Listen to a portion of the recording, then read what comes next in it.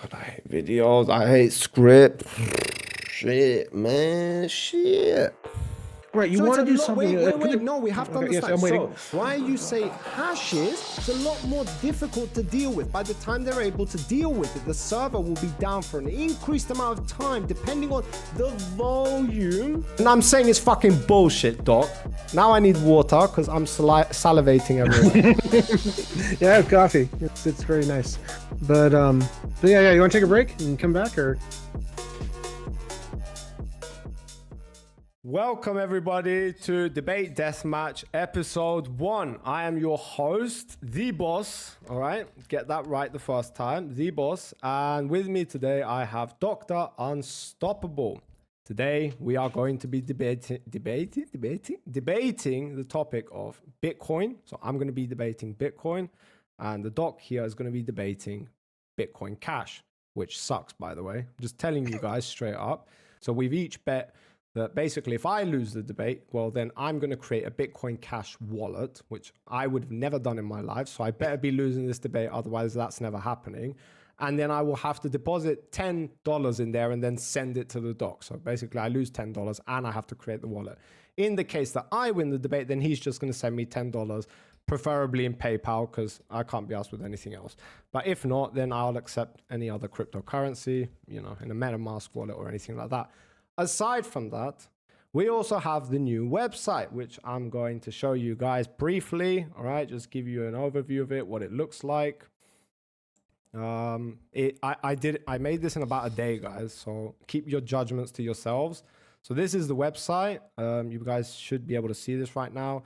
So this is the live event that we're doing right now, and we have $25 on my side and $25 on the doc side, which I personally have done a raffle with the chatters. Anybody joining the chat, they've each got like $5 that I've given to them, or I'm going to give to them. They're betting on either side. So if I lose, then those guys that bet on me are going to lose that, and it's going to go to the doc. But in the future, we're going to have a lot of variance when it comes to different topics, and you'll be able to basically bet on any topic that you are interested in or that you are knowledgeable about. And then eventually we will assign debaters on either side, and they will go at it, and whoever's the winner. Still haven't figured out how to fucking judge the matches, but I guess that's going to be the chat's job. But whatever, we'll figure it out, no worries. And how it works, so just basic bullshit. Yeah, it all works, it's there. So that's the website. Apart from that, beautiful. Yeah. Apart from that, yeah, so that's the wagers we have going on.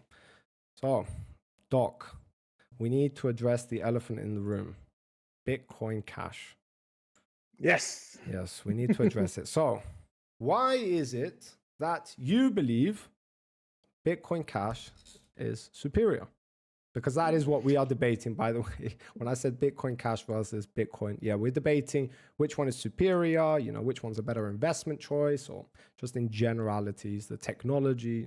Yeah, so let's get into it. Right. So fundamentally, the difference between Bitcoin and Bitcoin Cash is my understanding. And again, there's certainly more room for nuance, but Bitcoin does not change. If it wants to, if you want to make a change to like the block size, the number of transactions that can be processed per second in the world globally, that is, you're going to have to hard fork. That is something that fundamentally is about Bitcoin, and you can add more hashing power, you can add more Bitcoin miners to the world, but just the way the protocol works, you will not do more than 3 or 4 transactions in the world. And what that causes is you have to like bid the real estate on the block can become very expensive, and that's one of the challenges with Bitcoin, is that if you want that it's costs like $5 or $10 to put something on the block, to put something on the blockchain.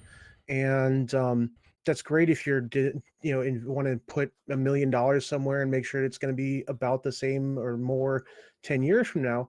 But if you're just trying to buy gum, $10, $5-10 for transaction fees is going to be a problem. Bitcoin Cash, it can change. It's designed to hard fork and I can explain what hard forking is and what's the difference between a soft fork, but it's designed to hard fork every May 15th, and allows it to change and grow. And so both cryptocurrencies have a place, but if I'm going to, for development, for a lot of use cases, buying gum in investing. Even you can put your money in Bitcoin in Bitcoin Cash, and still be sure it's going to be there in 10 years, just as easily as you can with Bitcoin regular. So that's kind of lay out my understanding of the difference. And I can, I'm going to challenge you very, very severely. So I hope you're ready for this. Right. So what you see as a bug, right? So the fact that Bitcoin never hard forks, or it's not a good thing.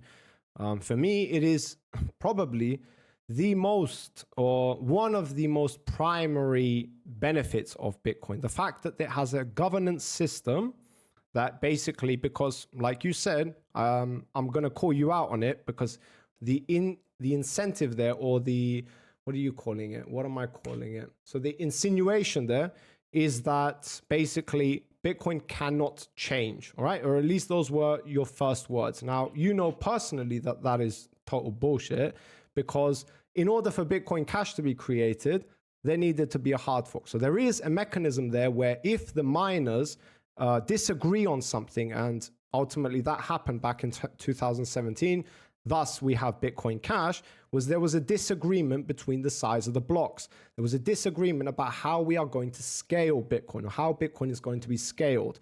And considering that there were a lot of people who wanted to go with simply bigger blocks, well, that's what happened. You had a hard fork, you had Bitcoin Cash go a separate way, and you had Bitcoin continue on the way it was going.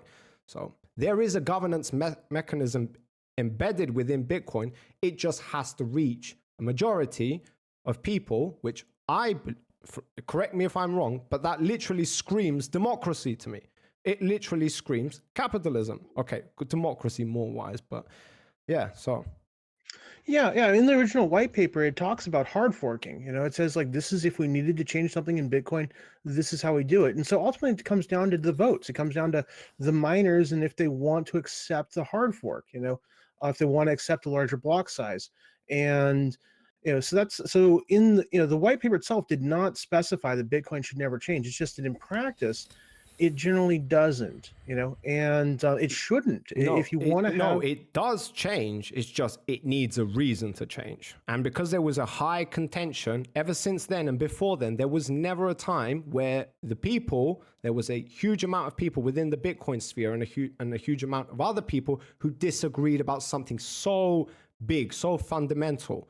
So the only time that ever happened was with the creation of resulted in the creation of Bitcoin Cash, so a hard fork of Bitcoin. So considering that there is a genuine problem that needs to be solved, then you will hard fork. The only reason why that happened was because of that problem. And the fact that that has never happened since is because we don't have that problem. There is not that problem or a similar problem of that scale.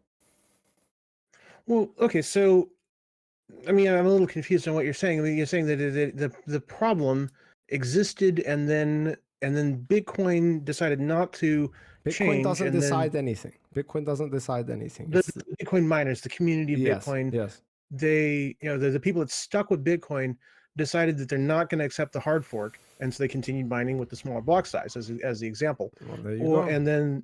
But the other people who disagreed with it, and they were enough people in order to support the other side of the opinion, went their own way. So I'm telling you that when it's necessary for a change to occur, and that change is not something minor, then governance will do its job, and people will agree until a point where nothing else can be done. It's just better to go your separate ways. And in that event, that's what happened.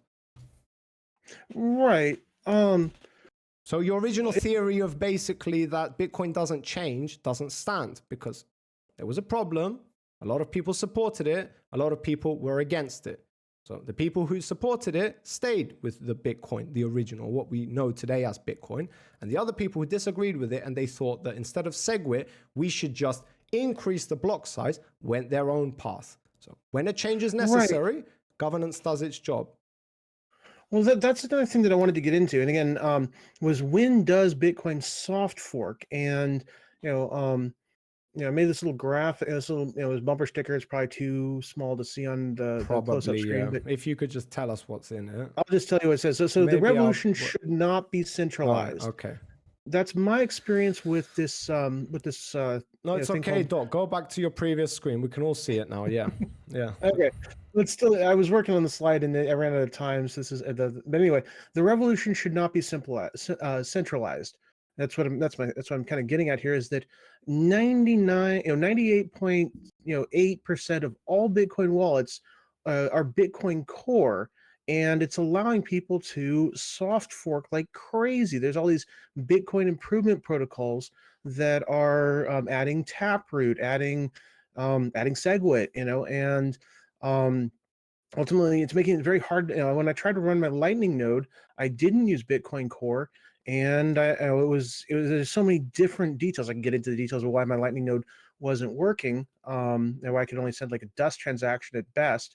But it's the main problem is that there is a development community that's taken over Bitcoin, and it's allowing it to change. And and so if you think Bitcoin should change, then yeah, that's I can see what Change you're in saying. what And maybe, way? Change in what way? It's important to understand that. Is it something that's going to change the overall system, the foundation of it, or are these like minor changes that don't really affect the real purpose of it? well, that's what I'm saying. Yeah. So the main changes I'm talking about are Taproot, SegWit, and Lightning. Those are some major things that a Bitcoin Core has been able to implement on Bitcoin, and they are better generally. But I mean, Taproot's kind of debatable. It allows NFTs on the Bitcoin chain, which is a pain in the butt and really makes the transaction fees higher for everyone else. Yeah. But they've allowed it, and the thing is that, that you shouldn't have this centralization in a cryptocurrency. I think it's dangerous. And Why do you say centralization? Why is that the word you're picking? well, I mean, decentralization is the idea. Is and ad hoc networks are the main bread and butter of cryptocurrency. It's the idea that no one entity can just simply say, "Oh, Yeah. I own all the Yeah, Bitcoin." we know that. So why are you choosing to use that word? Is it a centralized group of developers that are doing this, or is this just like a general consensus that all the developers are meeting at? Well, I'm saying it's not everyone. That there is now a governing hierarchy. An entity, a body, not an ad hoc system, but an actual, Why do you say this? organization. Why do you say that? Do you have any It proof of control. this organization existing? Yeah, Bitcoin Core Wallet. That it controls 98. And okay, and who's a part of Bitcoin Core Wallet? It's an open source movement. I mean, probably it's not. Bro, what are you It's not. talking about then? If it's an open source project, then anybody can basically join it. It doesn't mean they have a singular entity that they all adhere to. It's just they make proposals, and whoever agrees with the proposal, they'll go with it, and whoever doesn't agree with the proposal won't go with it. I don't know if it's that simple. I mean, I think Why is it not? well, I mean, that if there was a proposal and a majority of the miners wanted to implement it, then that would be what everyone has to go with. I Yeah, mean, you so could make another consensus is wallet. met. The consensus is met, meaning the majority have made the decision to go with the change in the system. What is the problem? Why is that a bad thing?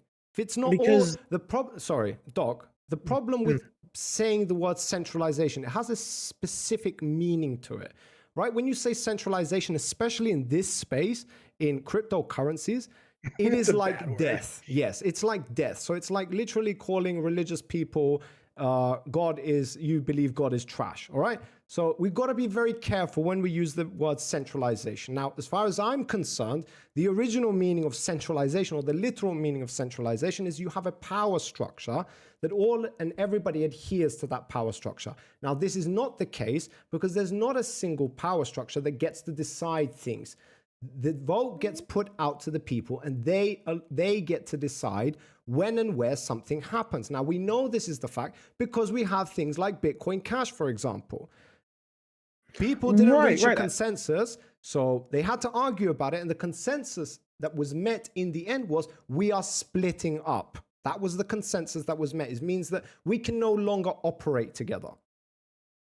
Well, yeah, and that's what I'm saying is that like the best, most decentralized system is one that does not change. Why do you keep saying that? It's not something that doesn't change. In fact, I'm with the opposite opinion that it changes all the fucking time. Now, unless you're talking about the underlying fundamental technology itself, the core, like changing the protocol itself, the proof of work protocol, That's the thing that would change Bitcoin. Bitcoin would never be the same again if they were to change that. That's not what's changing here. We're talking about during Bitcoin Cash's time, the problem was the size of the blocks. Now, if you're bringing up other things, and we can deal with those one at a time, but at the time, that was the problem. And the answer that the community came to was that half of the people, or a lot of people, agreed that we should just increase the block size. Now, I have my contentions with that, and we'll probably get into that in a second. But for now, then the other people said, no, we're not going to just increase the block size. We're also going to introduce SegWit, and we're going to increase the capacity to 4 megabytes. So that was the consensus that was reached. There's not this overarching entity that you're trying to frame it as centralized, and they're all adhering to this entity. That's not the case. Right. What I'm saying is that if the Bitcoin Core wallet decided to change the block size, everyone would just have to go with it. So the question is, can they do that? They get a decision in that. Why are you missing the wait? You've got to contend with this. Having a decision, go for it. Having a decision, literally by definition means there is no central power of authority. Central power of authority, centralization, means that somebody is making the decisions for you. Yeah, I mean, I'm saying that the Bitcoin Core wallet is making a lot of decisions for me that I don't like. But why do you keep saying that if the community itself is deciding that they want these changes? The majority are making this decision. It means that here's the proposal, guys. This is what we want to happen. Now, whether that happens or not depends on if the community agrees and they reach a consensus about it. Now, is a huge distinction. There's a huge fucking distinction. Huh? Yeah. So, you're saying that, like, you know, if a cryptocurrency or some organization, some entity, some phenomenon, I guess is the best word, can, you know, change due to the majority decision, that's still a very centralized, you know, a decentralized by system, definition, it is not. All right. So I'll give you an analogy or a hypothetical of what it would mean to be centralized. Okay. So you're literally saying, or being centralized would mean that there is a group of programmers in Bitcoin, all right? And they do not allow anybody else to make a decision about it. They say to them, this is the change we are making, and that is final. That is a central power of authority. They do not ask you any questions. They do not make proposals. They only tell you what is going to happen. And whether you like it or not, you're going that way. Hence why this whole decentralized shit even came about in the first place, was to erase financial institutions, or erase how valuable financial institutions are, in order to give you an alternative, a decentralized one that where you have the power. Right. Well, what I'd like to talk about is, you know, in open source, we talk about the hit by a bus factor. You know, like if you were to kidnap 10 people in the world that control the Bitcoin Core wallet, put a gun to their head and say, make the wallet, give me all the money. And like they did it, you know, I mean, who knows if they're going to do it or not. Wait a minute, Doc, right? Okay. So your analogy is put every single developer in the bus. And then no. Well, okay. So if there was a terrorist organization and they were able to kidnap 10 people in the world that have control over the Bitcoin Core wallet, yeah, but 10 people in the world don't have control over the Bitcoin Core, over Bitcoin itself as a blockchain. Now, if you're talking about the wallet itself, that is a separate thing. What I'm talking about. Yeah, just the wallet, not the blockchain itself. That's not Bitcoin though. That's not Bitcoin. Well, that's just a wallet. Yeah. As the wallet, this wallet is dangerous. It's a bottleneck. If there was like 1 million wallets out there, I'd feel a lot more comfortable with Bitcoin. But there's not. There's one wallet. Contention is not with Bitcoin; it's with the wallet.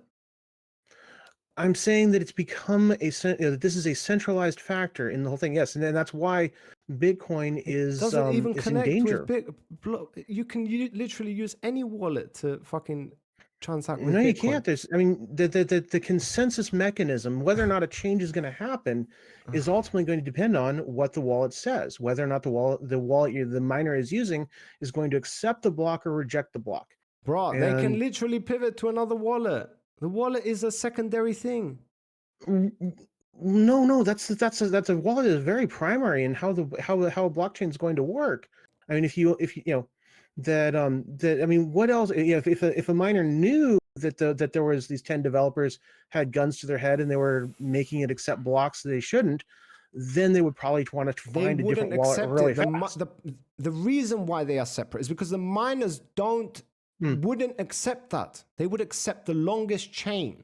If the programmers, the developers decided, look, guys, we're doing something because these guys have guns to our heads, so we're deciding to go this way.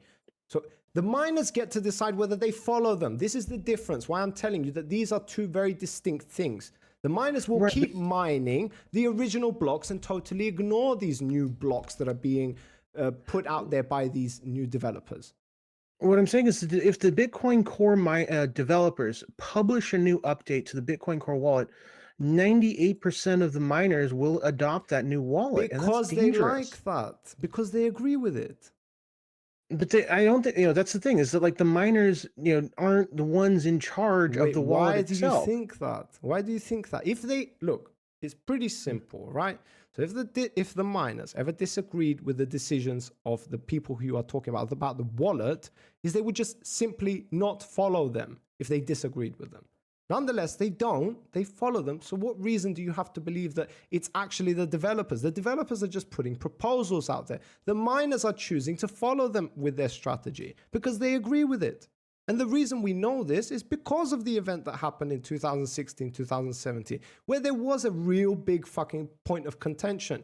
People were disagreeing. It was huge fucking debates. It was chaos in the sphere. In fact, there are still remaining things because of that event, and they split. So the network reaches consensus. This is what you're misunderstanding me about. You're not understanding the thing, what's going on. Well, let me try to explain. Try to rehash what you're saying, because I do want to know what you're saying. Yeah. You're saying that the miners themselves, I guess. The The miners follow the longest chain, or the chain that they know is the official blockchain. Now, if the developers decide to split off that in a soft fork, whatever you say, and they want to go down not a hard fork, like we're literally turning the other fucking way, soft fork, then the miners decide on whether it's a legitimate decision. In other words, they are the ones who get to decide. That's why I'm telling you that Bitcoin, the blockchain, and the wallet are two different things. Right. If the miners, if a new wallet comes available, the miners can choose whether or not to adopt it. Yes, definitely. It's just that that most miners are getting lazy. Why are you going to the miners are getting lazy? Your problem was with the developers. Now the miners are getting lazy.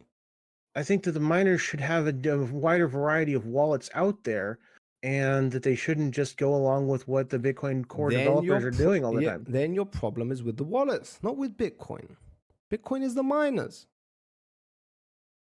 Yes, and the idea that what I'm getting at is that Bitcoin itself doesn't have like a governing body that's going to maintain itself.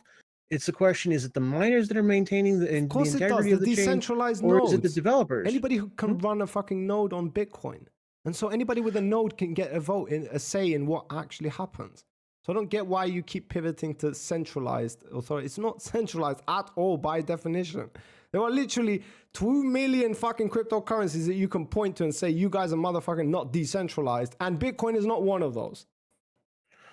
And you have no way to prove that it is centralized. You would prefer there be more wallets that people were using, not just one wallet, right? That's a separate discussion that we can have, but that's not got to do with Bitcoin itself or any contention that you might have with Bitcoin. If you have a problem with Bitcoin, you'll have a problem with its system, its program, the way it's programmed, the way it runs. You don't have a problem with the wallets. Okay, so the problem I have is that the way that the people are using Bitcoin right now is causing it to be vulnerable to change. Causing the wallet to be vulnerable.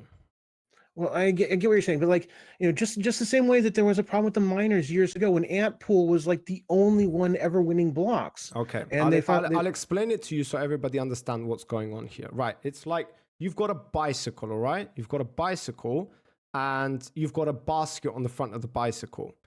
And the basket is kind of wonky, so it's like tilted to one side. And you turn around and you say, the bike's broken. So I'm telling you, no, the bike works. The bike meaning the main thing. The basket is broken. So we should fix the basket, not the bicycle. Now you're arguing on behalf of the basket, and we're gonna right. So another example. Do you remember many years ago, Antpool? You're familiar with Antpool? Yeah. Well, yeah, I'm gonna say yeah because I have heard of them. I've done a little bit of research in terms of investing, but yeah, go for it. They were the premier place to go mine Bitcoin, to be part of, because you could get a reasonable reward. And then it was noted that they had just won like 7 blocks in a row. Yep. So normally we say that like you have to wait for 6 blocks of confirmations before you know that your coin is actually on the chain, if you really care. I mean, most of the time it's not that important, but when Antpool was winning consistently, 4 to 6 blocks in a row, we were saying this is not decentralized. Antpool, you need to back down. Do you know why we were saying that? Do you know why we were saying that? Well, yeah. I mean, I have my theory. What do you think? I mean, yeah, because I asked you. What is the problem with Antpool gaining that much of a stake in Bitcoin? What is the problem with that? It's not decentralized. There you go. That's the point I'm trying to make, which is basically now you're talking about things that have to do with Bitcoin itself, things that Bitcoin actually cares about, things that actually affect Bitcoin itself, not the wallet. So yes, they did. Yeah, continue. So yeah, they did. But let's just get one thing straight. Down and. Let's get one thing straight. I think it's a similar bottleneck. I mean, I see it as a very similar bottleneck, the way the Bitcoin core is controlling what happens to changes in Bitcoin, and they should back down. That's my main theory, just the same way that Antpool did. Okay. Let's address the I'm going to say the elephant in the room again, because Antpool is basically anybody can run a Bitcoin miner, right, themselves, or they can join a pool. Now, you can argue that Antpool is the one who regulates that, but guess what happens when Antpool steps out of the picture? Guess what happens when government intervenes and comes to Antpool and says to Antpool, hey, shut down your machines? Do you know what Antpool does? They shut down their machines. Does that mean that all the machines have gone off? No, that means that Antpool's machines have gone off. And a part of the Antpool, the pool keyword, there are tons of miners all around the world who are mining Bitcoin through Antpool. So they are providing those miners with a service. And for that service, they are getting a percentage or a fee for it. Nonetheless, that doesn't change the decentralization. It's not amazing, but at the same time, you can't use it as it's a problem for the network, because those people who are mining through Antpool, you might argue that they have an incentive to support Antpool, but nonetheless, they still have a choice in the matter. The problem is when you have a huge fucking miner like Ghash was. Don't know if you remember Ghash, but they eventually came to a point where they ruled 51% of the network, which that would give you a majority. What they did as a response to that was limit themselves down to 39.99%, and they made they swore basically that they are not going to surpass that. So they were the only example of somebody who you could be worried about, and they backed down. That does that mean they'll never do it again? It's probably a little bit too late for that. Nonetheless, Antpool is not your prime example. If you wanted to go down it would be Ghash. But Antpool, I actually heard how to the Ghash thing, but yeah, obviously that's mining pools can be a dangerous bottleneck in the centralization of cryptocurrency. No, it can't. I mean, no, it can't. If it's a pool, it cannot. If it's a single entity, it can. Right? Antpool was not a single entity. It was a single entity, but under that entity were a lot of different miners all around the world who choose to mine through Antpool, using them as a service. But when it comes to making decisions, those people follow their own basis of what they think should be the consensus in the future, what they think should happen in the future. They have an incentive to follow Antpool, but like Antpool, there are plenty of pools similar to Antpool. It's not your Yeah, the I mean, I best. think that like ultimately, the AMP pool or G hash, if they wanted to adopt a different wallet and they wanted to start rejecting or accepting blocks that are not good blocks, Yeah. or that have changed somehow, they could do that, and they would send the hashes to all the miners. The miners would Not forcefully dutifully though. start. Not They wouldn't forcefully. forcefully. No. I guess the real question is quickly or subvertly. It's not a That matter if of quickly or subvertly. It's a matter of if those miners, those independent miners who are a part of Antpool, agreed with Antpool's decision to pivot to that new wallet. Now, if they agreed, then there would probably be the pivot to the new wallet. If they disagreed, then there wouldn't be a pivot to Antpool. And we know that.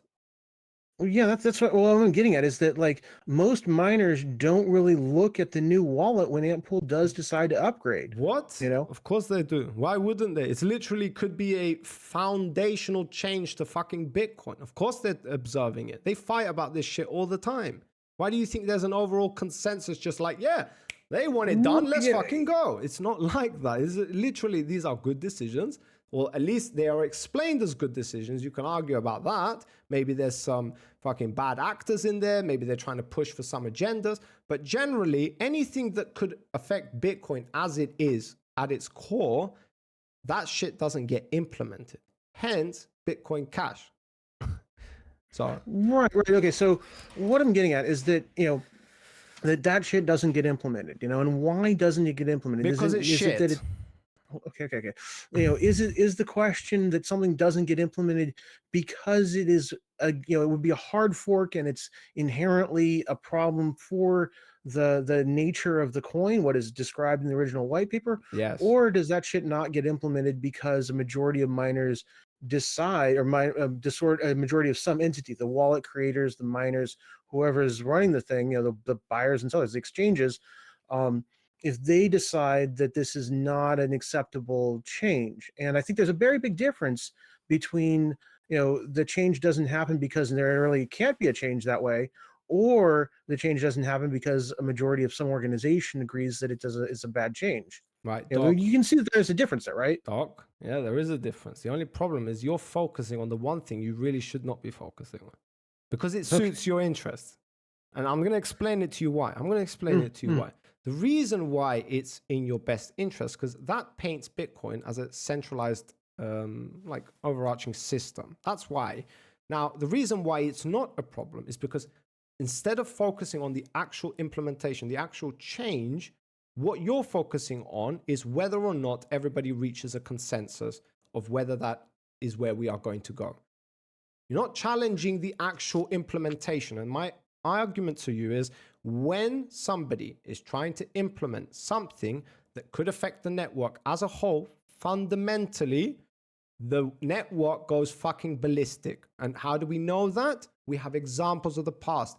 And I'm going to keep pointing to Bitcoin Cash because that's one that just stands out like a fucking blue balloon. I don't fucking know what example to give. That's bad. But a bunch of red balloons, I'm sure. Blue nose, whatever. Doesn't fucking matter. Right. It stands out like fucking shit. All right.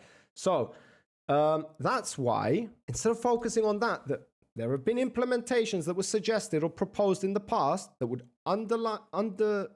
would change the underlying fucking technology of the system.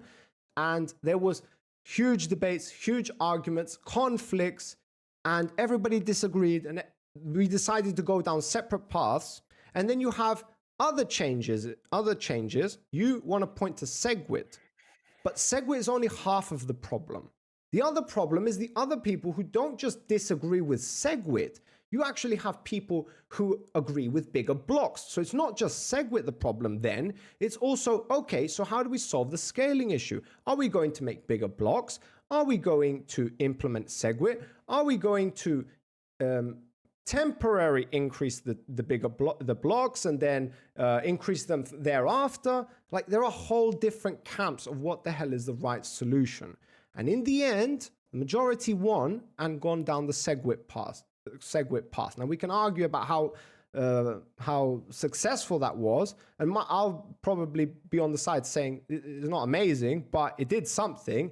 Nonetheless, Bitcoin Cash, fucking wrong direction, literally headed out into the middle of the ocean. Nonetheless, Yeah. So that was Yeah, well, I can talk more about Bitcoin Cash. And right now, I've been talking mostly about Bitcoin, and I have done a lot of research in the last week about Bitcoin, but I do know a lot more about Bitcoin Cash and how it's right. But Doc, I'm sorry for interrupting. I shouldn't be right now, but bro, you have to understand that when it's a bad decision, what characterizes a bad decision? It means when you love Bitcoin, or not just love, like you have an incentive to support Bitcoin. You don't want it to change fundamentally, meaning the core of it is what matters. If there are small implementations that would over the long term or short term help the system, and it can be explained, and the network reaches a consensus that they want to go down that path, then that is by nature or by definition not centralization. There's not a central authority that decides that.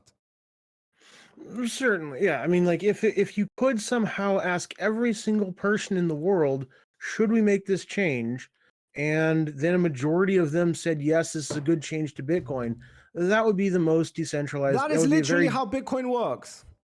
Well, I'm saying that what you look for are these organizations, these problems that keep coming up of organizations that do have some, centralized authority over how Bitcoin operates. And again, mostly the way that they're supposed to work, they generally work, is that they ask the individual users and they make sure that there's a good consensus going on.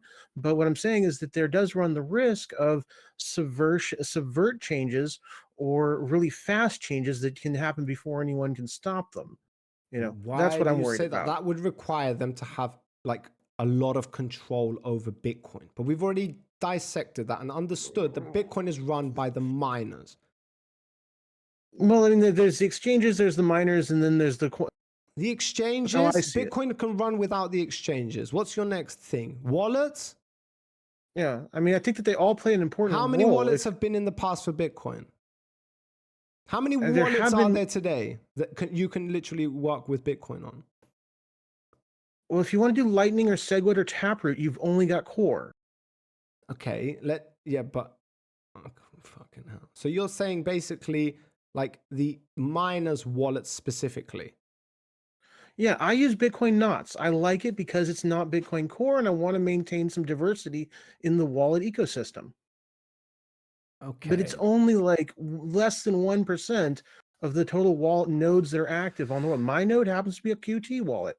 Okay, but wallet with Knots QT. All right, but you understand. I don't know a lot about that, so I'm probably gonna lose when it goes down to that. But my point of contention is that you are looking at the wallets and suggesting that somehow Bitcoin is centralized because of the wallets, because the programmers behind the wallet are ultimately the ones who make the decisions. Yes, that's my thesis. Okay, and there's certainly nuances to it. How difficult would it be for the miners to pivot to a different wallet? They would have to decide to do that, and they're not. Okay, so what happened when Bitcoin Cash hard forked? Did they just stay on the original Bitcoin wallet? Most of the miners did, yes. Because they wanted to stay with Bitcoin. Well, yeah. Okay, so the ones who wanted to go with Bitcoin Cash, what did they do? They adopted a new wallet. There you go. Yeah. Okay, so what I'm saying is my point, bro. So the wallet doesn't fucking matter when the network reaches a consensus of there's a problem with the system, then it will hard fork, create a different blockchain or a different line of operation, and they will create a wallet to accommodate that. So so the question is, how often should it update? I say never. I say ideally, in my idealized world. Why though? It's not a perfect system. Finish. Okay. Yeah. So in my idealized world, you have the one original wallet that Bitcoin worked off of. You download that one time and you never have to update it. Then you don't have to worry about anyone got a gun pointed to their head and they're trying to make a new update to your wallet. It's going to steal all your Bitcoin. You don't have to worry about new protocols or changes that might mean that the Bitcoin is fundamentally changed in a way that you don't agree with. And then you had another coin like Bitcoin Cash that does change every May 15th. And you just have to go out and get a new wallet every May 15th, and that's what you've signed up for. So one system. Okay, yeah. So I'll let you finish. Go on. So I think that would be ideal. Now, the way that it's working out, there's a lot of people like, oh, if only we could make this to Bitcoin, it would be so much better for me. And so then they start making these little soft forks, and and it degrades the centralization, the decentralization of Bitcoin when people can change it. I would prefer a cryptocurrency that just never changes, and I think that's what we almost had, or we essentially do have with Bitcoin, especially if we allow a lot of if we have Bitcoin Core back off some and encourage miners to use a wider variety of wallets. I mean, even if that did, then like you say, if you did want to have a minor tweak, then the other wallet developers could decide if they want to adopt that tweak, and then it would move back from there. I don't see how you can say that this is better where there's just one wallet that's kind of controlling everything. All I mean, right. granted that the Okay. wallet All would be hard. Yeah. Yeah. So your problem is that making changes introduces a new level of risk, correct? Yes. But you're also telling me that every year, to the T, that specific day, Bitcoin Cash makes a change, right? It hard forks. Yes. So, what would stop those bad actors from applying your logic, from holding guns to people's heads and making decisions? Why would they not be able to do that with Bitcoin Cash? Well, there's like 4 or 5 wallets that are generally used in Bitcoin Cash. So you'd have to kidnap a lot more developers. Which hit one's by the a bus most ratio. widely used? Which one's the most widely used? It's a QT wallet. I use Bitcoin. How much of the network uses it? 60%, 63. It kind of changes depending, but yeah. And you think that gives a better argument for why bad actors couldn't like decide things or make implementations that would affect Bitcoin Cash? That your problem is not 100%. Your problem is not 63%. You don't have a problem with 63%. You have a problem with 100% though. Well, 98 point whatever it is for Yeah. Bitcoin Core. I have a problem with that. I think it's a bad idea. Oh, you think 63%? It's still a majority.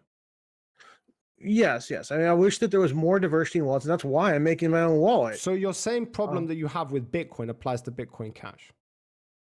It's relative. I mean, there's a degree, but yes, definitely. And I think it's a majority. It's a majority. We're either gonna agree or we're gonna. Yes. Okay. Yeah, and the question is, now I still disagree. Sorry, I haven't answered. I've just like poked a couple of holes in your questioning, which is you're fine making these like calculations, doing mental gymnastics about people being bad actors and changing things on the fundamental level, even though we've had an example of that where the fundamental technology of Bitcoin was being fucking challenged. Satoshi himself was saying we need to do more about DOS attacks, not less.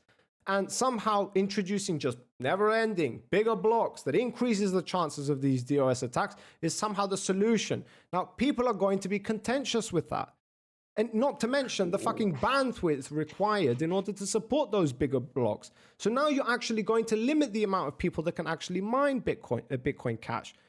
Or Bitcoin at the time. We're going to the bigger blocks question, but fundamentally what I'm saying is there should be one coin that never changes. There should be another coin that does change. Does a coin like that exist? What? Does a coin like that exist? I mean, it could. Bitcoin today, does a coin like that exist? There's a lot of altcoins between Bitcoin Cash and Bitcoin, regular. Neither one seems to be satisfying. Okay, is that the hill you want to die on? The fact that Bitcoin has problems, but we also have problems to a lesser extent when it comes to this 63% of people use a specific wallet in Bitcoin Cash. Yet that's the thing that you want to like show that it's amazing. I'm not sure I understand the question. I mean, but yes, I do want to die on a hill. Well, that's always good. But you want to die on the hill of Bitcoin has a fundamental problem because 100% or 98.7%, whatever the number is, uses a specific wallet, all right, the Bitcoin Core wallet. And that's a problem because you don't really need to control Bitcoin, apparently, in your theory, even though I disagree. I know it's the miners who control the decisions because guess what? The developers can come to a decision, but if the miners say, fuck your decision, we're going down our path, they have the machines to mine those new blocks. So ultimately, the miners get to decide in which direction Bitcoin goes. Now, whether you understand that or not, that is how it works. So, yeah, it doesn't come down to the wallets. Now, your problem with Bitcoin is the fact that everybody uses this one wallet. I don't think that's a problem because the wallets don't get to decide shit. Like I said, they can decide to, you know what, we're making this change. We want this to be implemented. And everybody who's actually mining Bitcoin, who gets to decide what happens, they decide, fuck your decision. We're going our way because that's the way we were going. A new wallet gets introduced. They implement that new wallet. Goodbye, old wallet. The end. But we've never had a problem with that except for in Bitcoin Cash. The whole problem with Bitcoin Cash is you guys wanted one thing to be the solution to scalability, even though you have plenty reasons to believe not so. But nonetheless, that's what you believed. So you decided you go down your path. So a new wallet was created. Thus, we understand that wallets, while there could be a potential plus, it's nothing in comparison to the fundamental fucking technology of Bitcoin. The wallet is such an insignificant part of it. Yet you have based your premise on the fact that because the wallets somehow make the decisions, and let alone that, Bitcoin Cash still has Bitcoin Cash still has the same fucking problem. The majority of people use the same fucking wallet. Yet you guys are over here saying that Bitcoin is, Bitcoin Cash is superior because you don't have the 98%, you have 63%. And somehow that makes you what? Good? More robust. But yeah. I mean, fundamentally, the miners can't change the protocol, and that's a good thing. The only way to change the protocol is to change the wallet. Yes, to change the protocol, you change the wallet, fair enough, but they can choose to continue going down the blocks that they are going down. They can decide not to change the protocol. Well, there but you go. But they often do decide to change the protocol, and that's my problem. Because they agree with the decisions being made. What is it that tells you that they disagree? What evidence do you have to support your claims? They don't disagree with this, but somehow they're going and doing it. They're adopting it. Even though in the past when they disagreed with something, they didn't adopt it. Right. I'm saying the fact that they can have a vote is a problem. That's why I keep going back to. I don't mean to go, but I would prefer we just don't vote on these things. You would prefer no democracy. That there's just one system ruled, and that is it. It's not ruled by anyone. It's just established at one point, and it continues in that direction in perpetuity. And we don't have two coins that both have this problem of governance. That's what I think would be ideal. Bitcoin and I think doesn't have a problem with governance. You keep saying this, but as long as the miners... Look, the whole idea of Bitcoin and why it's amazing is because miners are incentivized to mine. And when they mine, they provide security to the network. The network then gives people the opportunity to hold their own cryptocurrencies by allowing them to avoid financial institutions. That's the whole idea of it. Now, if the miners agree that they want to go down a specific path, then they will continue to mine those blocks. If the developers decide we're going to change it, then the miners get to decide if we are going to follow you. So the miners are the ones who are in control. The fact that everybody's using the same wallet means that wallet has never changed, and people like it, or it hasn't changed. If it's changed, it's not something that the miners disagree with. You have no reason to believe that. I mean, I believe that the miners are being lazy. That's what I said a lot. It's a conspiracy theory. They're changing the wallet arbitrarily. Every time the Bitcoin Core comes out with a new wallet, everyone just goes along with the change, and that's my evidence. They agree with it. Well, I don't think everyone actually agrees with it. If they didn't agree with it, Doc, if they didn't agree with it, they wouldn't follow it. Well, that's what I'm saying is that there should be some people that don't agree with the changes, with any change. They don't, though. They're good changes. But looking at the historical data of like how many miners are adopting a particular wallet, it's just increasing. There's more and more people adopting Bitcoin Core because there's an incentive other than the integrity of the system of the coin that's incentivizing people to always go along with Bitcoin Core changes. Why do you think that? Why do you think? Let's understand each historical data. What do you mean historical data? The fact that they all agree with the decisions being made. No, I'm saying that there should there should be some people that did disagree with the changes being made. Why? Why, if those decisions are good, why would they disagree? I mean, just because there's always going to be disagreement, you know, that 1% of people might disagree with anything. If they're good you know? decisions, why would you disagree? It's like, here you go, Doc. Here's what you want. Yeah. So you take it. Here's what you want, Doc. So you take it. Here's what you want, Doc. So you take it. Here's not what you want. So you don't take it. This is the example of Bitcoin Cash. So we have an example in our past where there was disagreements and there was a conflict. So they didn't follow that line. So why do you think, all right? So your logic is not that these people are making good decisions and that's why everybody's following them, but instead you believe because we have a history where they didn't agree and they didn't follow them. So it's not just like this is biased fucking hacks who are just following the line of thought because they're incentivized to. It seems like they're making genuinely good changes to the network, or at least that's what everybody's agreed on.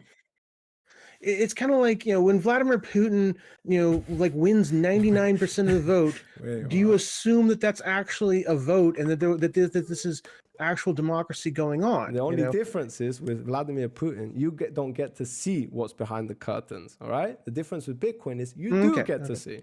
Yeah. So bad example. Yeah. Well, no, but I'm saying is that in a democracy, you never get 100% of the vote.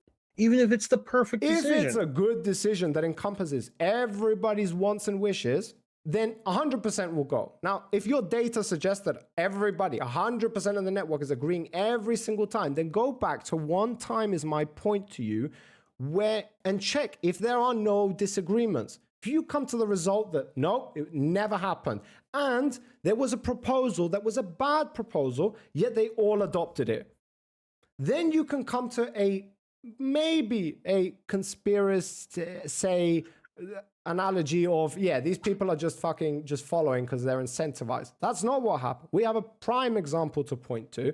And nonetheless, you're just following it and saying that they just all, not that they all agree that somehow there's this centralized system that's making decisions. It's like they put proposals, the miners follow them. It's about as simple as it gets. Okay, so what you're saying is that there is a system that determines how Bitcoin Core should change. It involves open source, involves everyone looking at these things, and because the system is so open and transparent, 98% of people open source. It's literally open source. Open source. Anybody that has to do with Bitcoin is looking at that shit, basically. They should. I agree. They should. Every wall. And you think they don't? I don't think. I don't. Do you have any most data do. to support that? The fact that no one's disagreeing with it is the real key. Because you made a claim that nobody's looking at it. Not everyone's looking at it. I think that there's certainly some people looking at it. Where's the data to support that? How do you know that? I mean, okay, so the question is, why? Because so my claim is that there's very rare disagreement about the wallet. Yeah. And I'm asking you why that is. I'm asking you why that is. And you say to me, and I say to you, because everybody who's involved with Bitcoin is looking at those changes. And you're saying they should, implying that they don't. And so I'm asking you, how do you know that? Where is your evidence to support that? You don't have any evidence. That's why you can't make that claim. That's why it just seems very unlikely that every person in the world that operates Bitcoin is actually a programmer and is looking at every line of the Bitcoin wallet. Why is that unlogical for you? It's literally Bitcoin. Okay, can you tell me? You tell me. Last time Taproot was introduced in Bitcoin Core, and did you look at it? I'm not involved with Bitcoin. Okay, well, you do have. So do I know any miners? No, I don't know any miners. Do I own Bitcoin? No, I own them, but they're on a fucking exchange. So I guess I don't fucking count. But the only way to prove, look, the problem I have is you're making claims without having any evidence to support them. And so I'm saying to you, it's more logical to assume, looking at the changes that are being implemented, are they logical, reasonable ones that will help the system over time, or are they ones that will harm the system? And the prime example I have to point to was when a change was being proposed that would hurt the system fundamentally, Bitcoin Cash in other words, then there was people there. And ever since their changes have been implemented and people look at them, it's the more logical conclusion to come to. You have an incentive to look at these changes. We have Bitcoin farms that literally invest billions of fucking dollars into these things. And you have individual fucking people in their little shacks investing $50,000 to create their own little Bitcoin farm. Why the fuck would they know how to set up a Bitcoin farm, but they don't know how to look at the changes that are being implemented that could potentially affect their future? That's ridiculous. I think there's a lot of people that are not looking at the changes. That's my central thesis. Why though? Why? They're just assuming that the Bitcoin core is doing a good job all the time. They're not really questioning that. That's not a good enough reason for you to do. You have to look at the proposition. Is it a bad proposition? If you can point to it and say, look, this is a bad proposition, and obviously people didn't look at it, because if they did, then they would have not accepted it. I think Taproot was a bad decision. I think Taproot was not a good change. Okay, run me down Taproot then. Tell me what Taproot is. Go on. It allows NFTs on Bitcoin, on the Bitcoin chain. Okay. Mostly. At first glance, that sounds whatever. I don't really know how to think about it. Why would they not do that?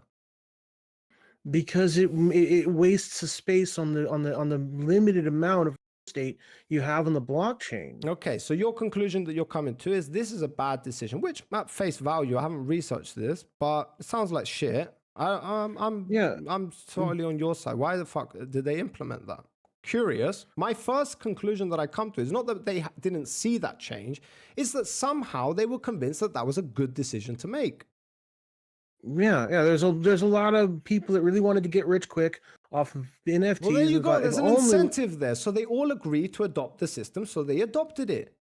Whether it's bad or it's good, that was good for the people that adopted it, but was not good for the majority of people that use Bitcoin. Well, maybe look, Bitcoin is based on you being incentivized to take advantage of Bitcoin. That's why it works. That's why it's beautiful. It's magical. It's because it's literal capitalism, all right? And so, or it's based on the fundamentals of capitalism. It's beautiful. So basically tells you, I'm not expecting you to use me, to mine me, because I'm something amazing. You're going to use me because you're incentivized to use me. So if you're telling me that they applied a proposal because the miners and everybody involved were incentivized to do so, the people who are using Bitcoin are incentivized, then that seems very logical to me. They're incentivized to do it. Why would they not approve of it? It was particularly Bitcoin Improvement Protocol 302, 306, and 307, I believe, are the three ones that implemented Taproot. All right. So Doc, let me steel man you for a second. So basically, your problem is not that Bitcoin has a faulty governance system or that it is centralized. Your problem is that the Bitcoin people that are involved, the community, meaning the developers, the miners, the fucking exchange, all of these guys are looking out for their own best interest. That's your problem because they make decisions that are good for them. It's not that obvious that these decisions are not something that's getting brushed past them. They know that these decisions are occurring and they accept them because they have an incentive to accept them. That's the problem when you have an organization, is that organization is incentivized in its own best interest. It's not organization. I love you how Bitcoin Core, I can test the Bitcoin Core is an organization. No, bro. I mean, I know that you disagree. The people who support it doesn't matter if Bitcoin Core is an organization, how you want to post it, all right? Because anybody who doesn't understand is listening to this and they're listening. Bitcoin is centralized, all right? That's not what it is because they put forward proposals. So they suggest that things happen and the Bitcoin community says yes or they say no as a majority. Therefore, it is decentralized. I mean, there's different houses of government, different places along the place that can veto decisions, but ultimately you do have an organization, and that's not a good thing. I mean, it would be better if we had if we didn't have an organization. Like capitalism itself is run by organizations, and capitalism itself is based on everybody makes decisions based on their own interest. All right. Do you get the point of it? I get what you're saying. I get what you're saying. It's not a problem that organization, that wallet is centralized, if it is. It's not a problem because ultimately the people get to decide. They are deciding we want to go this way. So how is it how is it centralized? It's not centralized. Yeah, the Bitcoin Core decided we're gonna do Taproot, Yeah. and then Taproot was implemented. Yes, because they like Taproot. Taproot means money. Give me that money. For Bitcoin Core, but for the average investor, it does not mean average money. investor. Whoever told you that Bitcoin Core has to make decisions in the best interest of the people using Bitcoin? Nobody said that. It's literally What I'm in the saying fucking is, white paper. if we didn't make decisions at all, it would be better for everyone. Oh, so you're saying let's just, like we know the future, we know what works, so let's just make a decision right now that will never need changing again, and let this thing That's just how die math out. works. No, Math doesn't change. That's why Bitcoin this is awesome. It's because math doesn't change. It works now, and it's going to stay continuing There working are forever. so many fucking variables. Satoshi himself said DOS attacks are a problem, but there are so many variables that could affect the Bitcoin system. This still needs work. Literally was his last message. What in the hell would make you think that you can decide today that this is the right way Bitcoin Cash or Bitcoin should go down and stick to it for its entirety and be fucking operational? Like, these things need to be changed. Of course they do. The question is denial of service attacks, and that's an interesting, direction about particularly if there's some So node we're going again. to that now. So let me just get this straight. Well, it's something you know about, and I'm curious. Yeah, because maybe I don't know about that. Maybe you're right. Maybe Bitcoin, maybe that this is a fundamental mathematical problem in the Bitcoin network, and if you don't address it, then Bitcoin could be compromised. Someone could do a double spend or something. And not a double spend. You could spam the network basically with a bunch of transactions that are basically fake, which would basically make the fucking system not even functional, basically. Right. If someone had, generally, I always think attack on on the Bitcoin network would be if you just simply spammed out blocks that everyone knows, everyone knows these are bad blocks, they need to be rejected, but still every node on the network is going to have to verify that. And then if you keep doing that, generally your load balancer might say, well, just ignore that particular node on the network because it's obviously trying to overwhelm our capacity to verify blocks. You say that. What if it comes from multiple nodes? Yeah, that's how you do a distributed denial of service attack. So, so fundamentally, if someone has the capacity to overwhelm your balancer, you're going to have trouble interacting on a network, So, and somehow you feel more comfortable with Bitcoin Cash, even though it's more vulnerable to DOS attacks. Yeah, I think someone should be vulnerable to DOS attacks, and that should be Bitcoin Cash, not Bitcoin. Wait, so you're sacrificing yourselves for Bitcoin? I'm putting my right here. Sacrifice. Yeah. Someone's got to take the risk, and I think that's a position I didn't know you held. So you're basically think you guys are like the white knight of Bitcoin. I think we're willing to accept risk if it's a we, but yeah. You understand that doesn't make you superior, right? No, it does not make us superior. That's literally saying that you guys are absolute idiots for being willing to sacrifice yourselves. Yeah, but don't you sacrifice yourself too? If we're doing it, then you shouldn't do it too. Yeah, the only problem is by having a limited amount of block size, you decrease the risk of DOS attacks. Hence why Satoshi limited it to 1 megabyte. Now, with the introduction of SegWit, you increase that chances by 4 times by increasing it to 4 megabytes. Now, let's talk about Bitcoin Cash. Wait. You don't want? You don't want to? Well, okay, so the way that just the fact that you're sending a ton of data doesn't mean that's not your best vector for denial of service attack. Ultimately, it's the computation time. It's the fact that it takes a really long time, a lot of computing power to calculate a valid block, but it takes almost no time, next to zero time. But if the blocks to validate the block, that's the beauty. That's why Bitcoin is so impenetrable to denial of service attacks because because of this difference between the amount of time it takes to calculate a good block versus the amount of time it takes to verify that a block is good. All right. The only problem is, when your blocks are bigger, you can fit more data into that. So take that equation you just did 5 minutes ago and apply it times the difference the multiplier of how big Bitcoin Cash's blocks are. Now you will start to understand how much of a risk Bitcoin Cash is putting themselves in compared to Bitcoin. Hence why one of the main reasons why not increasing block size is the solution to everything. It's just the fucking magnum opus. That's what increasing block size is. You're literally, it's like, hey, our solution to scalability is increase block size. But every time we increase our block size, we're increasing not the chances that we will have a DOS attack, that when a DOS attacks, it's going to completely obliterate us. You understand the problem there? The problem with Bitcoin will be able to overcome it. We have history of this. Bitcoin Cash, on the other hand, take that problem, multiply it, and understand how big of a problem this will be. You're not just taking over. By the time the fucking nodes can confirm or deny that these are real transactions going through, this is not just random fucking data. How much time is going to pass, do you think? Because if it takes 1 hour to fix that problem in Bitcoin with 1 megabyte blocks, all right, and there's 2 blocks that are infected, it's going to take, let's say, an hour. What about with Bitcoin Cash when they have 32 megabyte blocks?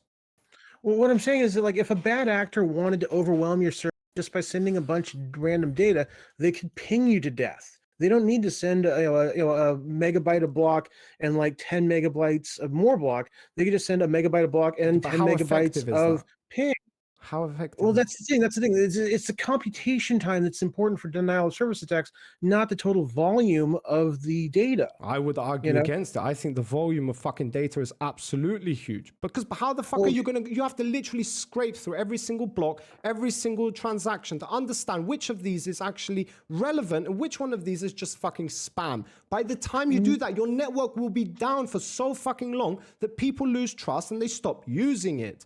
So that's what I'm saying. Is it if it was just a matter of data, you could send garbage. It's not even a block. It's not even anything that has to do with the cryptocurrency, and just send gigabytes of that across the network, and someone would have to deal with, would say like, oh, this is garbage. We're not going to deal with it. They probably wouldn't do that, because if they did that, then it would be easy to understand. Yeah, there's mitigations that prevent just ping of death kind of. Are you familiar with the ping?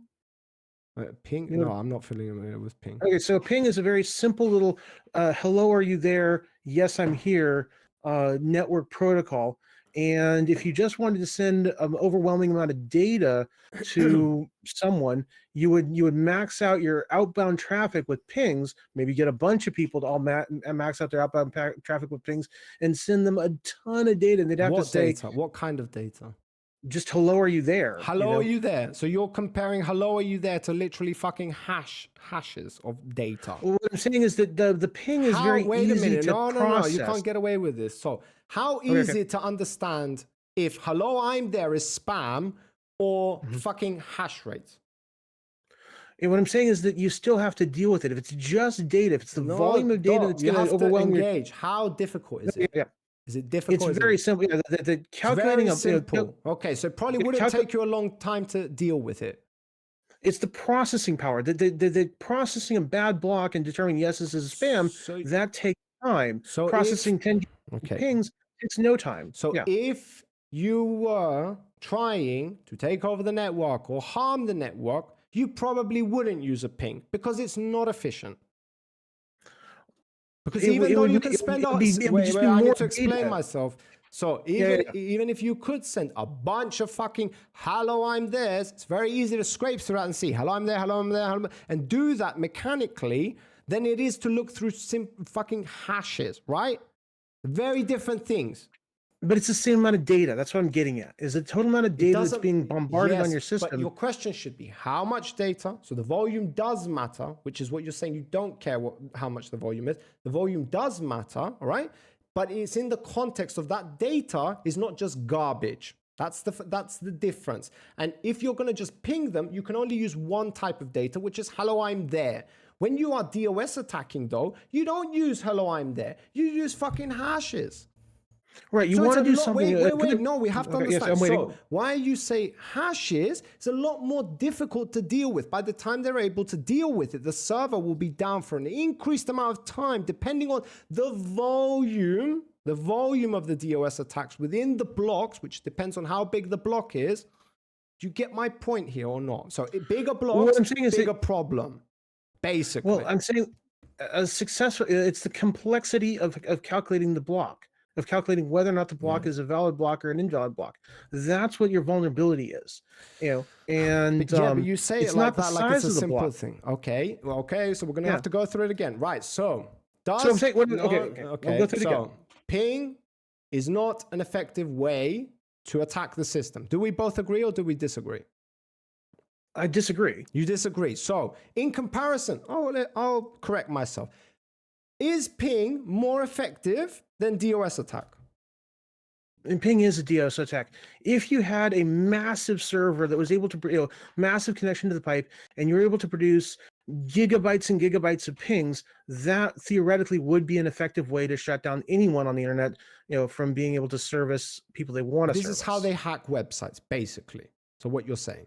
So they do this to like the fucking CIA, the banks, and all of this. They've done this before. But the problem, Doc, is that it matters what type of data is. So in one case, it doesn't matter the volume. The volume doesn't make a big difference. In the other case, volume is basically everything.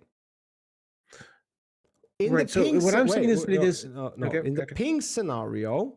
All right. In the ping scenario, hello, I'm there. Volume doesn't really help that situation out. It does to a certain extent, but it's limited how much it can affect the network because it's very easy to dissect. Now, when it comes to a DOS attack, like a real attack, not a fucking just a ping, and you're sending hashes, then the volume means everything.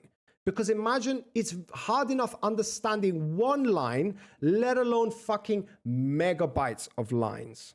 Correct? Right. So wait, correct or not correct? Correct or not correct? That it doesn't matter. The volume matters. Yes, the volume matters when the type of data is not hello, I'm there. Well, I'm saying that the volume doesn't matter. Computation time matters. I just bumped my mic. That's pretty loud. Yeah, computation time is what matters. Volume does not. Why? Can you explain that to me with this specific example that we're giving? In the worst case scenario, it is faster to validate the worst possible Bitcoin Cash block than it is to validate the worst possible Bitcoin block. Why is so it's going to take, even if the Bitcoin Cash block is bigger, it has more capacity, which fits more data, which complicates the matter even more, but somehow Bitcoin is harder to deal with. No, Taproot and SegWit make it more complicated to verify blocks than it was before. So now you're going to Taproot and SegWit, and somehow the complexity, the changes people have made to the Bitcoin protocol somehow make it changes so the data in the block. It changes the computation time. Okay, but the type of data that you are dealing with, okay, and the volume of the data is a set amount within Bitcoin. You can't fit a whole load of data, right? Let's understand that. But when it comes to Bitcoin Cash, you can fit even more of that type of data. Right. So you have the volume of the block, and then you have the computation time required to invalidate the block. These are two different things. Your vector for denial of service attack is going to be based on the computation time of the block, not necessarily the volume.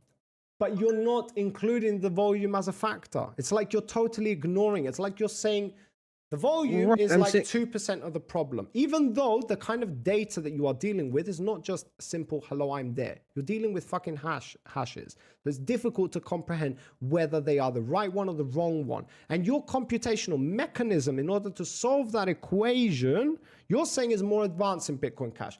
I don't know if it is. If you're saying it is, I'm just going to be in good faith and say that SegWit and Taproot affect this system. Fine. I don't know that, so I can't argue with you on that point. My point to you is, even in that case, the fact that your blocks are not just once, twice, they're like 6 and 8 times the size of Bitcoin's blocks, all right? So you can fit more data into there, and that data is hashed, all right?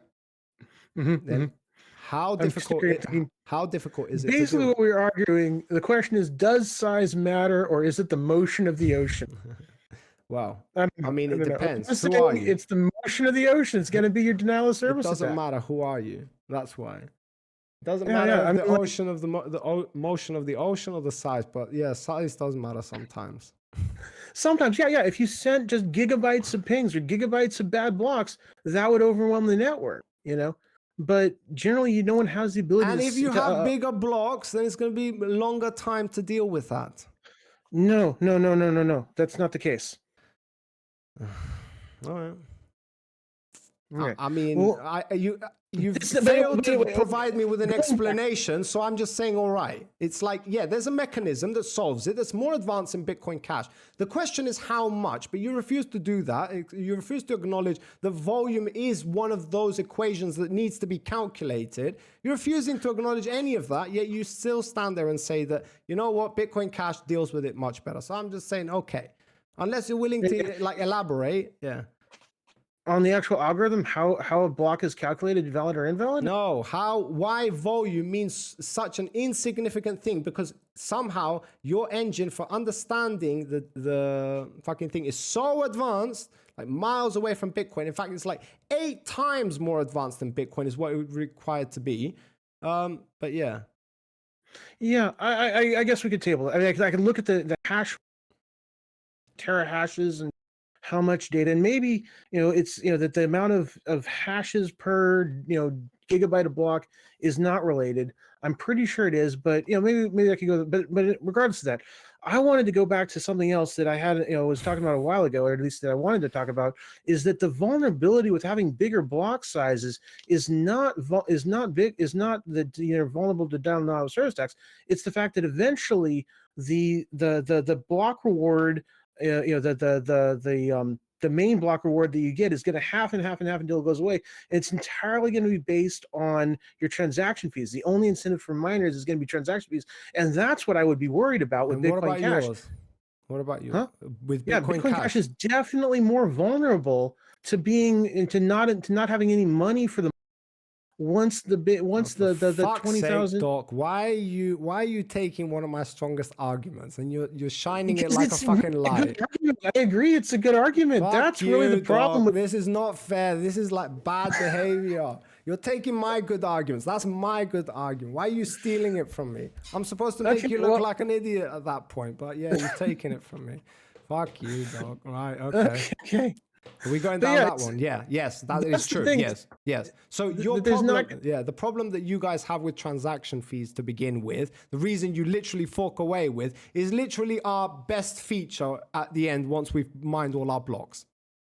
Yeah, I mean, we have more transactions per block, but most of the blocks are empty. There's no competition to get on the blockchain, and that means there's really little, transaction fee incentive to increase your transaction fee. No. So I've got some solutions to that. I'm going to make a better wallet, going to make it more. Think about it. Wait, 1 second. I need to go and get some water. Let's take a 5-minute break. 5-minute break. All right. Go on. Sounds good. Take a breather, and we'll be back in 5. Okay. Do you want me to turn off my camera and just? I don't know. What should I do for 5 minutes? I'll be back in 5 minutes. All right. Okay. Sup, boys? It's the boss from the next day. All right. And if you're liking this content, then I'm going to ask you to leave a like and a subscribe. You know the fucking deal. It helps the channel. And I really do appreciate it. Otherwise, yeah, if you want to get involved with the debate and you want to decide who's the winner, who's the loser, obviously we've got money on the line. Then the way we do it is basically 2 factors. You leave your comment in the section below explaining the unhingedness that you don't like me or you don't like the doc. That shit's irrelevant to us.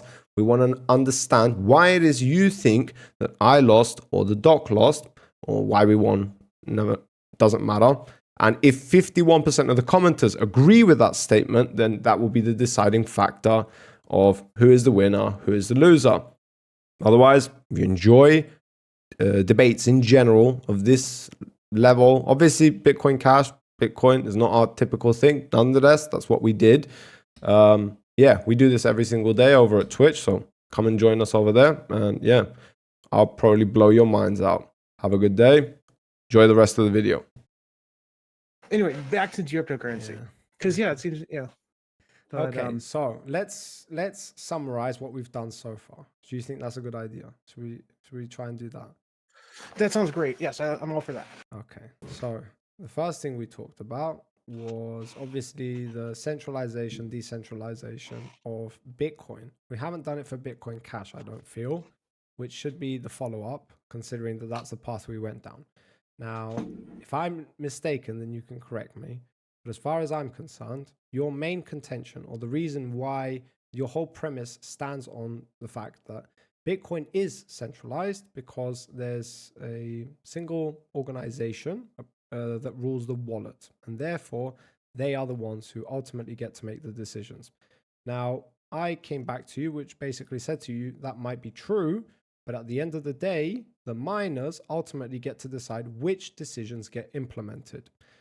And then your contention was that basically that because some fucking proposals went through that are not genuinely good for the people who use Bitcoin, but are good for the developers, the community, the miners, that somehow that is an indication or proof in and of itself that people aren't paying attention to the changes being made. Correct?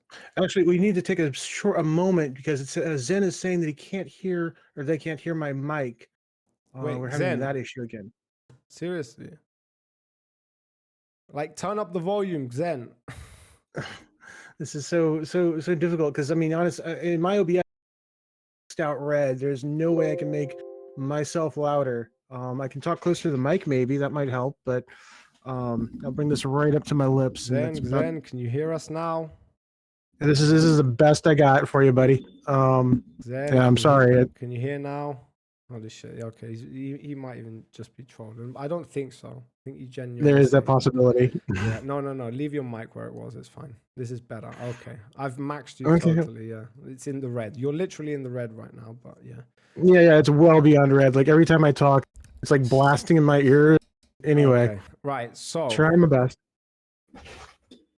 So I was basically on the path where basically explaining your logic, your reasoning for why you think that Bitcoin is centralized. And it's based on the fact that there's a single entity that rules the wallets. Everybody follows the wallet. So logically, every decision that the wallet decides should happen, everybody just goes with it. And correct? I can see that. I can see what you're saying. That if that's what I believe, what I would make my argument is that there should be a coin that doesn't change. That's what I think. But maybe that is too. That doesn't exist. We can't That's a different argument. Yeah, that's a totally different thing. But yeah. I mean, what we've talked about so far, I'm summarizing what we've talked about so far to understand, right, what is going on here. Because you have a problem, all right, with Bitcoin, apparently, that it has a central organization. I'm using your words now, a central organization that rules the wallet. Agreed? Yes, that's the problem I have with Bitcoin. And the wallet is making proposals that are not good proposals, in your opinion. Nonetheless, everybody follows them. Agreed? That's my position, yes. Okay. And I'm saying to you that that is not the case, or at least that insinuates something else. Now, my contention is that that doesn't matter that there is a single organization that controls the wallet, because the miners get to decide if they implement or apply that proposal in reality. So they can propose anything they possibly want. Now, unless that proposal is bad for the miners, they are going to agree with it. And we have a history of that happening, meaning there was something that would affect the miners in the past, all right, and the people and the community, which was the Bitcoin Cash fork. And they chose to not follow that route. They chose to make their own decision, which just proves that it's not the wallets that get to decide. Because as far as the wallets were concerned, there were 3-4 different ones. And the miners got to decide because there's a governance system. Everybody who runs a node gets to make a decision. And so my argument is basically that it's not that everybody's just following. It's that they have a good reason to follow. They're incentivized to follow them. It's in their best interest. Meaning, if the wallets turned around and made a bad decision, they would not follow them. And we have an example of that, which is Bitcoin Cash. Yeah, I mean, I can agree that it's very unlikely that Bitcoin Core wallet will implement a change that's bad for everyone, that like increases the block size or adds some stupid thing that really doesn't make any sense. That's unlikely. You know, it seems very likely. That's irrelevant, though. That's irrelevant because whether they propose good or bad things, right? is one Right, part that it of would it. get through and then everyone Will would they adopt that wallet. follow it? Yes. Will they follow it is the main thing. Because if Mm-hmm. they don't follow it, then it doesn't get applied. Agreed? Yeah. Well, I mean, if it doesn't, well, let's follow it. If it doesn't get applied, then it's no problem, right?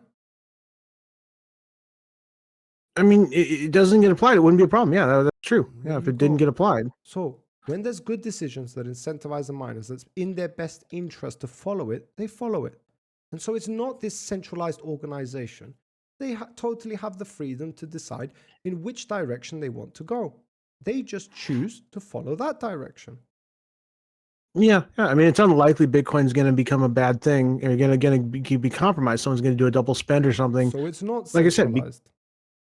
because of some centralization. That's unlikely. It's very unlikely. And I think that it's kind of unlikely that Ethereum's going to get double spends all of a sudden just because that's a whole other thing. And we both agree that Ethereum is a very centralized system. I would agree with you, but Ethereum has other positives that neither Bitcoin nor Bitcoin Cash have. That's a different topic. Yeah, that's a different thing. It's a totally different thing. But what I'm saying is that with this is my point, that if we don't get past this, we're going to have probably difficulties further down the road. So we agree that Bitcoin, in essence, Bitcoin itself is not centralized. Agreed? It's not going to be, no central organization is going to take Bitcoin. I agree with that. It hasn't until now. It's not at present. Whether it does in the future, neither you or me can know that. Agreed?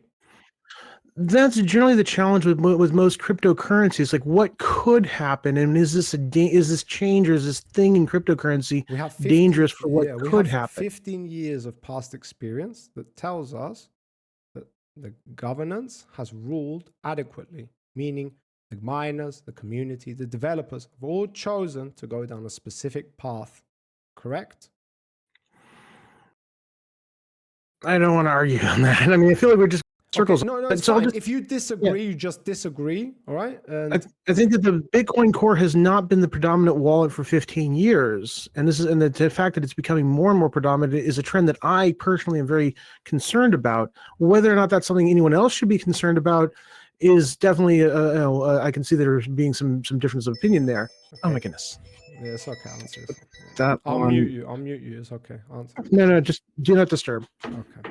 So now, when I asked you to provide me some logic and some what do you call it, like reasons why you believe this, your conclusion was that in fact it might be that these people are, just maliciously acting, these organizations that control the wallet, and that people who are involved in the Bitcoin network aren't actually looking at these differences or these proposals being suggested.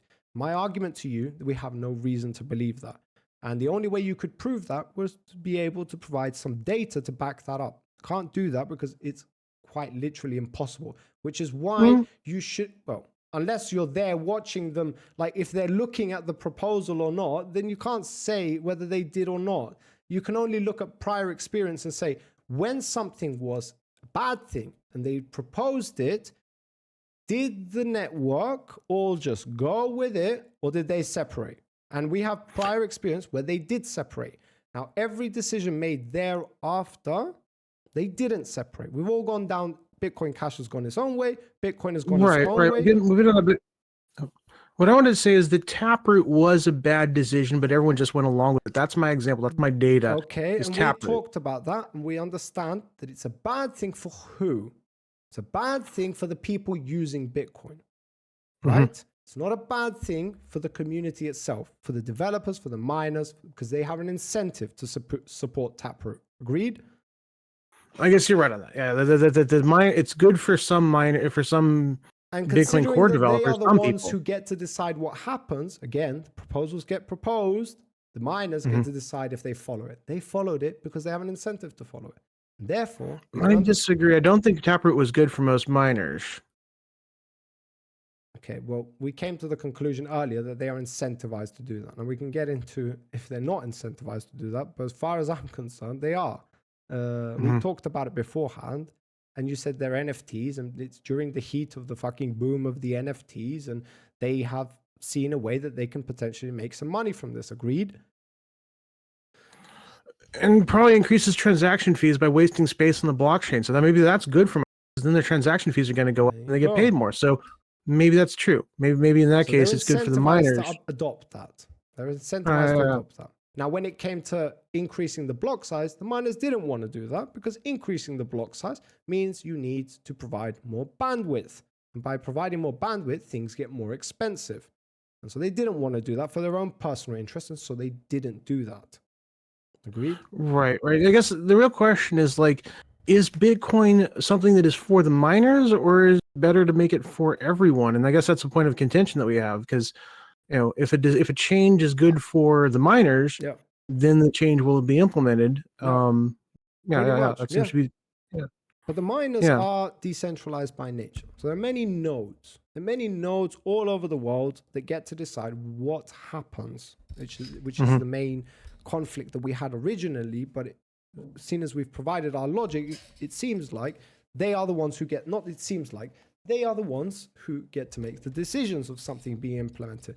Now, whether they are doing something because they're incentivized to do it, I just think that's just basic human instinct. That's why I'm a big I'm a big proponent of capitalism, because I do believe you are going to do what is in your best interest, and thinking that you are capable of doing anything else is stupidity, in my opinion. So you might as well accept it, understand that we're all selfish pigs, and basically go with it. And there are benefits to it in the future. So that's why it's like, yes, it's obvious. The miners are doing what's in their best interest. And that's how Bitcoin was designed for. So it's not going against its fundamental principles or its technology. Right. I mean, there is some backlash, because if it was just the miners, if it was like one miner that controlled everything, say I own all the Bitcoin, that would be in their best interest. They would change the block reward to just simply be all of the transactions go to them. And that's obviously not possible, because other miners would invalidate that block. They wouldn't go with it. It wouldn't have any value then. It wouldn't have any value then. The whole reason why it has value is because that doesn't happen. Right. So there's the wallet developers that kind of keep that from happening. I mean, like with the async defer problem, right? With that one, there was a lot of mining company, people that made mining hardware that didn't like the changes with, I think it was BIP 206, or it is in the 200s anyway.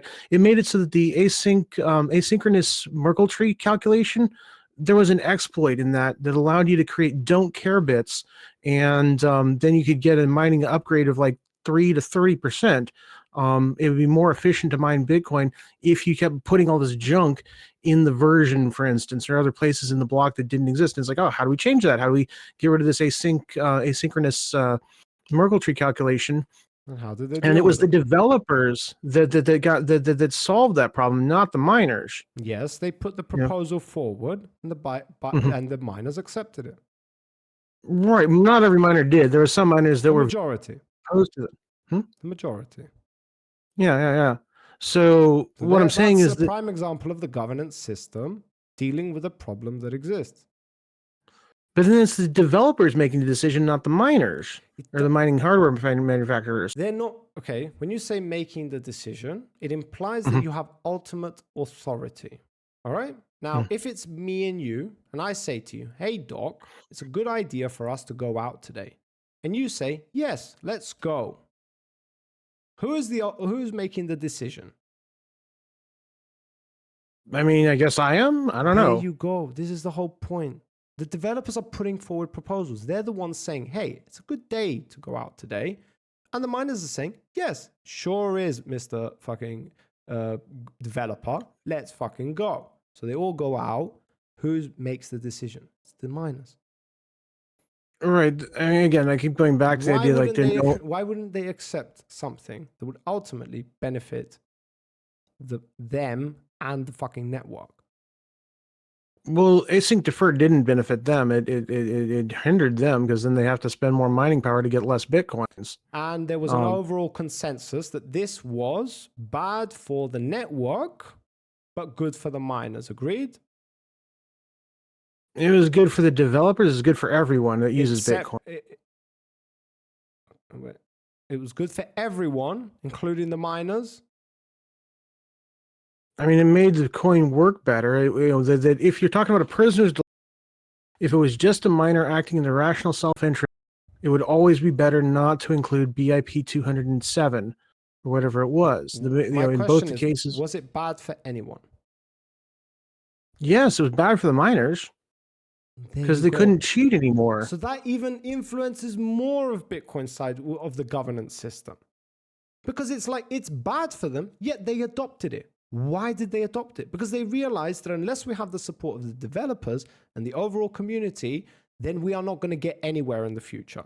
So they made a sacrifice on their behalf to benefit the overall network. So that even gives you further reason to believe that if a proposal were put forward in the future that would harm the overall community, then they would not adopt it. Or, like in the past, they would think about it at least, because it does influence their decision, which reason being leads us to the conclusion that it is absolutely fucking decentralized. Because even when it benefits the miners, but doesn't benefit anybody else, they're still making the decision that benefits everybody else.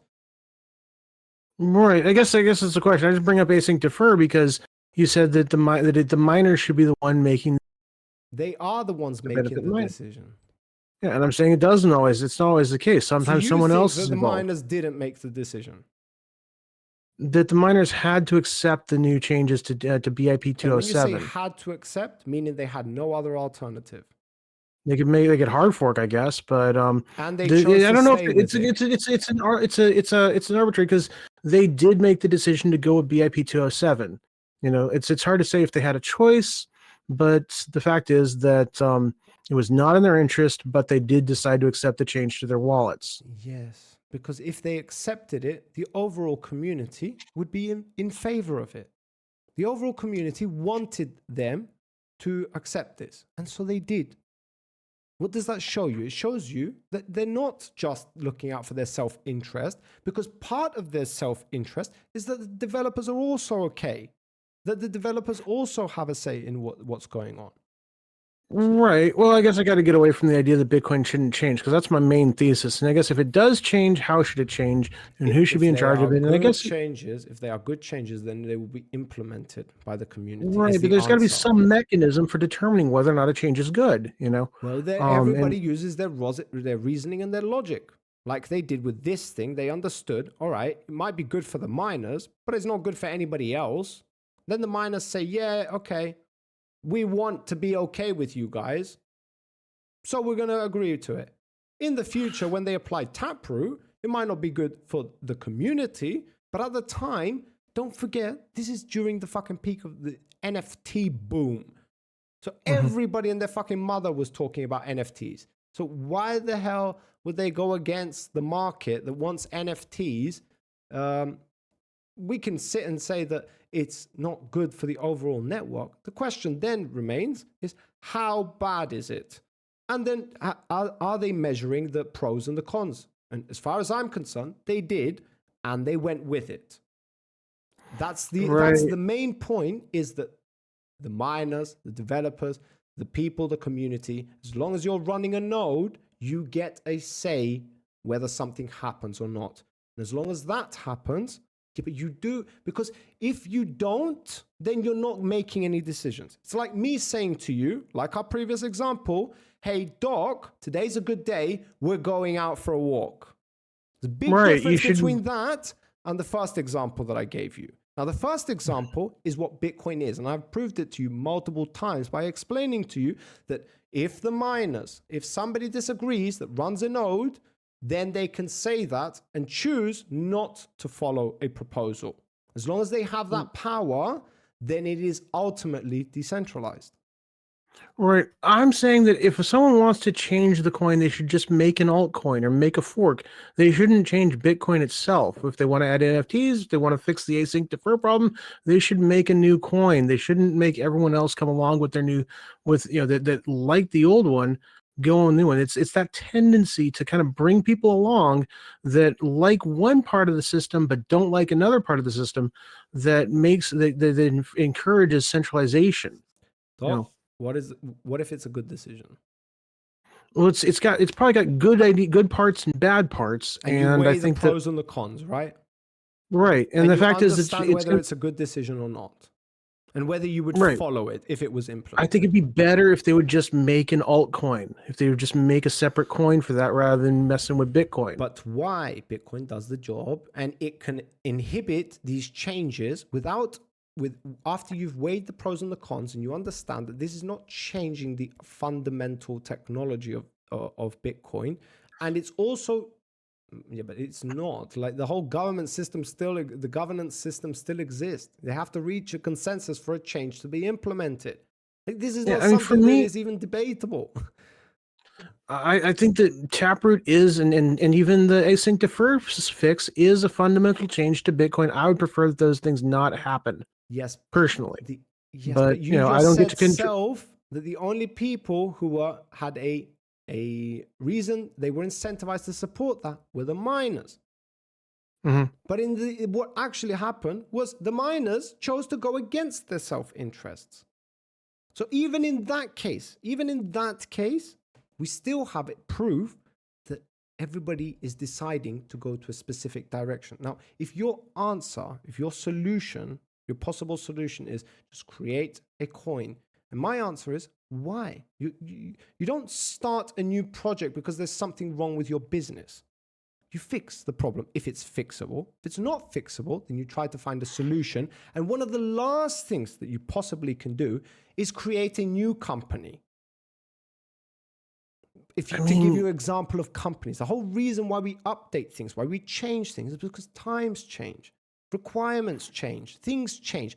Now, as long as you're not disturbing the fundamental technology, which is like proof of work, which is the block size, which is like the mining capabilities, which is like all of these incentives that the miners have, and the fact that it's decentralized and people will own their own cryptocurrency, as long as you don't change those things, you're all good to go. And as far as I'm concerned, the only thing that tried to change those things was Bitcoin Cash, and it got hard forked off of Bitcoin.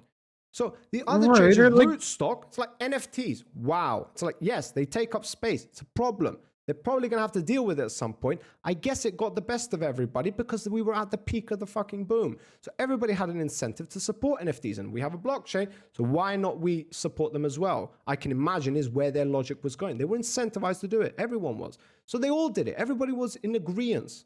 There's a governance mechanism. And in the future, if we understand that, you know what, nobody gives a fuck about NFTs anymore, and they're taking a bunch of space on the blockchain, let's get fucking rid of it. At that point, everybody's going to follow it. The only reason that they accepted it and they weighed the pros and the cons was because they were incentivized to do so. So true. I mean, I agree that it's unlikely that any fundamental change to the block to Bitcoin is going to be able to get pushed through with a soft fork or with a Bitcoin improvement protocol system. Yeah. It just, I would, again, I would prefer that we not be doing that. That's me, and I agree. And I'm trying to come to this place, maybe it is good to change things occasionally, and so to say as long as there's opinion, you're not solid on that opinion. The solution that you think is a good one, because I've poked one hole through it. Does it make sense? Do we have an example of the real world where you would do something like that? Because as far as I'm concerned, applications change all the fucking time. Businesses change all the fucking time. Everything around us is changing all the fucking time in order to accommodate the new changes, the way the world changes. Yet you are sitting here telling me that it's good to decide today what is going to happen in the future, even though you have no idea what's going to happen in the future. And I'm telling you, we don't have examples of that happening. And if we do, they're not very efficient as far as the world is concerned, because most things in the world change all the fucking time, because everything changes. So it's like, right.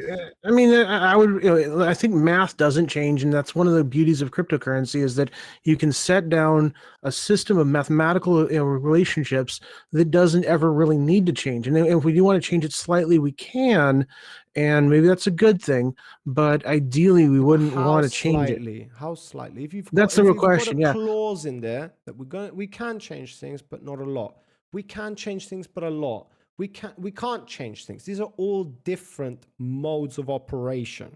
And now, who gets to decide which one that is, as far as I'm concerned, should be the people running the thing. Should be the people who are incentivized to keep running the thing. It's in their own interest. And if that provides a service to the rest of the people, then that's awesome, which it does.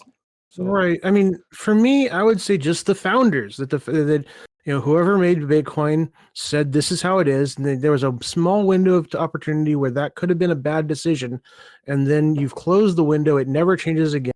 If someone wants to change it, they should just be a new person that's a new founder, and that works. That doesn't require centralization or some mechanism for making decisions.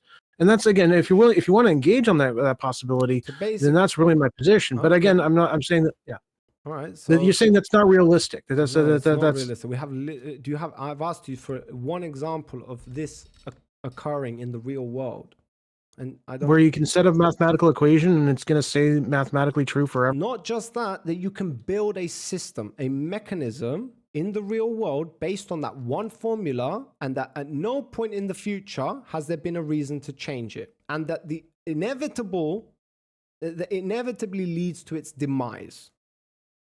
Because if you're saying that you can't change it, then what happens when shit happens in the future? What do you do now? Yeah, I mean, I think we had that. So you're from about 2000, from the beginning of Bitcoin, and I guess 2010 till about 2016 or so, when they started implementing a lot of these BIPs. For those 6 or 10 years. There was a lot of not changing things, and it was working really well. And what about the block size limit?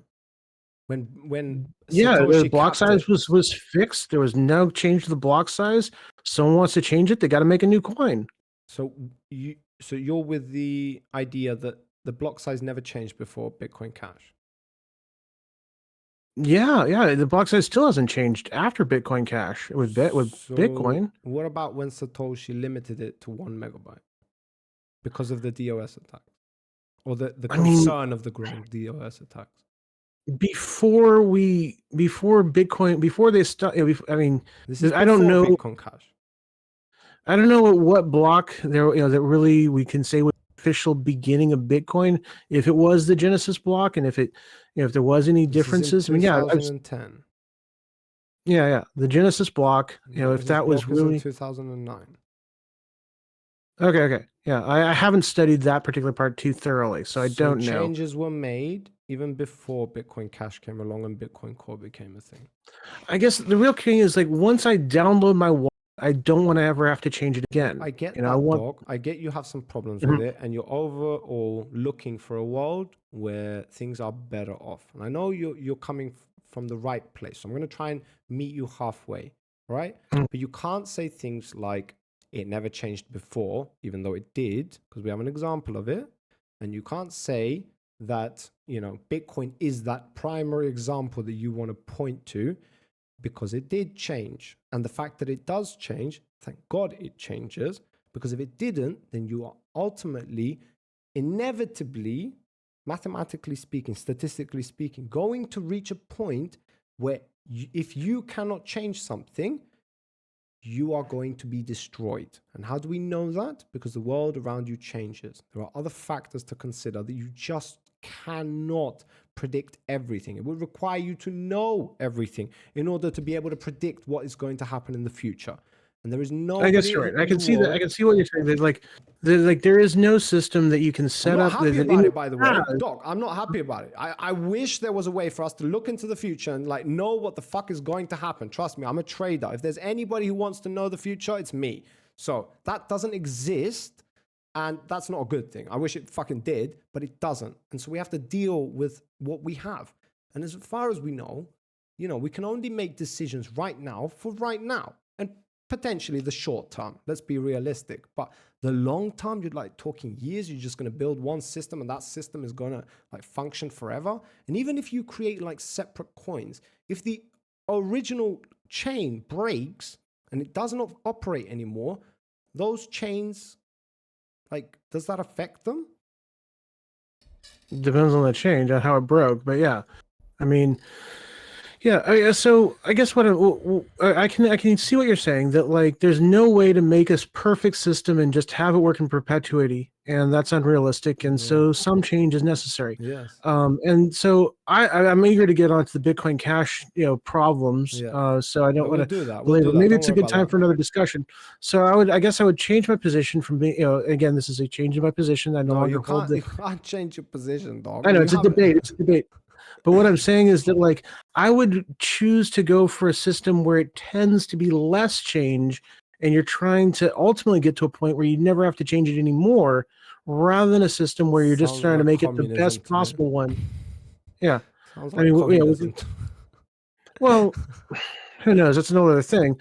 But I think that there's a lot of entities that see that Bitcoin can change and are trying to make it so that it changes more, and that there's like a good organization, this open source software, Bitcoin Core, that's like directing the change in a good way. And Yes, exactly. That's the going important back to thing. that, going Yeah, back to that, which is it's the important thing is the change a good change? Does that benefit? Who does it benefit? How much does it benefit them? I You're think, just I guess weighing the pros and the cons, and that's why little decisions, we can change things little by little every so often. Again, is a calculation that you can only make in the position that you know what's going to happen in the future, because maybe you need to make a big change. Maybe you need to make a small fractional changes every so often. You don't know what is going to come, is the point. You can know to a well, we certain should try to tend towards so that every change is smaller than the change we made last. And that's not how things are going. I think, again, and who knows, maybe that's not a good idea to make it so that every change is smaller than the change that we made previously. And if you want to make a big change, you just make a new coin. My point is But that there's you can never know that equation. You can't possibly know that equation. That's why nobody tries to solve that equation. Everybody just makes the decision that the best decision they possibly can do today, and in the future, when problems arise, then you deal with them. You can obviously see them coming before they come if you know what you're doing and you prepare for them. Nonetheless, when the time comes, you need to change something. Otherwise, you get destroyed. That's how it works. If you don't change something, you have a problem, it's coming your way, it's going to hit you at some point unless you change your trajectory. It's like literally like a ship with a fucking iceberg. And you're saying, right. just keep going with the ship until you hit an iceberg. And my thing is like, no, you need to control the fucking steering wheel. And if you know that an iceberg is coming, change your trajectory. Yeah, I like to believe that there are fundamental things that we can know about math and there yeah, are and like some if someone things, but there are other factors that you just cannot comprehend. right. I mean, if we have someone at the steering wheel, what's to say like, oh, I think there should be 1 billion more Bitcoins today, and we should change the market cap. I mean, someone might decide that in the Because there's future, no reason to do that. Yeah, there's no reason to do that now. because because they want more Bitcoins. That's the reason. Yes, but the pros outweigh the cons. Meaning, even if you did create 1 billion Bitcoins right now, what do you think would happen?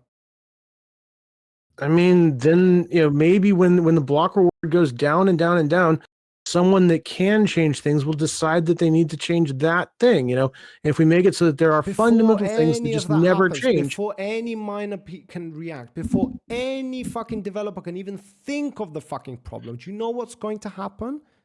The price of Bitcoin is going to dump to hell. Yeah. So you base it on market reality. Wait a minute. No. So if it dumps to hell, what happens? If it dumps to hell, what is the value? What is the point of even developing, even mining Bitcoin if it has zero value?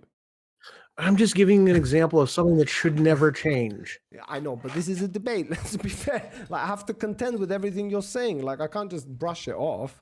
Like, it's right. like, Okay, so like, I don't think that the meta discussion is should we allow everything in Bitcoin to be changeable? And I think obviously we both agree no. The cap on the number of Bitcoins should never change. That's a mathematical truth that we can all agree on. No one should have the power to change that. Yeah, but you gave me an example of like that happening. So I contended with yes. We agree. That's why I support that's why I'm in Bitcoin's camp. And as far as I'm concerned, that might be one of the only things that matters when it comes to Bitcoin Cash is the fact that it has 21 million.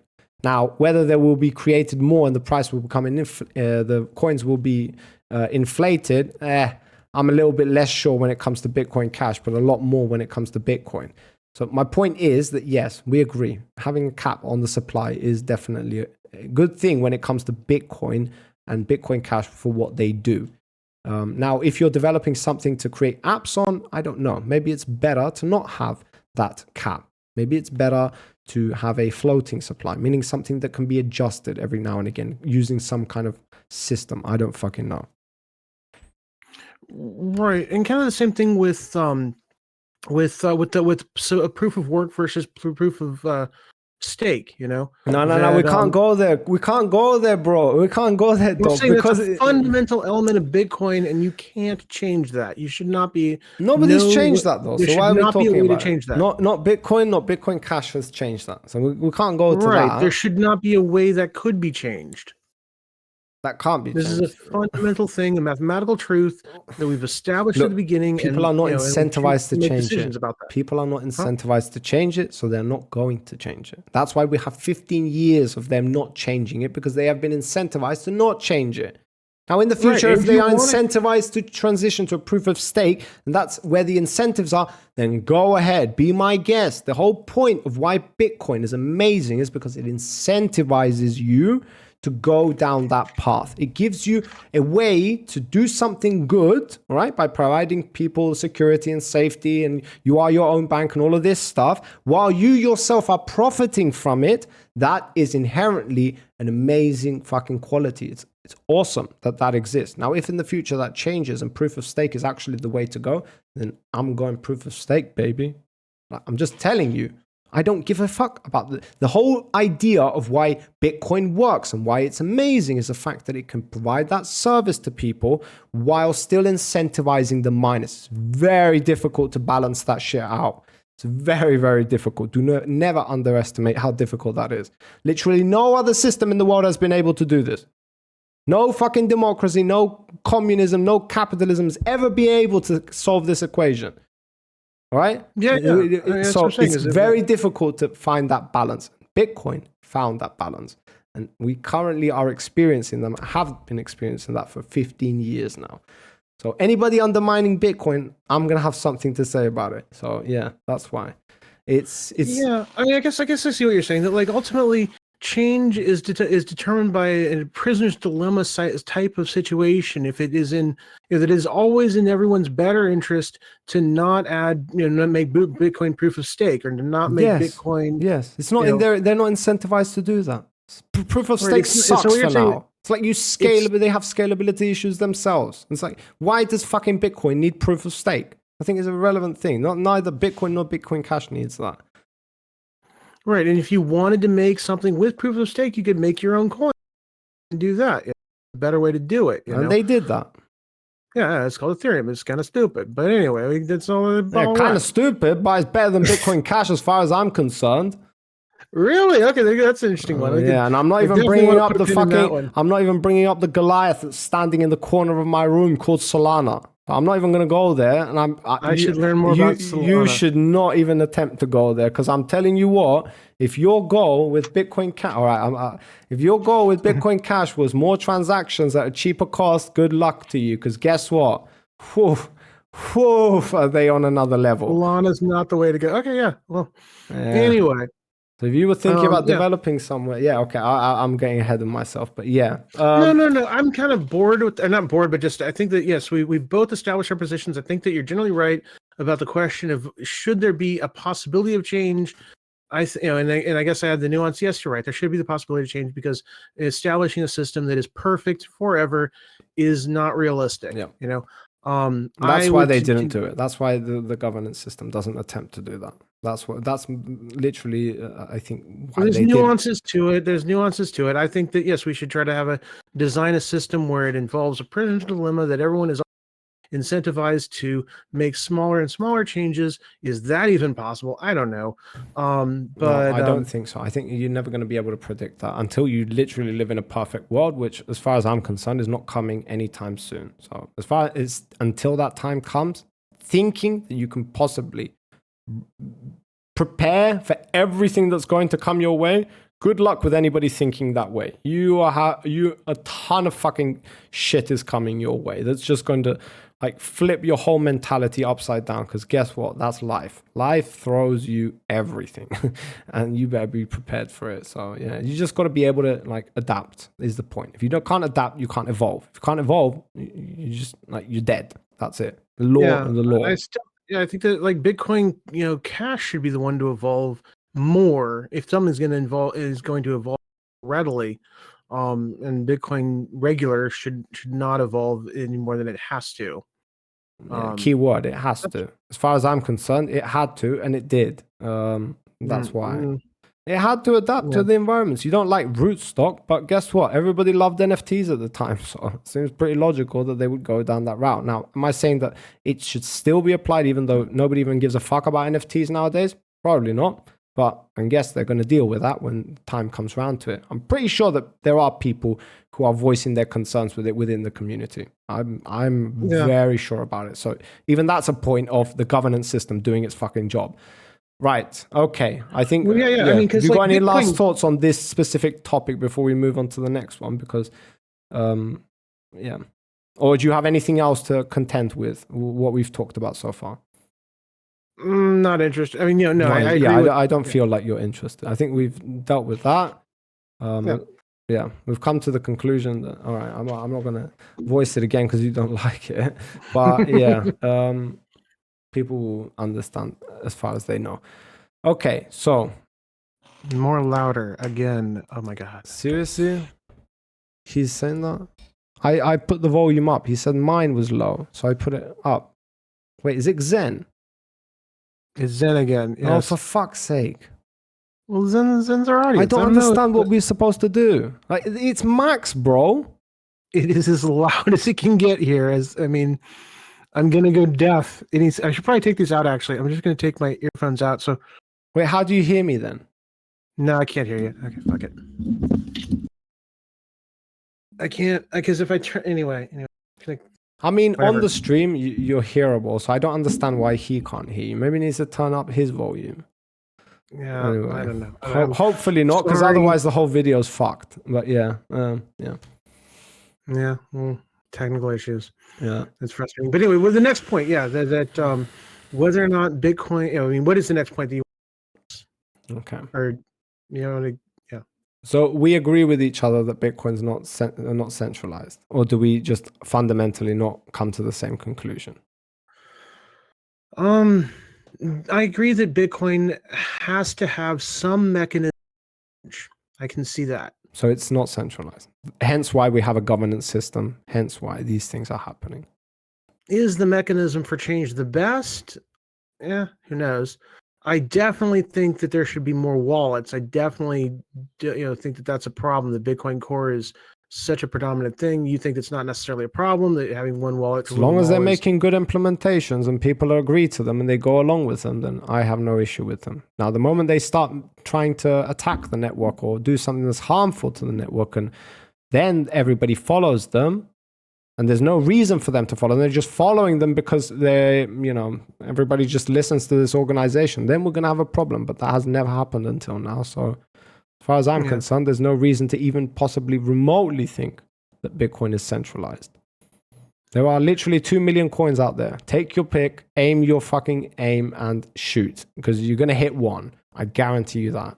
You'll hit a couple of them. Bitcoin's not one of them. So do we agree that Bitcoin's not centralized, or do you still hold the position that they are centralized?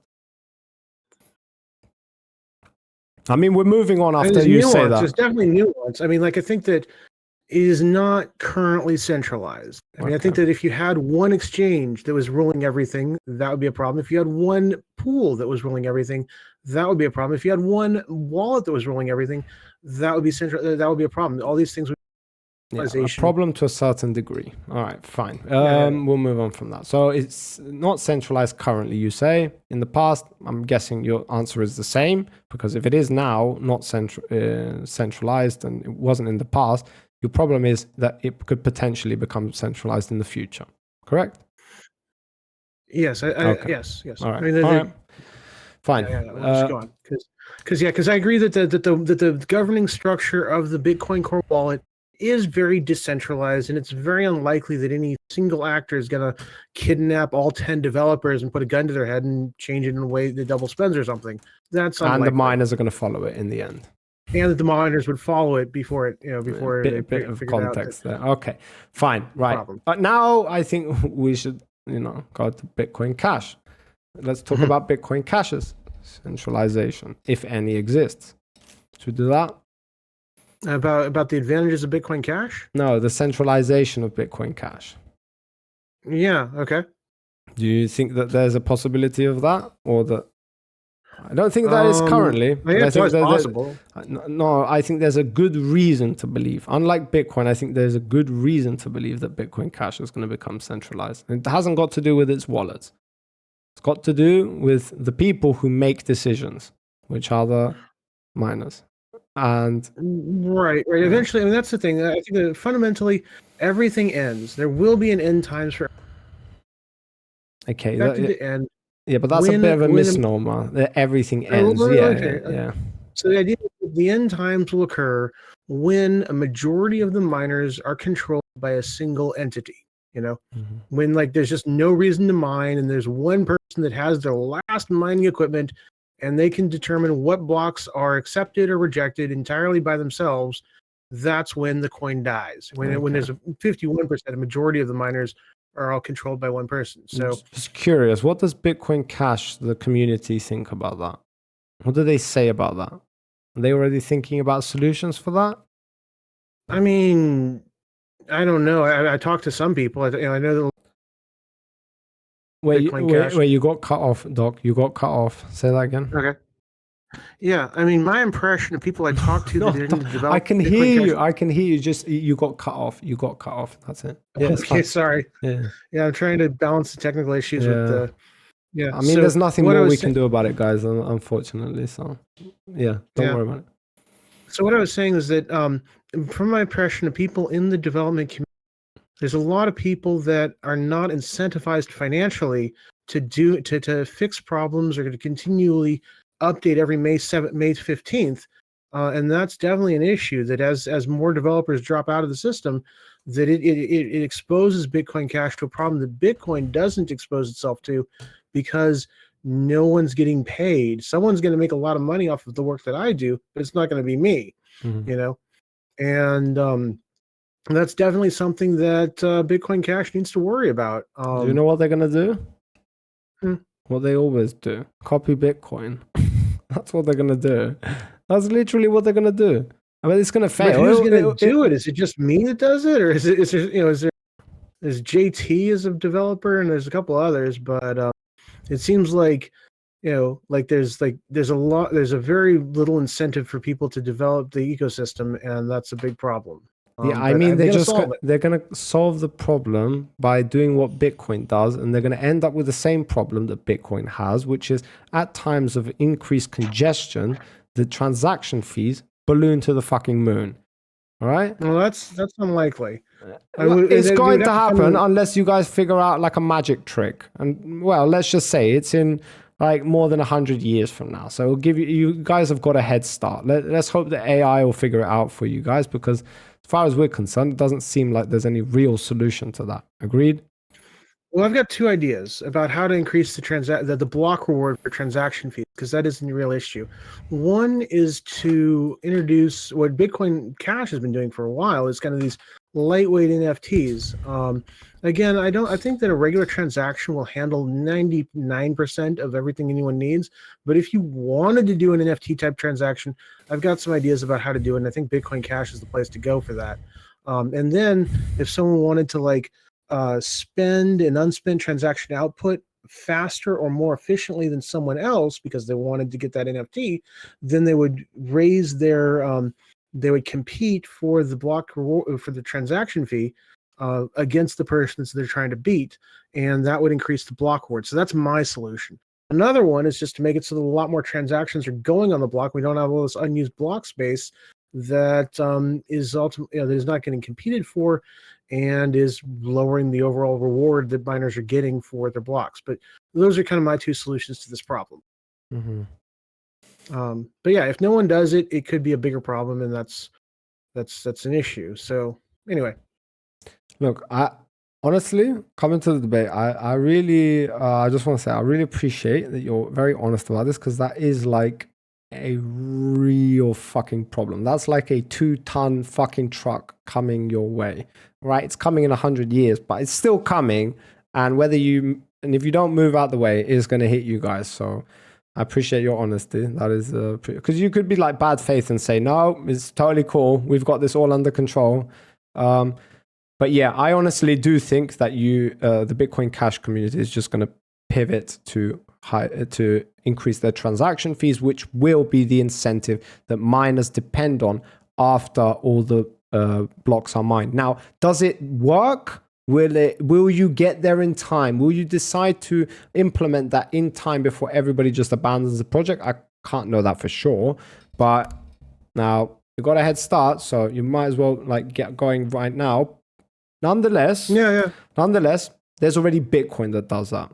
So even if you do that, it's not that obvious to me that people are going to say, all right, like you guys are just copying Bitcoin, fine, we'll use you guys. I don't see that happening. Nonetheless, like it might be your last shot. Yeah. And the main advantage that Bitcoin Cash has have for Bitcoin is the transaction fee. It costs next to nothing to put something on the Bitcoin Cash chain, and that was. There's only one problem with that, Doc. There's only one problem with that, is that while you guys have a 100 transaction limit, basically, that's your capacity. That's how much you can handle the current megabytes. Now, your solution is once we reach adoption at the level where we are consuming those 100 transactions, we're going to increase the block size yet again. If I'm following it's a possibility, yeah. Okay, so that's your solution to fixing the scalability issue. Just increase block size.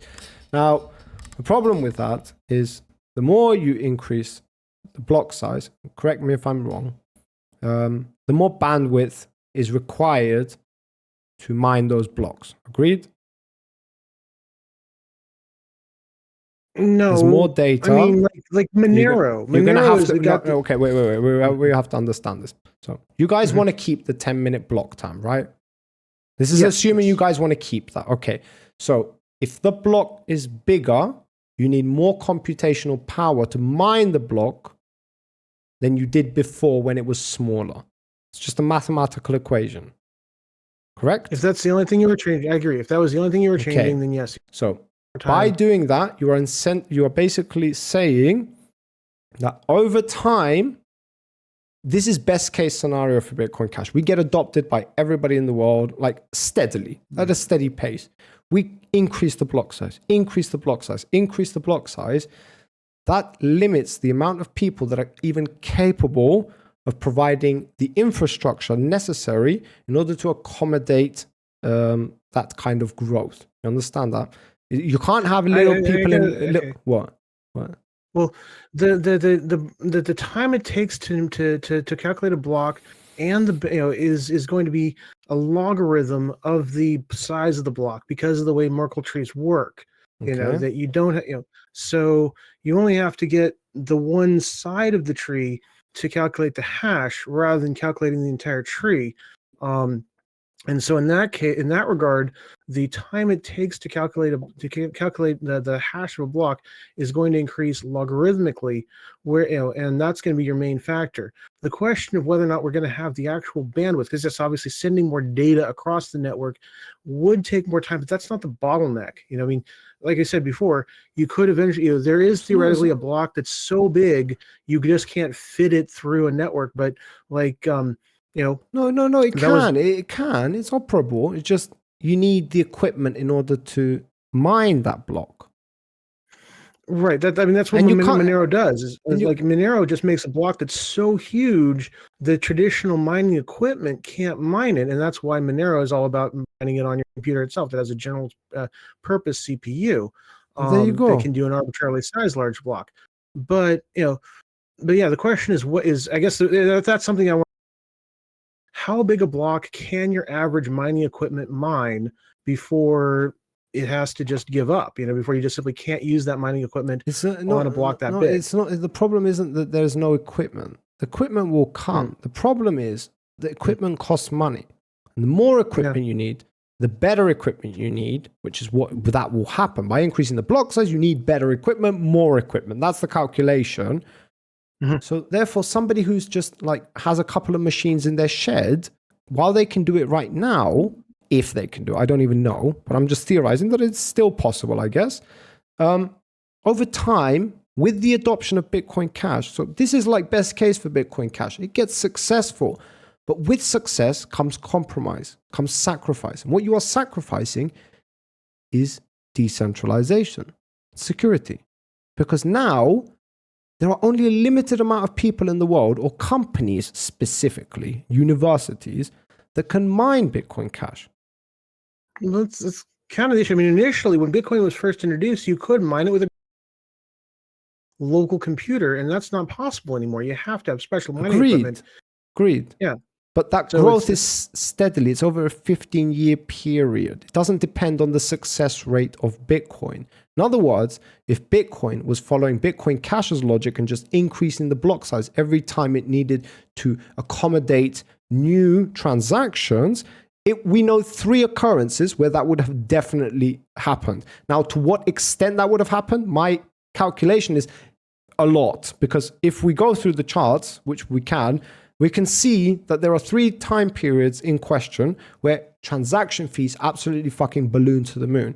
And had Bitcoin had the opportunity to increase its block size, those transaction fees would not have done that. So it would have provided a temporal solution. The only problem is that by increasing the block size, you are ultimately decreasing the amount of people that can mine. Bitcoin chose not to do that. And the reason it chose not to do that is because the ultimate thing that it does not want to sacrifice is decentralization. It doesn't want centralized authorities they are the only ones who can possibly mine this, because you need such vast machinery and infrastructure in order to be able to mine this. You understand that? Well, I think it matters that the at which things are increasing is really what's critical here. If the rate at which the block size is increasing is faster than the rate at which people are inventing new mining machines, then yeah, you're going to run out. You're going to have it so that only adoption can come real fast. Adoption can come real fast, right? No, it can only happen once every May 16th. May 15th. No adoption. I mean from the adoption. Yeah. So people are using Bitcoin Cash. Is my point. Right. I mean, the same thing could have happened with Bitcoin. Suddenly, right in 2010, we stop using dollars. Everyone just starts using Bitcoin, and then the transaction fees would be incredibly high. Yes, and Bitcoin already has adoption. Yeah, but that's Bitcoin's solution. You guys look at it as a bug, and I'm telling you, it's not a bug; it's a feature. And I'm telling you why it's a feature. So our answer is yes. Allow high transaction fees. Allow it. Mm-hmm. That's what needs to happen, because that de-incentivizes people to transact in this moment in time. And if you are willing to pay a premium in order to allow your transaction to go through, then you're allowed to do that. So what happens is people who have a lot of money, they don't give a fuck about 20, 30, 40, 50, $100. We're talking about the people who have millions. So these people don't give a shit about 50, 60 bucks. So they are pushing up the price because they want their transaction to go through right now. So you can argue that's not really a good thing if you are trying to go against financial institutions. And I wouldn't die on that hill. But what I'm saying to you is, nonetheless, that is our solution. At no point were we willing to increase the block size every time we had high transaction fees. And the reason we didn't is because of the problem that Bitcoin Cash could potentially face in the event that they gained adoption. Because you gain adoption, you only have one solution: increase block size. By increasing your block size, you're ultimately making it more difficult for independent miners to mine Bitcoin Cash. So now the only people who can mine Bitcoin Cash is like universities, huge corporations and businesses and companies who have the infrastructure, have the machinery, and therefore Bitcoin Cash becomes centralized. Okay, so I definitely no, it's not. I can literally, if the government decides to shut down Bitcoin Cash at that point where it's only companies who have it, they just walk up to the company and they say, hey, shut your fucking machines off, and they shut them on. That's about as simple as it gets. That's literally the problem that Bitcoin solves. Now, the consequence of that is having high transaction fees sometimes. Yeah, the more Bitcoin is adopted, the higher the transaction fees are going.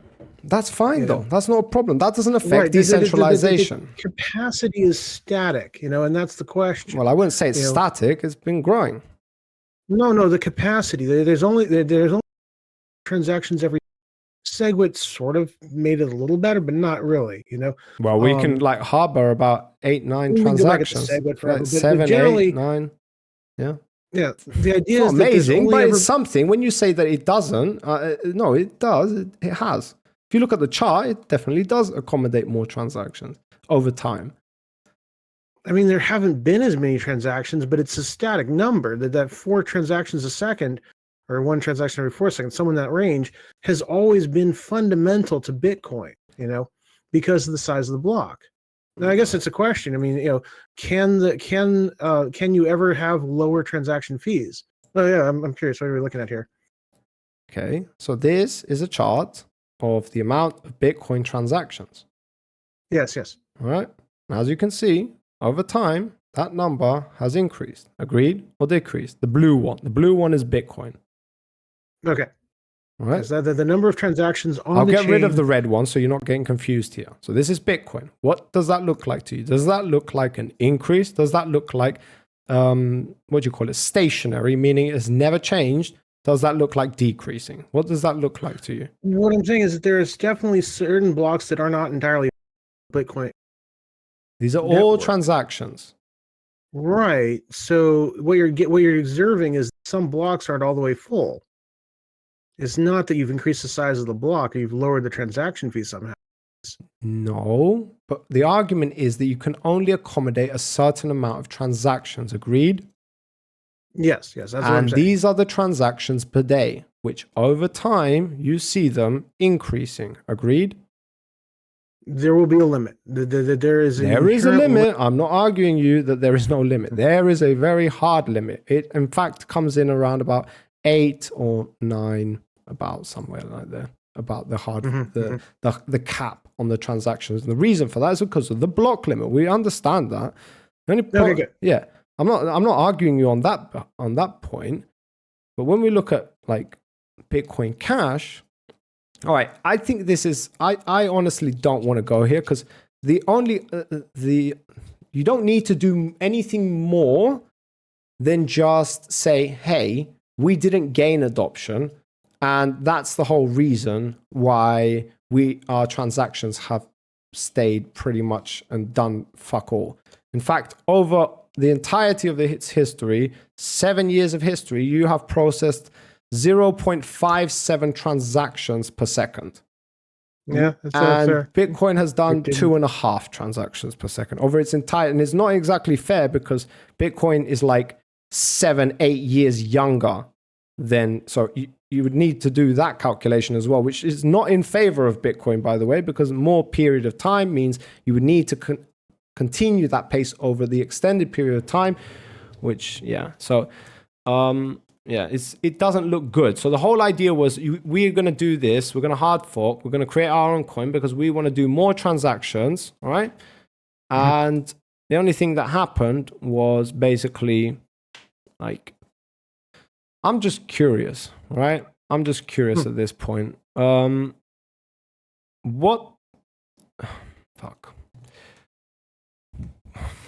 Like, even at the time of its inception, if we just take this chart and we look at like XRP example. Now, I don't love XRP. I actually despise XRP. Believe it or not, more than Bitcoin Cash. Nonetheless, believe it or not, nonetheless, at the time of Bitcoin Cash's inception, XRP was capable of processing double the amount that Bitcoin was doing. And it actually had a capacity of 1,500 transactions. Now, how did Bitcoin Cash possibly think that they could outcompete something like XRP when it came to transactions per second? If that's your whole idea, that becoming a medium of exchange, which is like, let's be honest, that's like the whole thing that Bitcoin Cash is based on. Like, I think that definitely that the transaction fee is going to be relative to adoption. That you're going to get, that the lower the fee, the more transactions you're going to get. The problem is that like that there's didn't not work enough. out. That it's not a linear. It'd be nice if it were as a linear.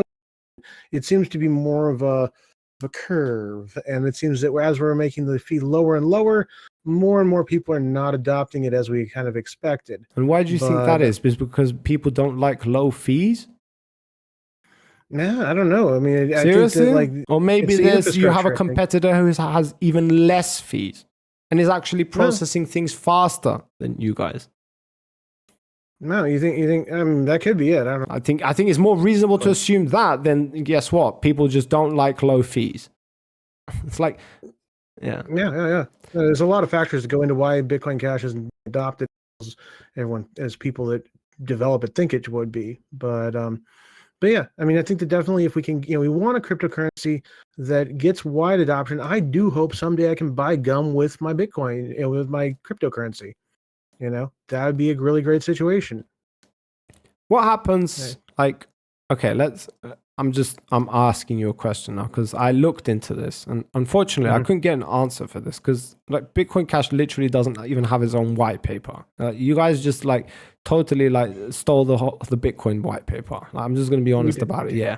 So I couldn't find any information regarding what happens theoretically, because we can only talk about the theoretical because it's never happened in practice over Bitcoin Cash's lifespan. In fact, one second, I'll just pull this up. No, where is it? Debate. I've done this thing. 1 second, because I need to open this just to get the data that I need because I can't remember the exact numbers. But basically, the question is, what does Bitcoin Cash do in the event that transactions reach the capacity in a single day, let's just say? Like, what do you think is I'm not saying in the long term. In the long term, obviously, we know what the solution you guys are going to choose. In the short term, though, the answer is those transaction fees theoretically are going to balloon the same as Bitcoin until Bitcoin Cash can increase the block size. Yes, the transaction fees will go up from like the miners will get paid something, which would be good. If there's competition for space in the blockchain, then the miners get incentivized to keep mining the coin. So you're basically doing the same thing that Bitcoin's doing, just in your guys' defense, it's like at a larger scale. Choosing the number, choosing a different number of like how many we want to have the world, we want to give the world. So you guys were willing to sacrifice, or the theoretical equation or the theoretical event of, if we do eventually get adoption, we're going to have to increase block size. Like, that's our solution. Always has been our solution, and it always will be our solution. Just increase block size, which we've already talked about how that in the end, inevitably, you're going to lead to a place where there's only a few actors in the world who can possibly facilitate that type of need or that type of demand. And those places are companies, corporations, universities, very centralized places where anybody can literally, like government units, walk in and seize the machines and everything in the event that they have a reason to. And they can't do that with Bitcoin because everybody runs people who mine run their own nodes. And the whole reason why that's capable is because of the fucking limit, the cap. Well, I mean, so that's a point that I disagree on. And again, we've Wait, Mike got cut out, literally. Oh my God. Yeah. Tell me again. The question is, does a larger block size necessarily imply that we will have that there will be more centralization? Well, think about it. And I think that Doesn't it? No, Monero has a huge block size, and who mines it? And it's not centralized. Who mines it? People on regular desktop computers. I'm genuinely curious. Like, I'm not challenging on this. I don't know. I love Monero. I've always loved Monero. I never knew this about Monero. So tell me more about it. How do they accommodate that? And does Bitcoin Cash say that at some point we are going to adopt the same methodology that Monero has? No, Bitcoin Cash does not want to adopt. I mean, I'm concerned. I do not want to adopt the Monero model. Why not? What are the downsides of it? I mean, the downsides, is like that someday someone could make a machine, theoretically, who knows what theoretical machines can do, but someone could make a Monero miner and just dominate the landscape. So that's why that's a challenge I have with the Which is giant block literally size. the whole point of what I'm making to you, is that the idea is that there's only a specific person in this case scenario of yours. It's like this person who can have that computer, who can do that. Agreed? Monero says that's not possible. That this theoretical machine that would dominate the Monero landscape couldn't be made. Okay, because it doesn't exist yet, right? We can both agree that they're probably saying that because it's in their best interest to say so. But it's mathematically proved that had you have a big enough machine, you would be able to do that. Well, you just make a bigger block size, and eventually you'd have to do it on a general purpose machine, that can handle arbitrarily large calculations. Okay, so what's Bitcoin Cash's scenario like for the best outcome? Like when Bitcoin Cash was getting created, all right? And you guys are, okay, they were like so pumped up. It's like, yo, we're going our own way. Fuck this Bitcoin bullshit, this whole centralization, even though it's not centralized. We're going to go our own way. We're going to get mass adoption. Everybody's going to be using us, low transaction fees. What was their project, the projected view on the future of being successful look like? What was their solutions for like going upwards, mass adoption? How did they solve it? Wasn't it bigger blocks? Isn't it just bigger blocks? That is the primary difference between Bitcoin and Bitcoin Cash. Okay, bigger blocks. Do we agree then? Okay, tell me what you think would happen in this scenario. You increase the block size. We've already said what that does, right? So you increase the block size, you need bigger machines, bigger infrastructure. Now, depending...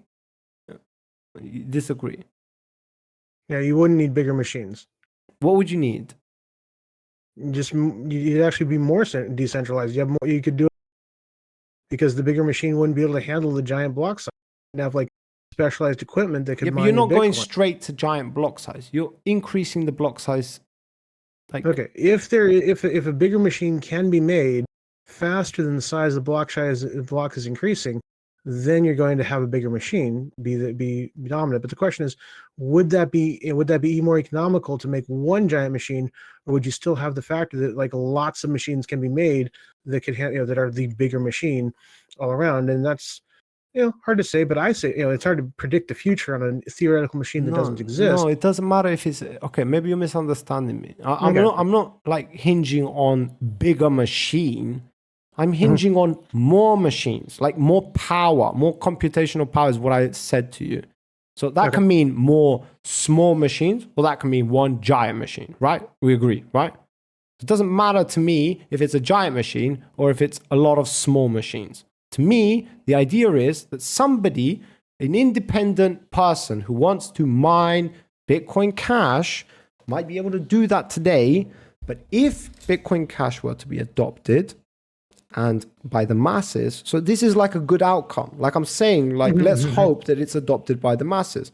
So you go on that trajectory. Let's just follow that path. So you're adopted. Now we cannot facilitate more than 100 transactions because that's your limit of 32 megabytes, correct? So the block size gets bigger. Yeah. So we increase the block size. And by increasing the block size, you now need more computational power to take care of the because now you always want to stay at the 10-minute block time. You guys don't want to adjust that. We agreed to that. So the only thing you can do in order to mine the increased amount of transactions, because it's not that the block got bigger, it is that the block got bigger, and with the increase of the block, more transactions. And you don't want to increase the time of how long it takes to mine those. You want to, the only other way is to provide the infrastructure, the machinery, in order to mine that block in the right time. Agreed? So to summarize, or can I summarize what it is? You're saying to be able to buy gum with cryptocurrency, Bitcoin Cash particularly. And if that was the case, that there was millions and millions of transactions happening every second in the world, you would need a gargantuan block. And in that ideal situation... You don't need a lot of transactions. Like right now, it's 100 transactions. That's your limit. Visa processes 65,000. So does Solana. XRP does 1,500. That was a goal, is to make Bitcoin Cash as viable. That was one of the promises originally with the Bitcoin Cash revolution, you know. And you that can agree with handle that, this- I think. You like the idea of a lot of transactions at a small transaction fee. You like that idea, correct? I would like that to happen. Yes, I agree. I And want that's that the to happen. reason why you stick by Bitcoin Cash, because you think they're the ones who can do that, right? Yes. I'm yes, imagining, I'm and- just theorizing, right? Because that's the logical yeah, path yeah, that I follow. Okay. So my question is to you, they find success. This is like an inevitability, like in the event that you become successful. It's probably something that you want to prepare for. Some might say that, you know, be prepared in the event that you become successful. So my question is to you, what happens when you become successful? You can imagine that becoming successful is an amazing thing. It's filled with like joy and amazing, like finally people recognize us. Fuck those years of depression and nobody cares about us. Like we're now on our trajectory to the fucking moon. So that comes, with that come more transactions. With that, Right, you so need to that's- scale up more. That's where I was going. That your assumption is more the block size, the less central, you know, the more centralized this network's going to have to be, and that's really the point I want to go to dive Okay. into. Will it necessarily have to become more centralized? And it Logically, basically yes. just becomes Visa or Mastercard, where it's like it's one person Logically, yes. controlling all. Yeah. Yeah. Logically, yes, And- because the only answer to accommodate that increase in the block size, which brings about new transactions, more transactions, your machines could only handle this much. Now they need to handle this much, and thus you need or a second machine or a bigger machine. So either one or the other. You don't get to the... And the person working in their shed now needs to upgrade. Now, I'm talking depending on the scalability, but follow my train of thought.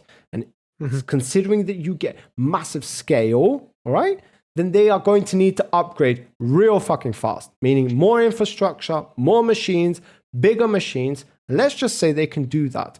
Eventually, though, what happens is you have these Goliaths who can afford to invest in warehouses, to invest in machinery in order to accommodate that growth. And so naturally, the path leads to centralization because it's only going to be a certain amount of companies that can have that vast space required to accommodate all those machines. And we've already agreed that it's much more difficult, insanely more difficult, to have to go all around the world to all the independent miners on the Bitcoin network and say, hey, stop mining or give me your machines, than it is to approach a fucking warehouse, open the door and say, hey, we're seizing your assets. Agreed? I definitely agree with that. The point I'm getting at, Yeah, but that's no. We have to understand that that's literally the problem with centralization. The whole problem of banks is that don't want to centralize. No, it's not just not wanting. It's how do you fix that? Because in the traditional system, the whole problem of it was even included in the Genesis block that it was after the second bailouts of the banks. This is the idea that the bank doesn't own shit, basically. The government can literally go into the bank and say, hey, we're seizing all your assets. We both agree to that. We're both fans of cryptocurrencies. We understand why it's centralized. It's the fact that the government can walk into the bank and seize your assets. They can freeze your assets. They can control it. And if there's a single warehouse or 2 or 3 warehouses, much easier to just seize those than it is to go all around the world, find the independent fucking actors on the Bitcoin network. So that's what I'm aiming for. Centralization is bad. We both agree that that's an anathema to cryptocurrency. We don't want things to be centralized. Yeah, but do you agree that Bitcoin Cash leads to centralization? No, I don't agree with that. Okay, I think that the relationship between the size of the block is not related to the centralization of the network because transaction fees will increase. There'll be more incentive for the individual warehouse miner. There's one guy with a shed in his backyard to he'll have the money to pay for his small machine that can be part of a pool that will then be able to mine blocks, or he could just mine them himself and have a very low hit rate. Still, when he does hit, he gets a giant payout that pays for his costs. Right. So the question is, does the cost of the machine necessarily relate to the size of the block? Relative to the likelihood you're going to win the block. And I think that fundamentally the cost is going to increase logarithmically, whereas adoption, relative to an adoption, increasing linearly. All right. So basically, your explanation hinges, all right, it depends on the level to which adoption comes. This is what you're depending on, because if the adoption looks like this and you're increasing over a period of time and you can accommodate the increase in the block size and do all of this stuff, then that is possible. Meaning not only the increase of the block size, that it's increasing at a steady pace. So that person that lives in the fucking shack and has a couple of miners has the time to go out, buy more infrastructure, build the shed, buy the miners, put the miners in, set them up, and get them running. Right? You would need. Right, so I guess what you're saying is that it's my not. point. Yeah, my point. Wait, follow me. We're nearly there. We're nearly there. Yeah. So Okay. theoretically, if the line didn't look like that, but instead looked like that, now what happens? The point is that with adoption, all right, the adoption, like, it's coming. You've become successful. Like that shit usually looks like a rocket, a hockey stick, we say. So in order to accommodate that, Bitcoin Cash's answer, increase block size, which means everybody needs to run out. Now, the guy in the shed has a limited amount of resources they can do that, but we can argue that they're making enough money in order to accommodate that growth. Fine, but it still takes time for them to do that. The guy in the warehouse, though, that guy has fucking 10,000 machines lined up, ready to fucking go. And so they already take control of that demand, all right? They provide the demand with the supply. Do you understand what happens? Which is... Right, so you're saying, you're proposing that centralization is relative to shock. That if there was a dramatic change in the demand for space which on the is blockchain, success. Yeah, it's like, that's the good thing. That's the thing we want. But unfortunately, we better hope that it comes at a pace. Because if it comes momentarily, the only people who can accommodate that level of growth is the big guys. And they can be seized by the government. Agreed? there is a level of shock that would create centralization that could be overcome. That could be, thrown everything out of whack, and they could be taken over by governments. Okay. At least we agree on that. That's good. Is that what are the actual mathematical what is that limit question. that would create that shock? And yeah, that's a good question. I don't really know what. Well, it would probably look like, well, let's just say you reach that 100 transaction limit, then they would probably double it. I can imagine. Now we've gone to 64 megabytes, which means that you need double the amount of computational power, which means that now you can facilitate double the amount of transactions, which means that you can increase double the amount of your range of people that you can take care of. And then just multiply that time and time again. The point is that if there is a scenario, and thank God we both agree on this, I really value your your good faith to agree to that, because that is the truth. That is literally what happens. It's like, it's okay. It's like, we might not have thought about that at the time, but there is that problem. There is that risk. My point is that why Bitcoin is better is because that never happens to Bitcoin. In the event that shit happens, adoption comes, it's like, fuck you, high fees. You don't like it? Fuck off until tomorrow. Come back then, and now you can actually transact. Do I love that? No. I actually don't love it. So to come over to your side now, I don't love that about Bitcoin. Nonetheless, it does deal with that problem a lot better than Bitcoin Cash. Bitcoin Cash leads to centralization. Bitcoin leads to people not really wanting to transact. Both of those things, huge problems.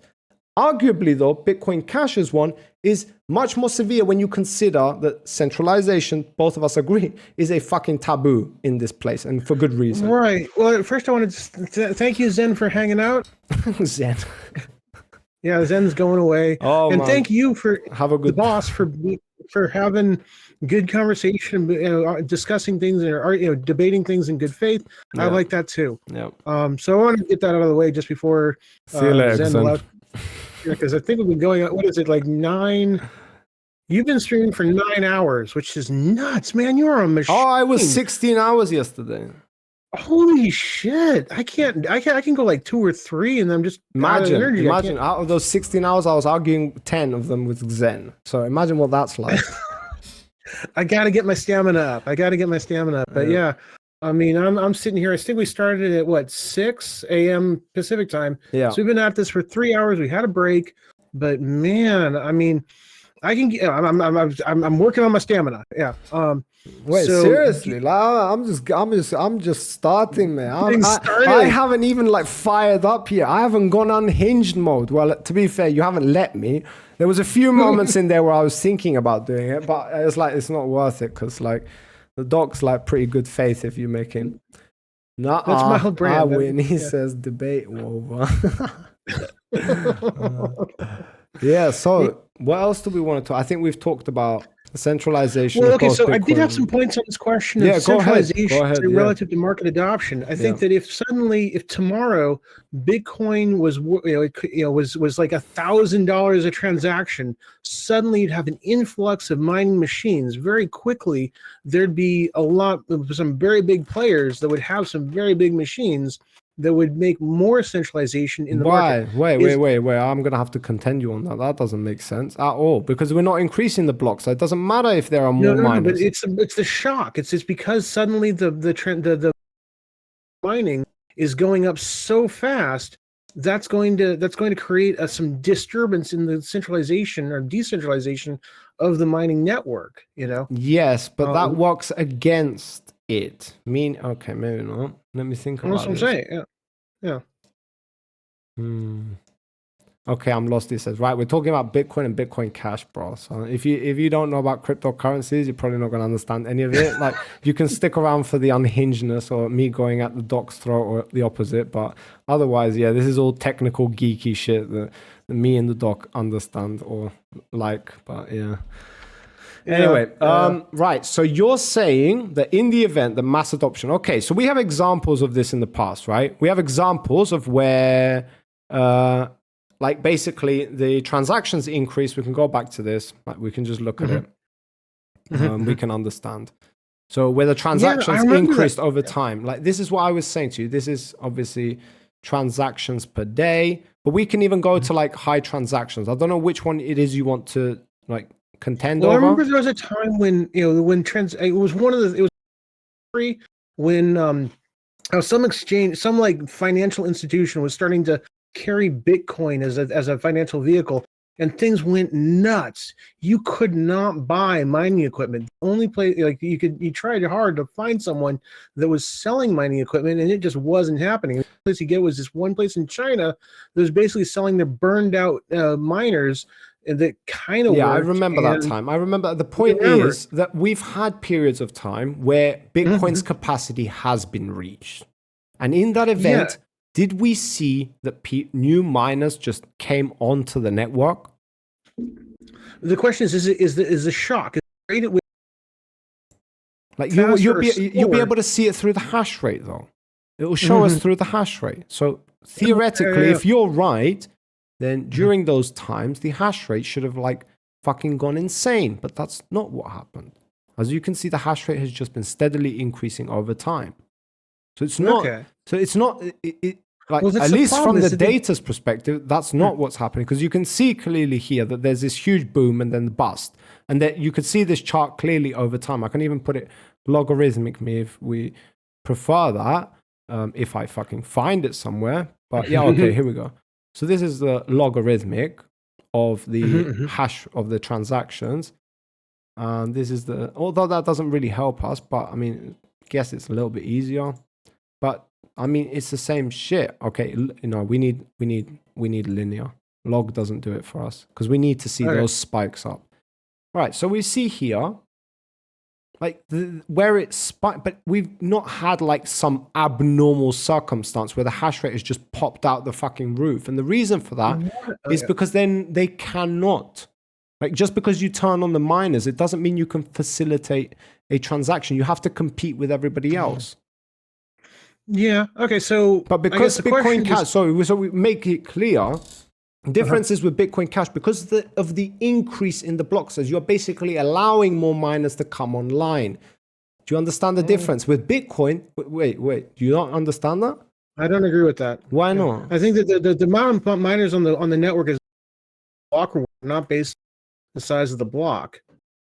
Wait, why not? How much financial incentive people have to mine is going to determine your hash rate, not necessarily how No, because then we would see the hash rate go ballistic, the same how fucking the transactions did, but they're not. They're just like steadily increasing over time. I mean, that's just from a data perspective. Right. I think if the shock had continued, if suddenly more and more people were adopting Bitcoin and using Bitcoin, but the rate at which miners were coming online was lower than that rate, eventually you'd start to see centralization. That's the theory, but we didn't. So we have like examples to point to where that never happens. So I'm gonna have to push back on you. I can't let you get away with that. It's like this shit has happened. Like we have data here. Like if there was more centralization in that time that the block was reaching capacity. Bro, look at this. Okay, so let's just take this. Okay, look at this from here. You see my mouse? I don't know. Does everybody else see it? Yeah, probably. Hopefully. Right, from here, you see this huge fucking spikes up. This is Bitcoin reaching its limit. I've done the maths. All right, I have it here where it's basically this is the current stats of Bitcoin. All right, so it's 8.45 at the peak, meaning 8.45 transactions per second. And then on average, they're processing about 5 transactions per second, which is like peak Bitcoin performance. And the only way that number can change, the amount of transactions can change, is if you were to solve the scalability issue, theoretically, or if you were to increase the block size. At least those are the only 2 things that we have an option with. Now, increasing the block size limit would mean that you need to provide more power to the network in order to mine that block in the same period of time. You don't get to increase the block size limit, increase the amount of transactions, but somehow still use the machines that you were using before, the same amount of machines that you were using before. What I'm saying is it's not flat, it's not linear, it's logarithmic. That the amount of power you need to mine a block is logarithmic related to the size of the block. Okay, I don't think we should be like arguing about this. Like this seems like totally fucking obvious to me. Because we agreed to it before, but now you're going back on it. So no. I mean, before I wanted to call you on the point, I didn't want to interrupt you. You said like if you double the block, you double the power it's going to take to mine the block. I'm like, no, that's not how it works. Okay, but you increase it. It does increase, but it's logarithmic. Okay, but it still increases. It doesn't. Yeah. But you still need to provide more power, right, Doc? This is what we are trying to get to. Now, how much more power? It might not be double. I could be wrong about that. You could totally be right about that. Nonetheless, you still need to provide more computational power to the network. Agreed? In order to mine that block in the same period of time, even though there are now more transactions to fulfill, you obviously need more computational power to make that happen. Agreed? Right, but the block reward is linear. That's going to keep going up. You know, it's going to be more cost. It's going to give you more profit to mine a block if the power it takes is logarithmic, but the reward is linear. Okay, I don't get that last part about the block reward. You might want to have to go. Well, if there's more transactions and everyone is competing to get a transaction on the block, then the reward, the amount of money you're getting from the transaction is going to increase linearly. Yeah, but you guys don't get to do that. Bitcoin gets to do that. You guys apparently exist, so you don't do that. You solve that problem, hypothetically speaking, by increasing the block size. So inevitably, when adoption comes, you guys increase the block size. You don't pivot to, we're going to wait until transactions meet their peak. No. You guys don't get to do that. You increase block size in order to facilitate the new amount of transactions. Right. So the question right now, the blocks are not being, and there's not a lot of competition to get. Oh yeah, I know that. Like you guys are literally processing fuck all right now. We're talking about like holy fuck. Yeah, this is bad. This is bad. This is Bitcoin Cash's fucking stats. Like currently, you guys are like 2 transactions per second. And that's your peak right now, and your average is 1.16. But again, this is just like to point to like you guys haven't. Nobody wants to use Bitcoin Cash. This is not like something to do with your, like. If people adopted it, the reward per day would be higher. Right now, there's $40 million every day. You know, and for Bitcoin Cash has about 300,000, 0.3 million given out to miners every day, backing up the network. And if we had more transaction fees, then there would be more money for miners. There'd be Yes, but you guys Actually, fundamentally don't agree with transaction fees, is my point. So you guys don't get to use that argument. Your solution to more transactions is increased block size. Obviously, you guys don't get to like have your cake and eat it too. You don't get to say that Bitcoin sucks because they have a cap on their block limit. So we're going to create our own that doesn't have a limit, and then now get to use we're just going to let the transactions get up there so we can like extract from the fees. That's Bitcoin's way of solving it. Your way is increase the block size. And if you increase the block size, you need more computational power, which means more machinery. Now, we both agree it could be logarithmic. Nonetheless, you still need more machinery. We've already talked about this, that considering that the fucking success comes exponentially, then the only people that can facilitate that type of growth are the big guys who already have this shit in stock. Not the little guy in his fucking shed. He has to build a new shed. He has to get that shed ready with its fucking platforms and its levels and then put the machine. Like, there's a whole process to it. The fucking guy in the company, that guy can like literally get it done within a day. Like, be ready for that if it's necessary. Well, I can see that. The unused capacity of Bitcoin Cash does relate a problem for centralization. Okay, wait. Let's make sure that we understand this, all right? Because like we came to this conclusion before, all right? And you agreed to this, and then we kind of like argued about it again, and now you've come to the same conclusion. This is the conclusion. It's not me doing a gotcha on you. This is just the facts of the matter. It's not about being an asshole or not. Like, we need to understand where the pros and weaknesses of Bitcoin and Bitcoin Cash are in order to understand which one is like objectively better. The only way to do that is by objectively looking at it. And obviously, Bitcoin has some problems. Bitcoin Cash has some problems. The only question is which ones are worse. Now, if you ask me, centralization is a huge fucking problem. It's literally the creation of cryptocurrencies. If you want to go back all the way to the fucking cypherpunks back in the 90s, go back to cryptography. The whole reason is getting away from financial institutions because they are centralized. We have to rely on a trust-based model, which ultimately fails and ultimately gives them way too much power that they don't know how to take care of. So the question is, like, how will it die? Because everything dies eventually. Will it die because the government's busted down the doors and Bitcoin can't? That can't happen. Do you understand how magical Bitcoin is? Like if we're talking about it staying the way it is, like we can argue about the NFT shit and if they're going to get rid of that, sure, get rid of that. I don't have a problem with them getting rid of that. But nonetheless, I still have a good reason to believe that Bitcoin doesn't have that thing that is that truck that is coming their way. You've got a bunch of little cars. They're always coming from every direction, but they deal with that. They have dealt with that for 15 years now. And when it comes to Bitcoin Cash, you guys have several fucking trucks coming your way. One of them is the fucking thing, the 100-year truck. It's on its way. The other one is literally hiding next to you, waiting to prance out at you as soon as you get major adoption that comes too fast, which is the problem we're talking about right now. Right. Yeah, I don't. I mean, so you're saying that if there's all this extra capacity that is available for mining Bitcoin Cash, that if there was a large shock in the market and suddenly that capacity was needed to be used, then the big guys would take it. The small miners wouldn't have time to react. And I think you can agree to that. Well, I don't know if it'd necessarily be centralization because there's not one big miner out there waiting to jump on Cash. No, but you already have the big miners who already own a certain amount of the hash rate, and now they're gaining more of that. Right. So the question is, if only one of those big miners, you cut off for quite a long time. I thought I could just not say anything, but you cut off for quite a while there. Like, can you repeat what you were saying, man? Yeah. Oh, not okay. So just trying to repeat it. Hopefully it works out.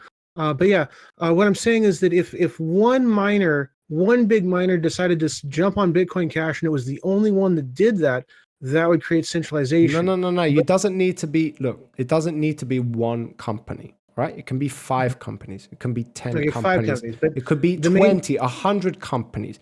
The difference is that in Bitcoin, you're never going to have those 100 companies, theoretically. Or until now, we have never had that. We've had pools which owned a big share of the market, but those pools, a part of those pools were independent miners. You can argue that that's dangerous, whatever, but nonetheless, those people are part of the pool, but they're independent. They are separate from there. Right, but we're talking about unused capacity here, not necessarily the existence. It's not unused of capacity. This is extended past your capacity scenario. This is you've reached so the limit like, of your transactions. So your way to solve that is by increasing the block size. I get that. Okay. So what I'm saying is that, like, you're saying you're not saying that unused capacity wouldn't endure a large market shock. What you're saying is that there wouldn't be the capacity, and that the new growth in the mining market would only necessarily be done by a single miner. And I'm saying that's not necessarily true. I'm not saying it would be a single miner. I'm saying the big boys who already have power are going to gain more power. And over an extended period of time of this happening consecutively, that's what success does. Remember, we're talking about the theory that you guys are becoming successful. So over an extended period of time, they're just going to keep putting more, and the big guys get bigger. And if the big guys get bigger, you are eventually end up in a place where the big guys are so big that there are no small guys. And if the government wants to seize the assets, they just walk into the warehouse and they say, hey, fuck you, you're closing down the warehouse. They close down the warehouse, and then Bitcoin Cash goes dark, God knows for how long, until new miners come online. That's the problem. So that's kind of the question, is if you could buy gum with Bitcoin Cash, would it necessarily be the case that there'd only be a very good?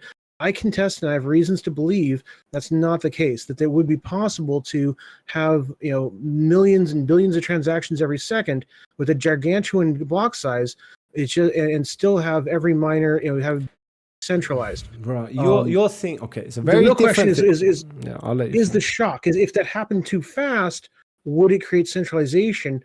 And that's what I was talking about. And I say that in general, no, but then you were talking about if there's unused capacity, then maybe. And I'm like, well, maybe. But if we're not talking about it being no, we have to understand each other. Okay, go ahead. We have to understand each other, Doc. There are two types of Bitcoin Cash become successful. There is one that it's over a certain period of time that gives the miners enough time to provide the supply for the demand. Agreed? And that supply, so in that supply can be scenario, yes.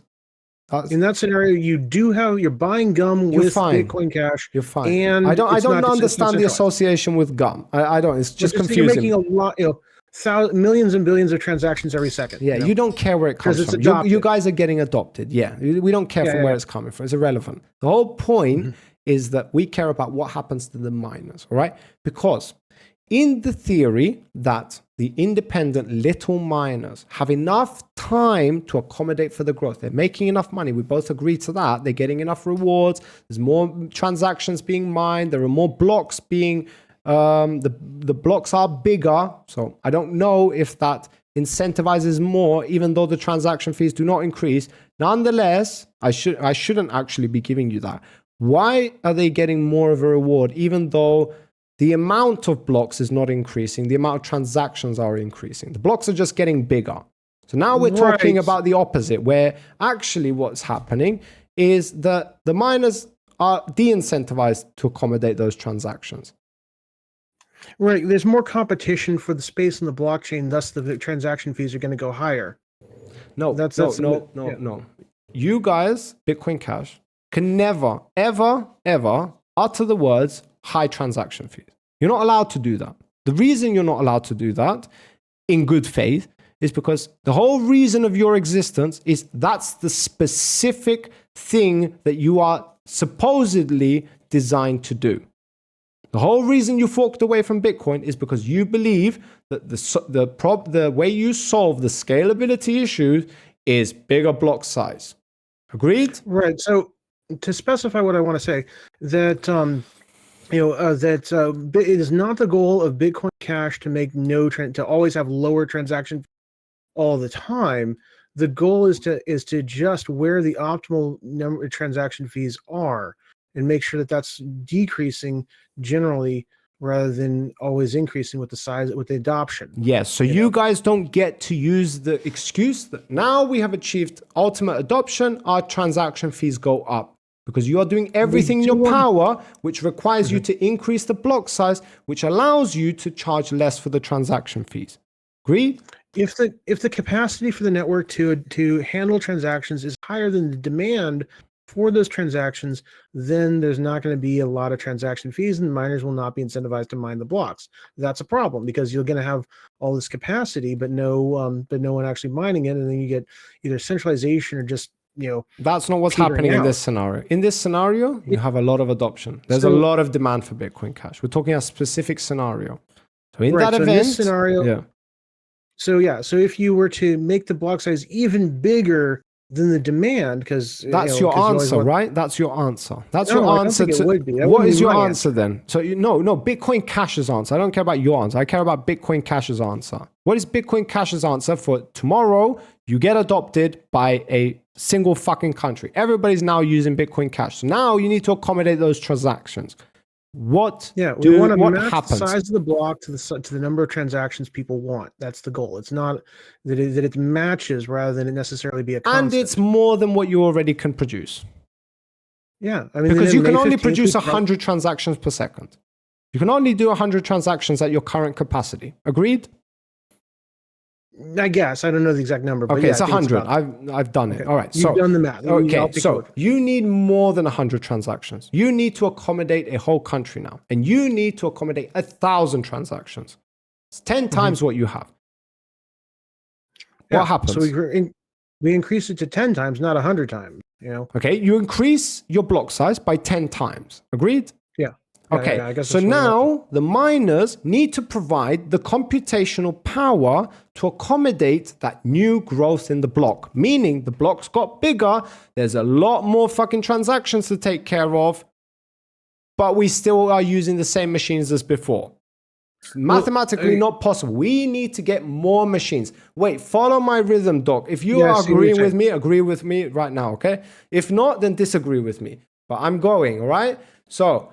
we are increasing the block size by 10 times. We need more machines. How many more machines? I can agree with you. It could be logarithmic. It might not be 10 times. Could be 5 times. Could be 2 times.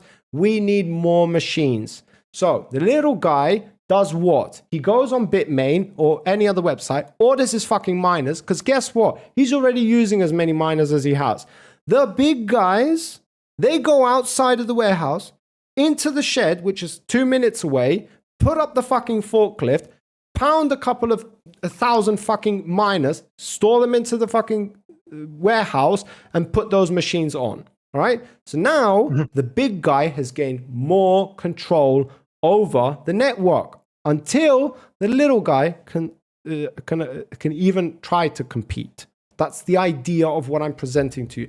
Do we agree on that premise? Because it's a very mathematical, logical conclusion to come to. I don't know why we're disagreeing about this. It's a very specific scenario, Doc. It's a very specific scenario. Do you agree or you don't agree? If you don't, you need to explain it. Yeah. If we come to a situation where the amount of hashing that happens is increasing and the big guys are increasing that capacity faster than the little guys, then we're going to get centralization. Yes. That's what you're saying, right? Yes. Yeah. So you agree to that. You agree to that, correct? This is a scenario that might not be realistic right now because Bitcoin Cash has never had adoption. But we are saying in the event that Bitcoin Cash gains immediate adoption, this is the scenario that is going to play out. Mathematically, logically speaking, this is what's going to happen. I think that the small miners might adopt faster than the big miners. Explain to me how a little miner who's in a shed with 5 miners going to somehow pop out 5 more miners, which I'm giving you a lot of leverage here. I'm saying he only needs double the amount, but you've increased the block size by 10 times. He's probably going to need 5 times more, but let's just say he needs 2 times more.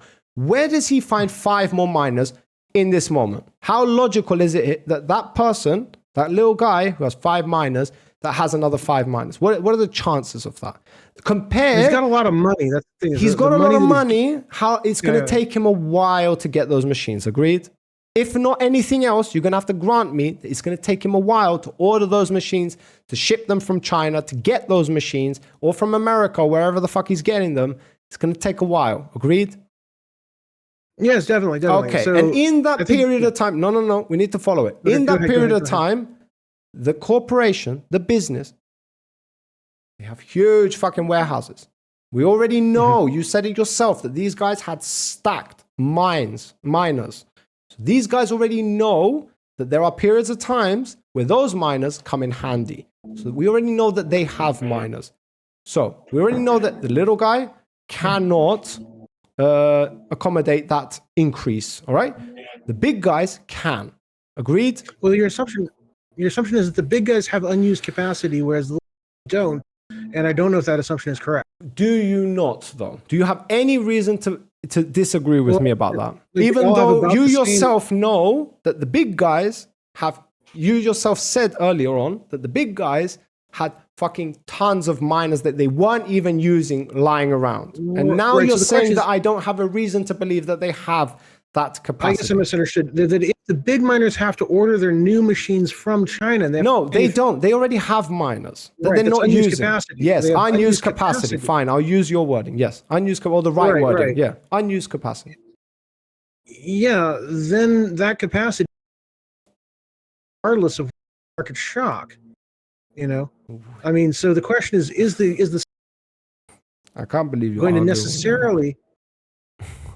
That's what I'm saying. Ultimately, if there's order machines from China, regardless, that's kind of what I'm seeing. Okay, even though you said to me earlier that the big guys have stacked miners that they do not use, you're now going away from that logic and saying, you know what? I have just as much reason to believe that the little guy has just as much unused capacity as the big guy. Now you're saying this, huh? Now you've changed it entirely, because beforehand you were saying something different. Seems like it suits your interest, and that's why you're saying that. I don't know what what I say is... All right, fine. I will even come in good faith, and I will say to you, let's just say that's the case. I think it's absolute fucking bullshit. I think this is the most logical assumption to come to. Nonetheless, I will engage with you. So let's just say that they need to both order. Who do you think is going to get miners more fast? The big guy or the small guy? And that's what happened. It's the same problem that Bitcoin had when there was capacity. And who got the machines, guy? Who got the machines faster?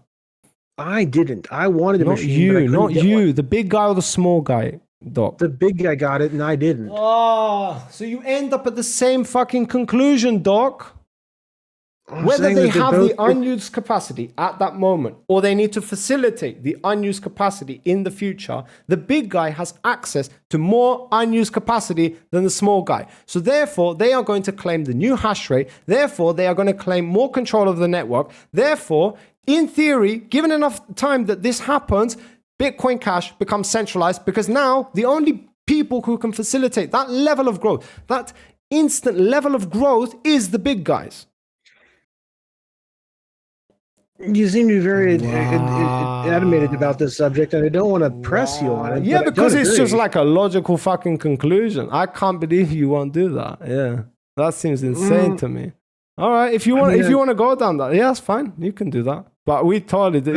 Yeah, that has nothing to do with the size of the block. I don't think that the rate at which we already agreed that it does. You wanted to argue that it's logarithmic and somehow, but you also gave up the fact that it does increase the amount of computational power required. So now you can't go back to it. You can't say both things. Yeah. I say that Bitcoin also increases the need for traits. Yes, but Bitcoin deals with it otherwise. Bitcoin's answer to it is increase the fucking transaction fees to the moon. Bitcoin Cash doesn't get to do that. They both need to increase capacity at some point, and the question is, if you have a lot of shock in the market, then the big guys are going to win, and that's going to create some. Yes. The only difference is how Bitcoin deals with its problems, how Bitcoin Cash deals with its problems are very fucking different. So Bitcoin says, If we have more capacity tomorrow, that whole country decides to start using Bitcoin, guess what's happening? Transaction fees are going above the fucking screen. They're going to the fucking moon, all right? Those people are not going to get to transact. I've already given you that point, which I probably shouldn't, but I'm giving it to you, even though I don't like giving it to you. Nonetheless, when I say to you, what happens in the case that happens to Bitcoin Cash? And instead of agreeing with me that because you have an increase in demand and Bitcoin Cash's answer is increase the block size, and with an increase in block size come more transactions, which requires more computational power, maybe on a logarithmic basis, nonetheless, it increases the necessary amount of power required to mine those blocks in that specific amount of time, which is 10 minutes, which means that you need more machines. And you want to die on the hill that says that little guys can accommodate that unused capacity faster than the big guys is insane to me, because in the event that they do accommodate that unused capacity, the big guys, means they gain more control over the network, means they gain more authority over the network, means that Bitcoin Cash becomes more centralized. And in the extremist scenario, this could potentially happen within the span of a couple of fucking months. But you don't want to do that. You want to say that, no, actually, I have perfectly good reasons to believe that the little guy can somehow do that. I think that's bullshit. Okay, so let's say that in two scenarios. One scenario, an entire country, a very large Bitcoin, right? And that's what scenario one. Scenario two, the entire country adopts Bitcoin Cash. In both cases, you're going to, they're going to need a lot more capacity. In Bitcoin, with the thing about Bitcoin is you're going to have a limited amount of transactions, and there's going to be a lot of people that want to put their blocks on the chain, but there's only so much space in a given day. And I agree with you on that. And I'm telling you that is not a good part of Bitcoin, but that is what's going to happen. Nobody's going to increase the block size. We don't have a solution currently to that. What will happen is those people will not be able to transact unless they are willing to pay a premium for that transaction. Now, I'm not saying that with a whole bunch of pride. That's fucked up, considering if we want to replace financial institutions. But when I come to your side and I say, hey, all right, let's talk about your problems now. Your problems make our problems look like fucking nothing. Because if replacing financial institutions is one of our goals, the other goal is replacing them as the power authority, the central power of authority, meaning that if I can hold my money in only the bank, it means that if the bank decides I don't deserve money, my money goes away. But now we have Bitcoin. So we don't need to depend on the banks. That's the whole idea of Bitcoin. So centralization is the fucking phenomenal thing about it. Your answer, Bitcoin Cash's answer, when I say your, I mean you're defending it. So yeah, okay, Bitcoin Cash's answer to the problem of scaling too fast, of having to scale too fast, is the only people who can accommodate in the end result that kind of growth is the big guys. The people who have the miners ready. And if they don't, they can get access to more miners much, much easier because they're ordering in fucking huge quantities compared to the little guys. So the factories making those machines have an incentive to ship those machines to the corporations and the companies instead of the little guy. This is just basic fucking maths and business strategy. So they are going to accommodate that unused, they're going to gain that unused capacity a lot easier if they don't already have it, which is insane for me to believe, but fine. And they're going to gain more control over the network. And given this increase is exponential and it carries on over a period of time, what happens is you end up with like 10, 5 probably companies that have the entire network on their shoulders. And if a government forbid that all of those companies are in China, they turn around and say, hey, close your fucking warehouses down. That is literally the problem of centralization. Right. So I guess the position I can see is, yes, that there is a level of market shock that would create a dangerous level of centralization. Not a dangerous level. It would eventually, statistically speaking, exponentially, it would eventually take over the whole network.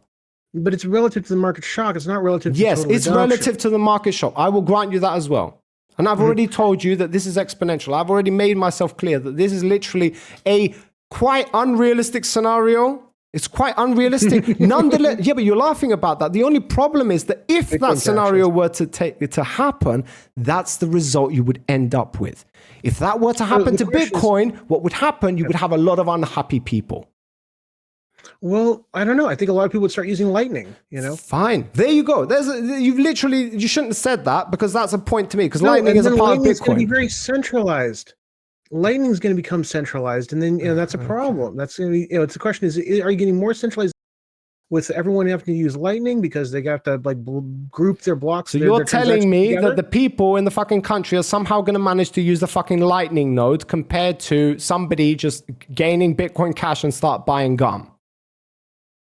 Well, I'm saying in the case we're talking about all right, because this is like, if you thought my example was bad, now you're going to an example where this seems fucking out of the world. Like somehow people are going to gain the capabilities to use a Lightning node, but fine, whatever, let's go for it. Right. Seeing as you don't want to give up, I'm just making clear, you don't want to give up that point in Bitcoin Cash. That is the inevitability in that case scenario. I've already told you it's unrealistic that scenario happens. My only point is that in that scenario, that's what happens, meaning it's a weakness. That's all I'm trying to explain here. Handle that level of market shock better than Bitcoin would. The by centralizing itself. It wouldn't centralize. Bitcoin would centralize itself in Bitcoin Cash. All right. Yeah, explain to me why then, because it's absolutely unfucking believable. It's unbelievable. I don't understand this. Like, why are you even going there? Like, you're increasing your block size. More transactions needs more computational power. Means the big guy is providing that power. Means that the big guy is gaining more power over the network. It's pretty simple. When it comes to Bitcoin, the transaction fees increase. Regardless of who's putting forward or saying that these transaction fees can go forward, they're earning a premium for it. So they're prioritizing the person who's providing the higher fees. Nobody's going to gain fucking access to the Lightning network immediately, even though nobody's fucking used it in the last 7 years. Somehow everybody's going to start fucking using it. Yeah, it's totally fucking bogus. What is this argument? Lightning. What would happen if an entire country adopted Bitcoin all of a sudden is that you just have a bunch of people going to a bank and like, not your keys, not your wallet, not your crypto. They would just simply rely on a centralized. This is Bitcoin Cash's answer to fucking. No. If everyone in the country wanted to adopt Bitcoin, they wouldn't be able to get their transactions on the block because there just aren't that much room. There you go. That's the answer. So I'm telling you, that's shitty. That sucks. But that's the answer, and I'm fine with that. If the other answer is the whole fucking network becomes centralized. No, what I'm saying is that the people, if they, it's a question of our hypothetical situation. They would simply go and try to pool their transactions into one big transaction. They'd have to trust some other person to handle that big transaction. You've done a bunch of mental gymnastics to do that one, but fine, I'll grant it to you. Keep going. And that would be centralization. Why? The question is, centralization from the people trying to buy the Bitcoins or transact? Yeah, they're trying to transact with the Bitcoins. They can't get their transactions. Yeah, so they all group together. These little people in fucking Ethiopia have now adopted fucking Bitcoin all in one day. They've all grouped together and said, hey guys, I can't get my transaction through. And the other guy says, yeah, me too. So maybe we will all include all our money into one big pot and we will just make it one big transaction. Is that what you're saying? It wouldn't be one transaction, but it'd be however 10. many, 1,000. How many are you going to say? 1,000 transactions? Whatever the number that Bitcoin can, the cap. Guess what's going to happen? Fuck all. The high transaction fees are just going to get higher. Like, what is it? Where is the centralization? No, where is the centralization of the people? It's all those people in Ethiopia. The people buying the fucking Bitcoin? Seriously? It's because they have to trust someone to do their transactions for them. This is bullshit, bro. You know the answer to this. They're just not going to fucking buy. You can't afford to pay that premium. That's the reason that it's there. Right. What I'm saying is that. What do you mean right? And then you can contend with me. It's not right, obviously. I'll say wrong. Yeah. Then, okay. Let's go. We'll go with that. I don't know. I don't like arguing, but yeah, but that's what we're doing because you're giving me shit takes right now, dog. I'm learning to argue. Yeah. So the thing is that with that level of market shock, you would get centralization, whether it's on Bitcoin or Bitcoin Cash. It's just Bitcoin Cash would have less centralization than Bitcoin because there's a hard cap on the number of transactions that can happen. You're talking about external forces. I'm talking about internal forces. You're talking about people in fucking the country that decide to adopt Bitcoin, decide now they're all going to rely on one exchange. You're now making the argument for centralized exchanges. It's not what we're talking about. I'm talking about an internal force, something that is internally problematic within the system. Bitcoin doesn't have that. The reason it doesn't have that is because with that huge market demand, it cannot facilitate it. It doesn't pretend that it can. It doesn't give you fake fucking hopes for the future that it can, like Bitcoin Cash. Bitcoin Cash says to you, yeah, everybody come here. We've got this. We'll do it. The only problem is if it comes too fast, well, guess what? Now everything gets centralized. Good fucking luck. Thank God the 15 years that we've spent trying to deal with this problem have gone out the fucking window because we can't even figure this shit out ourselves. Like, do you understand the difference? Do you understand the difference between an internal problem that affects the whole system, all right, and an external problem? These are two different things. Your problem is not with Bitcoin, if that's your argument. Your problem is with centralization of exchanges, which is a totally different fucking argument, because that could happen to any fucking currency in the world. This is this stupid fucking argument. Well, I'm looking at the system itself, the entire system. Then Bitcoin Cash might just, developers might say, no, we're gonna fuck you guys. You don't get to be on our blockchain. You know that we're not increasing the block size. Bitcoin Cash is gonna do that, or Bitcoin's gonna do that? Bitcoin Cash could do that. I mean, it's not like you don't get to do that. Remember, you are the guys who forked off Bitcoin with the solution to scalability of big blocks. Well, it's still outside the purview of the algorithm. What do you mean? Bro, that's your solution. You don't get to what? So you're saying that the whole fucking Bitcoin Cash is bullshit. Actually, we should have done what Bitcoin done, because big blocks doesn't solve anything. Apparently, is it literally what you're saying right now? Because you are thinking of other ways to solve this problem. Apparently, your Bitcoin Cash's way is not solvable. Doesn't solve this problem. In the algorithm itself, as far as the algorithm, Bitcoin Cash blocks are not statically sized. With Bitcoin itself, they are statically sized. You cannot change. You agree that Bitcoin Cash problem-solving mechanism is bigger blocks, right? I think that a non-static block size does, allow you to increase the block size. I love the fact that you are using specific wording to try and make it look like that's not the case. This is literally your number one solution to the problem of scalability. Agreed or disagreed? Increase the block size.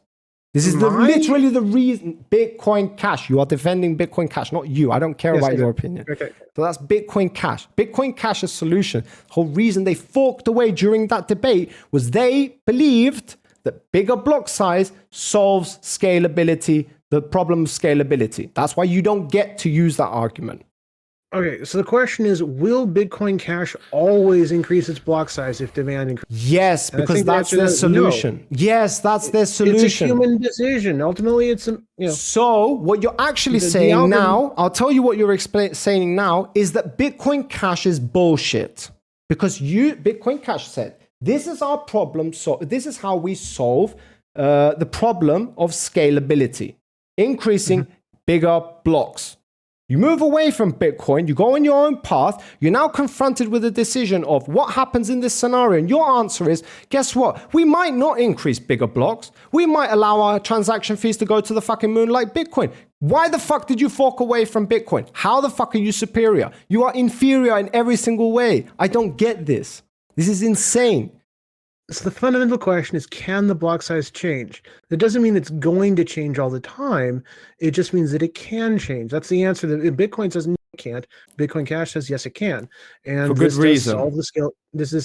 This will mitigate the scalability. Tell me, Doc. Then what do you do in that scenario? What does Bitcoin Cash do? It's a better solution to the scalability problem. What does Bitcoin Cash do in that scenario? Seeing as you don't want to go with bigger blocks, which is really fucking fascinating, considering that that's literally Bitcoin Cash's answer. But fine, I'm saying let's see what you would do. Let's see. There's nothing in the algorithm that says the block size has to increase. That's your answer to scalability. That's the reason why Bitcoin Cash has gone its own way. Agreed or disagreed? Right. What you're saying is that Wait, necessarily. no. it What I'm scale saying, appropriately. what I'm saying is there was a main problem within the Bitcoin network, and Bitcoin Cash community now, at the time, Bitcoin said we think bigger blocks is the answer. There was so many of you that you forked away from Bitcoin and went on your own path because your answer was bigger blocks. Now you are telling me that bigger blocks is not the answer. So my answer to you, therefore, is Bitcoin Cash is bullshit.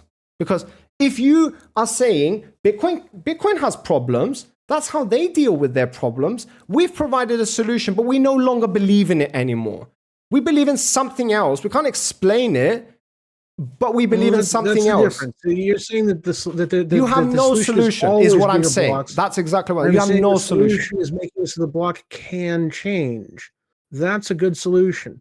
The solution. No, it's not, because in the event that the block size can change, and that is your go-to answer, in the event that you get adoption, what you inevitably end up with, all right, is centralization. And you have failed miserably to prove otherwise. You have said to me, I've explained to you in a logical way why that would happen. You've agreed with me 2 times, but then somehow you've disagreed with me 2 times. And now you're going on a totally separate path that is absolutely fucking ridiculous, because you're now saying that your main problem is centralized exchanges. And I'm getting fucking furious with you because this is totally fucking bad faith bullshit. That's what this is. Okay, so the avenue we went down was market shock.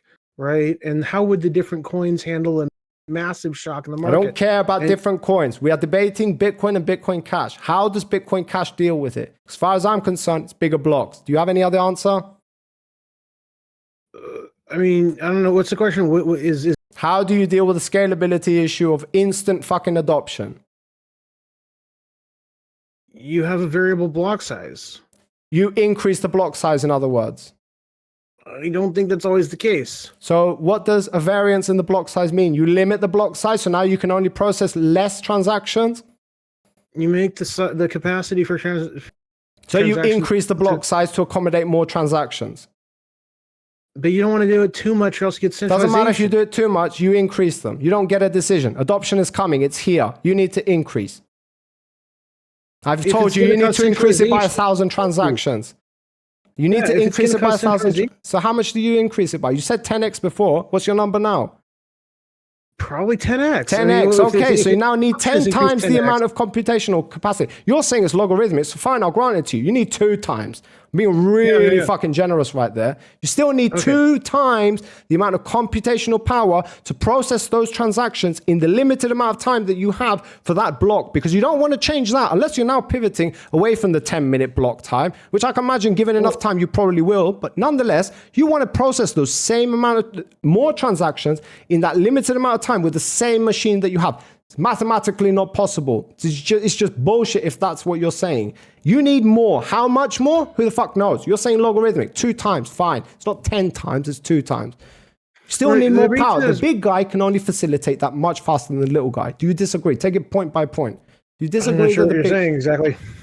But yeah, we're going in circles. I mean, ultimately, the question was, the question, okay, so if there's a market shock, how would Bitcoin Cash handle it? And the question, are you saying that the 10 minutes, that the shock happened in those 10 minutes? Because it's more like a year as far as how fast the overall size of the block can change. It's every May 15th. It's not every 10 minutes. It changed in 43 days. Yeah. Okay. So it's so the shock is that there's tomorrow announced. It's like El Salvador. Days. El Salvador just announced one day. Guess what? We're all fucking using Bitcoin. Same fucking shit. It happens in Ethiopia. Engage with my hypothetical. You don't want to. You want to say that it's happening over a year's time, because that. Yeah, you can't. Yeah. No, it happens. Within a week, all of fucking Ethiopia is using Bitcoin Cash. The block size is going to stay the same until May 15th. But somehow you're going to be able to facilitate all those new transactions, even though your capacity is peaked at 100. And we don't even know if you can ever reach 100, because the max you've ever done is 27. But let's just say you can go to 100. That's your capacity. 32 megabytes, you can only fit 100 transactions. And you don't get to increase your transaction fee. So your only other option is increase the block size. if there's more competition, there will be higher transaction. You don't get to use I don't get why you feel like you are allowed to use high transaction fees, even though you criticize Bitcoin for it. Why are you allowed, if you are better and you are superior to Bitcoin, why do you think you are allowed to use high transaction fees? Remember, that's the bad thing that I acknowledge about Bitcoin. So are you sure you now want to adopt that idea? Because if that's what you want to say now, well, my next question would be, why the fuck do we even have Bitcoin Cash? It's literally a fucking hindrance to society. If you're just literally copying Bitcoin teeth by teeth, why does it even exist? It's such fucking bullshit. Because you're literally pivoting away from big blocks. That's literally the fucking main point of contention why Bitcoin Cash even exists. You're now saying that, guess what? We're actually going to have high transaction fees in that event. And I'm saying to you, you don't want to do that, bro. Support Bitcoin Cash. So say, yes, we would increase the fucking block size. And yes, the big guys would gain that capacity. But guess what? Guess what? That's our answer to that problem. And that hypothetical is really rare. It's very difficult, and I'm spitting everywhere. It's really rare for that to happen. So it's like, yeah, that is what's going to happen. That's what you should be saying in order to engage with this. But you're so afraid to give that centralization argument that you were trying to pin on me earlier. But now you understand that it's in your corner. And instead of acknowledging it and understanding that it's really a hypothetical, it's really rare for that to happen, it's like, yeah, that is what would happen. So what? It's like, yeah, but you won't. So, and I'm saying it's fucking bullshit, Doc. Now I need water because I'm salivating everywhere. Yeah, I have coffee. It's very nice. But yeah, you want to take a break and come back, or?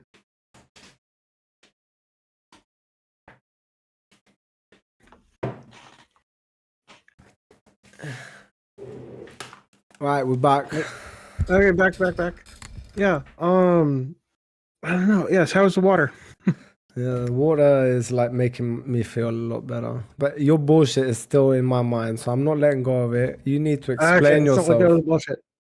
Okay, so what were we saying? We're saying that the question is, Bitcoin Cash allows the block size to change. Bitcoin does not. Yep. Which is the better solution? And how would that operate under extreme market shock?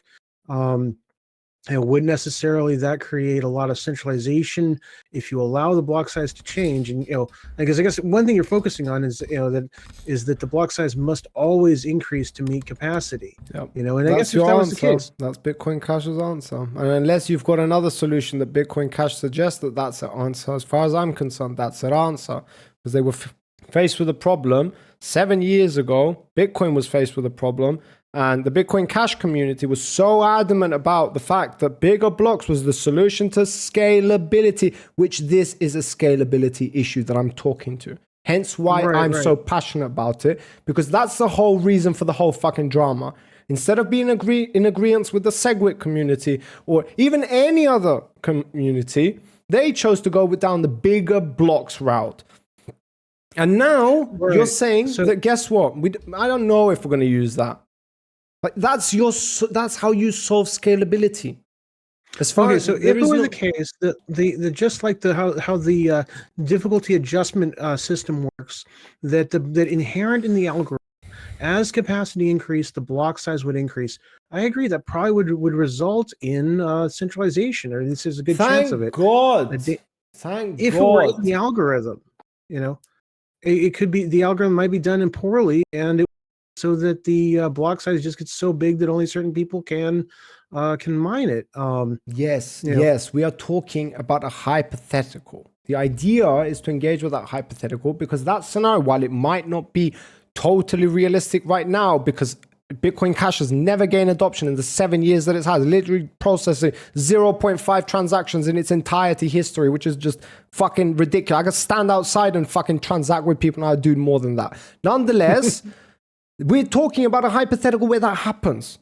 Success is an amazing thing to be prepared for. The whole reason why you start businesses, you start a technology, you do something about it, is for it to gain adoption, is for it to become successful. The whole point of this, why this is an interesting hypothetical, is because in the event that you gain mass adoption in a fast period of time, which is something that other companies, most companies would beg for that kind of attention, you guys will be screaming in fear, or at least at the moment you'll think it's all amazing, it's all a party.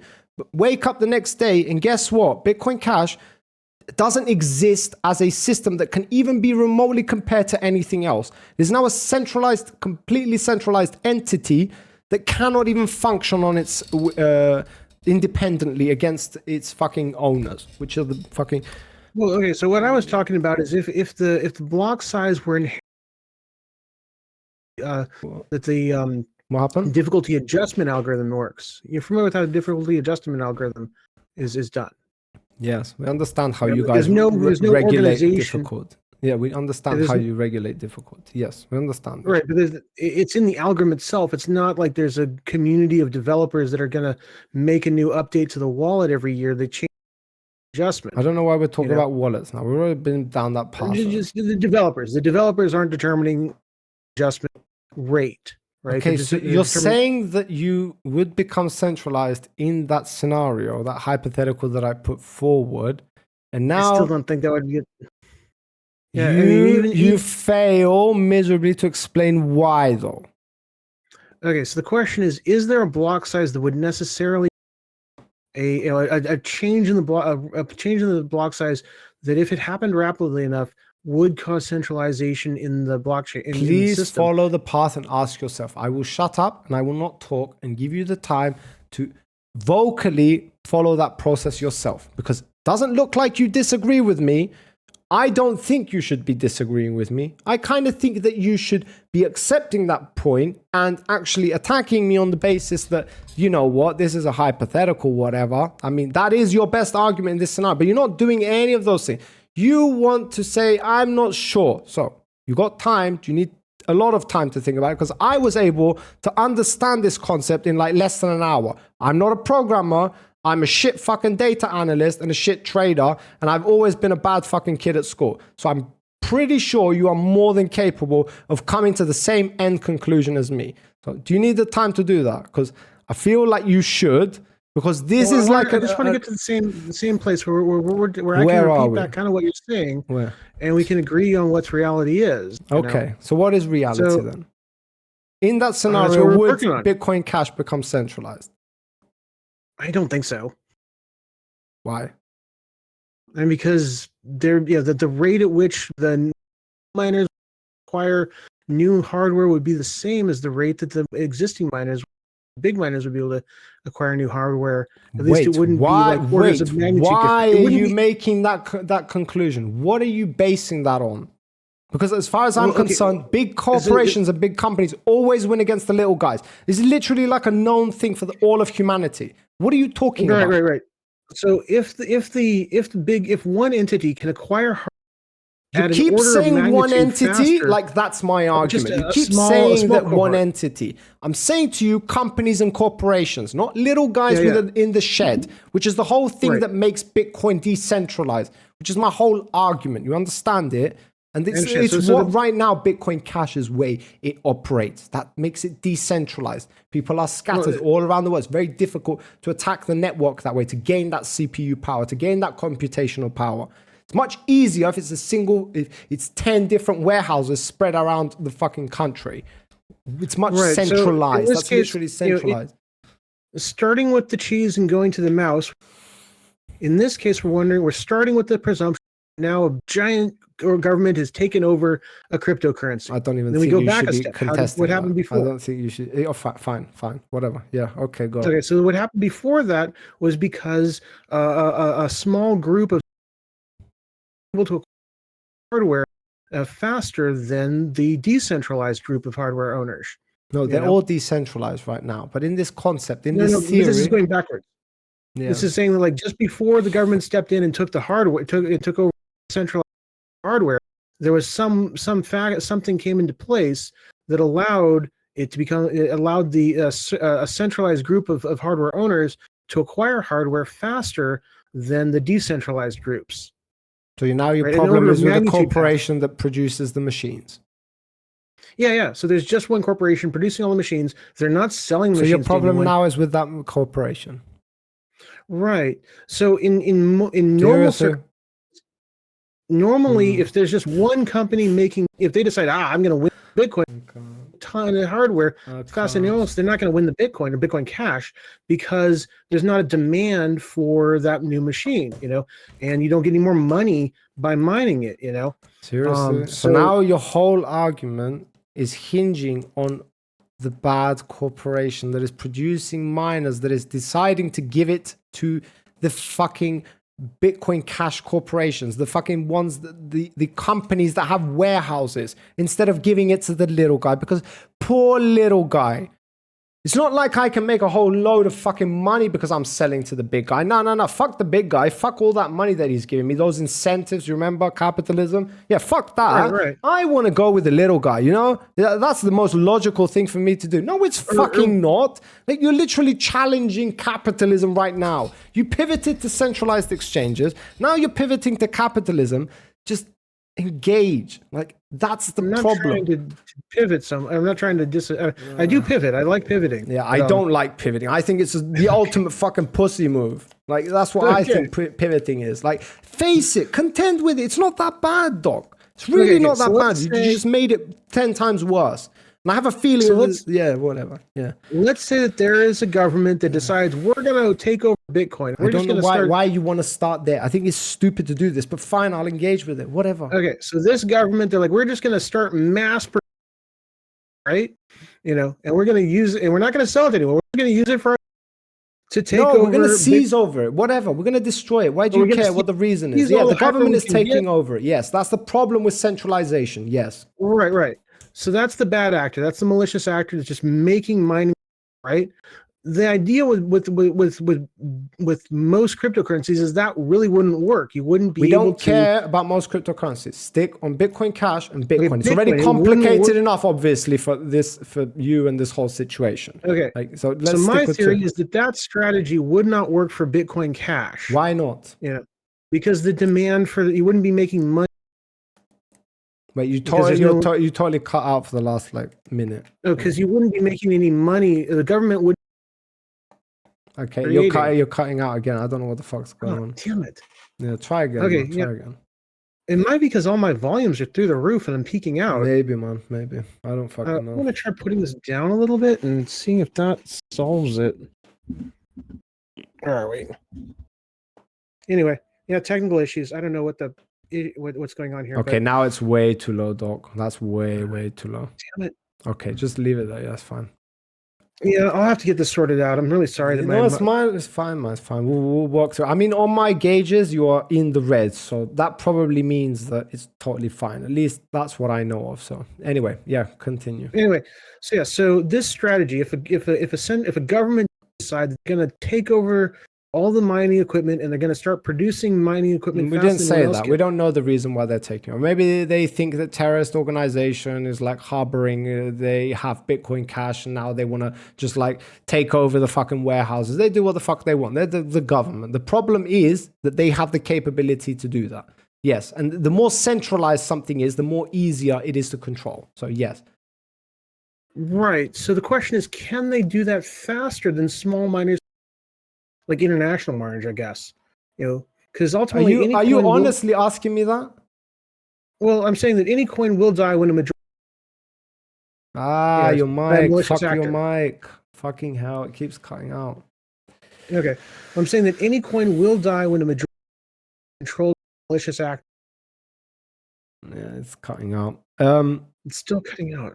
Yeah, it sucks so bad. Right. Okay. So basically, your main point of contention now is what exactly about the big corporations against the little guy? You somehow think the little guy is going to win against the big guy, even though that's never happened in history? What is this? Well, I think it is happening with cryptocurrency currently. No, it's not. Guess what? It's not. No, it's fucking not. What are you comparing cryptocurrency to? I'm saying Bitcoin still works. No big guy has necessarily beaten all little guys. Because Bitcoin doesn't operate like Bitcoin Cash. Hence why I'm supporting Bitcoin and you're in the fucking loser's seat supporting Bitcoin Cash, the fucking dog shit ass project. That's the problem here. Why you're not supposed to be supporting Bitcoin. The individual actors within Bitcoin are very hard to take control over. In order for the government, if the government gets pissed off with with Bitcoin, their only option in order to take over the network, they've tried banning it before, they've tried a whole bunch of things. But if you really want to take over the network, they have to gain control of that computational power. At least 51% of it. And then they need to spend fucking trillions in order to roll back the chain and do all of this fucking destructive ass shit. Nonetheless, right? That's Bitcoin, all right? Bitcoin That's Cash. a scenario where Bitcoin dies. It's very unlikely, but that is Bitcoin doesn't die in that scenario. I've already given you the explanation, and I've already given you the point or the satisfaction of listening to me say that in the event that Bitcoin gets adopted by that same country in that same hypothetical, it would be pretty fucking bad because Bitcoin would not be able to facilitate all those transactions. It's just the matter of the fact. So you already know that I'm good faith because I literally have an incentive like you to pivot, destroy, fucking appeal to any type of emotion and nature and authority or whatever in order to win the argument. But I'm not doing that. I'm telling you that what is going to happen is one thing, and I already know that. What is going to happen is those people are going to come until a point where the transaction fees are so fucking high that those people cannot afford those transactions. If they can, then their transactions are getting through above everybody else's. That's it. That's the end. That's what happens. That we already know that. And guess what? The miners make a shit ton of fucking money. So that's how Bitcoin solves that problem. Is it a solution? Not fucking really. It sucks. But guess what? That's what we have. And considering what else Bitcoin provides, which is you are your own bank, I don't give a fuck about that. That seems fine to me. And considering that also when all the coins are mined, eventually we're leading to a fee structure where the miners are incentivized to produce, to keep securing the network for those transaction fees, I'm totally fine with all of this when I take it in context. When it comes to Bitcoin Cash, on the other hand, you leaving Bitcoin with the idea that big blocks solve the issue, and then now you are confronted with the reality of being successful within a short period of time and how you can happen. It's very logical what is going to happen. If you know enough about the world and you know how businesses and corporations function, you know exactly what's fucking going to happen. You know it. And if you don't, then you don't know enough about these things. If you're talking about little guys winning in business, you're out of your mind. That shit never happens for good reason. okay. Yeah. So again, the question, I the point that I've been trying to say is that Bitcoin Cash allows an adjustable block size, not necessarily always a bigger block size. If you want me to argue the point that assuming that Bitcoin Cash will always have a bigger block size, I'm willing to do that.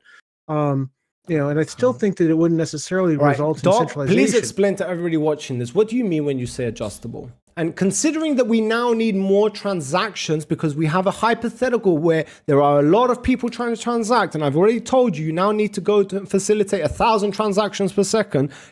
Please tell us how adjusting block size is relevant and how not increasing block size is the more accurate term that I should be using. Please tell us what adjusting block size and how that even matters in this case. Please explain why that even matters. Are you going to decrease the block size? Maybe. It might actually happen. You're going happen. to decrease the block size even though you need to facilitate more transactions. Even though Bitcoin Cash's stance has always been to increase the block size. That seems to be what you keep saying, yes. What do you mean what I keep saying? What is the reason Bitcoin Cash forked away from Bitcoin? Because it wanted an adjustable block size. That's what I'm saying. Okay, but you keep saying, because we are talking in context of the scalability issue, meaning you need to facilitate more transactions.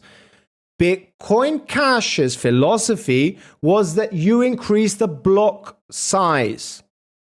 You might want to call it adjust it, then I can adjust what I'm saying. And I can say, they adjust it to be bigger. If that helps you understand what the words are coming out my mouth, because you don't like bigger blocks. There's a difference between adjusting for a bigger size and a bigger block, right? There's a big difference between that, right? There's a difference between always increasing versus always adjusting. Bruh, it's pretty simple. You're faced with a problem where you need to facilitate more transactions. Please explain to me how making your block size smaller, all right, can facilitate those transactions, one, and secondly, not balloon your transaction fees. Because you need to do both of those things. Because how do I know that? Because it's literally the pinnacle of what makes Bitcoin Cash Bitcoin Cash. Low transaction fees, a lot of transactions. I'm telling you, what in the event of you become successful? You don't get to have both. You don't get to say, first of all, that you are okay with high transaction fees, because that's Bitcoin's problem. And your whole problem and contention is like, we are amazing because we never will have big transaction fees. This is said all the fucking time.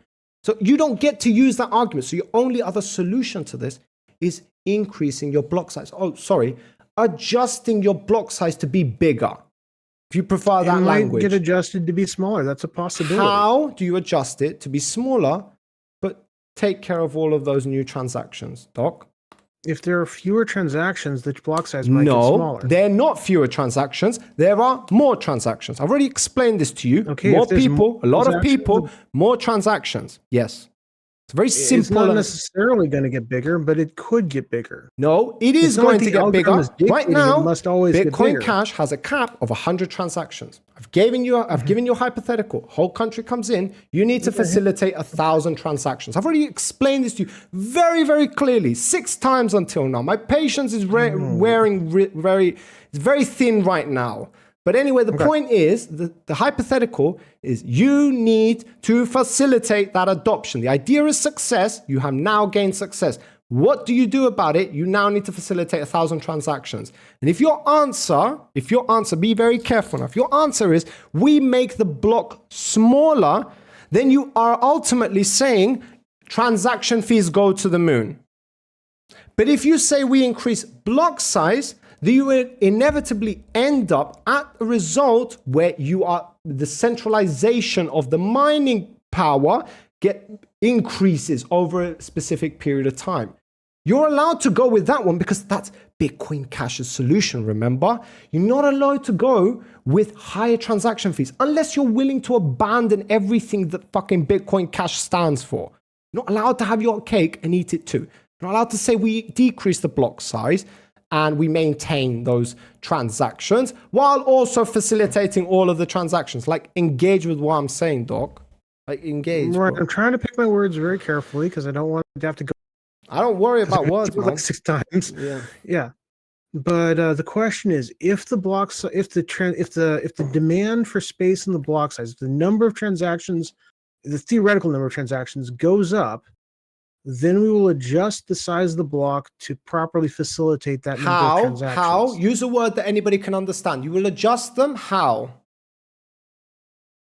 In the case of it going up, the size would go up. So the size would? What would the size of the block do?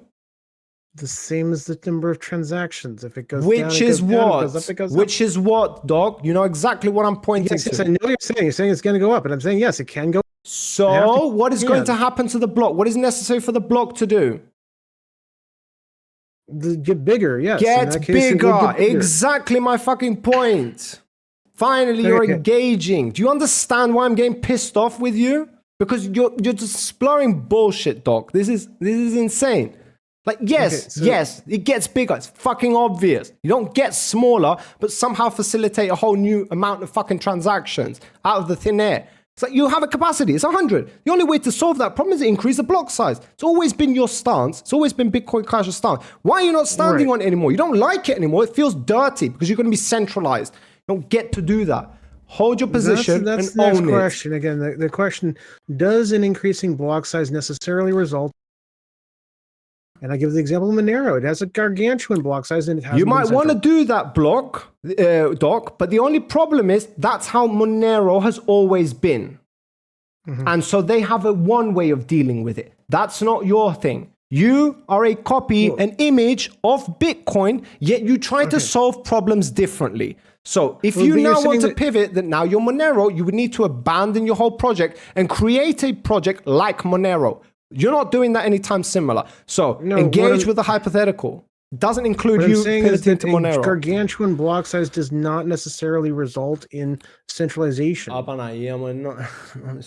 That's not the point being made here.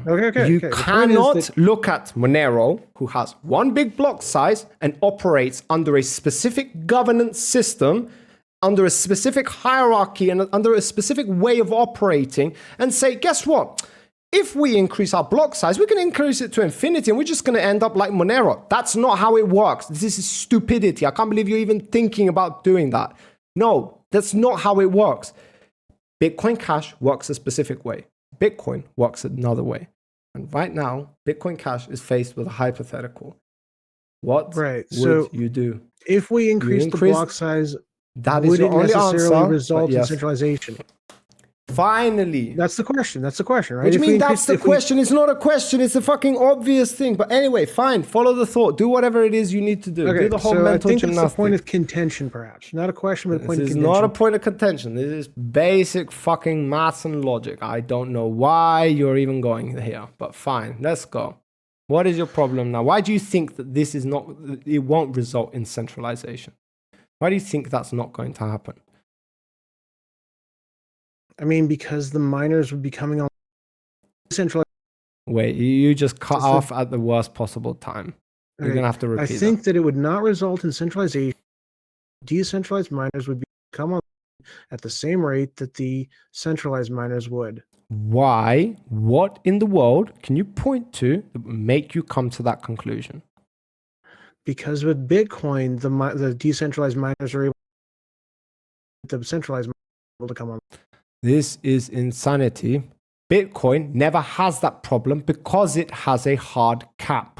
You deal with problems differently. You're not asking for people to turn on machines that they had previously turned on because the difficulty got higher or lower. You are now telling everybody, we need to increase the amount of transactions we are capable of doing. We've already gone past that. It took us a long time to understand what adjusting block size and doing all of that. But we got past it finally, thank God. We're now at the point where now we understand and you are actually contending with the fact that somehow the small guy will be able to not only, well, I guess what you're saying is compete with the big guy.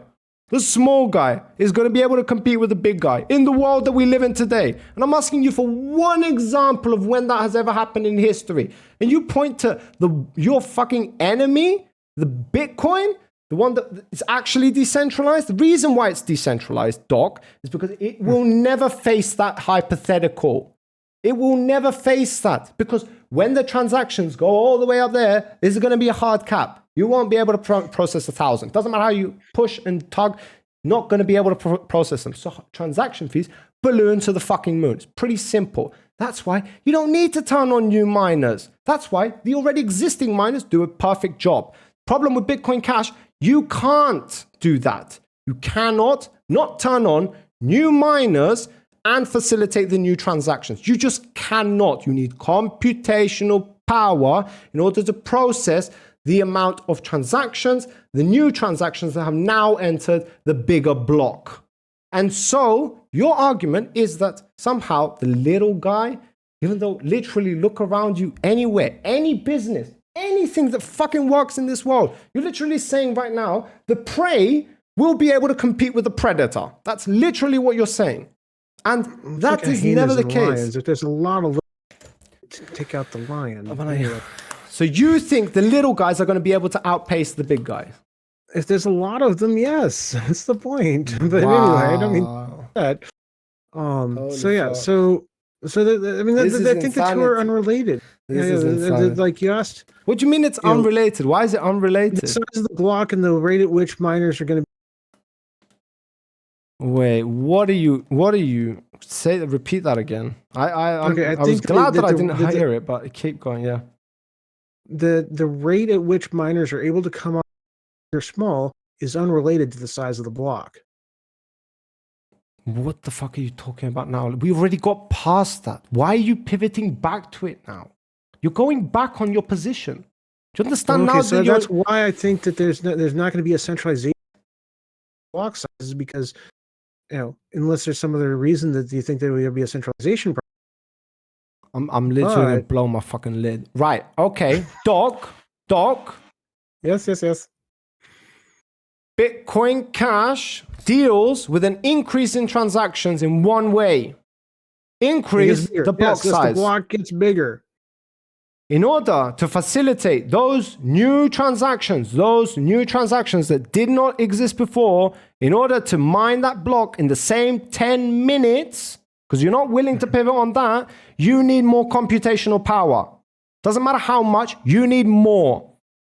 And my argument to you is, we both knew an hour or 2 hours ago, and you were the one who brought it up, that corporations and companies keep those miners in storage because they are a business. They are able to invest capital in order to prepare for such scenarios, in order to be able to accommodate the new demand. A little guy who's in the fucking shed can only have 5 miners, bro, or 10, or 20, or 30. What the hell makes you think that these people are going to be able to fucking compete with the big guy, even though there's no reason for you to believe that whatsoever? You wanted to use hyenas. I told you, corporations, companies, businesses, anything that is related to human beings, and you went to hyenas. Understand? We're bothering easy game. I'm We're like, bothering easy game. We can't keep like, going bruh. in circles like this. We got to figure out a way through this. Yeah, because you can't engage with this because it doesn't fucking incentivize you. I feel like I have I'm pissed been, off. but honestly, You're haven't. not. It's insanity. It's insanity. Well, like, okay, so how can I say this in a different way that's going to make sense? Yeah, I still it doesn't. agree It with a doesn't lot of matter your how many points. times you fucking try to pivot and do mental gymnastics. You cannot increase your block size to facilitate those transactions without eventually ending up in this hypothetical more centralization. You can't. Okay. So the idea is that with success comes more centralization. That's it. That's the whole thing, all right?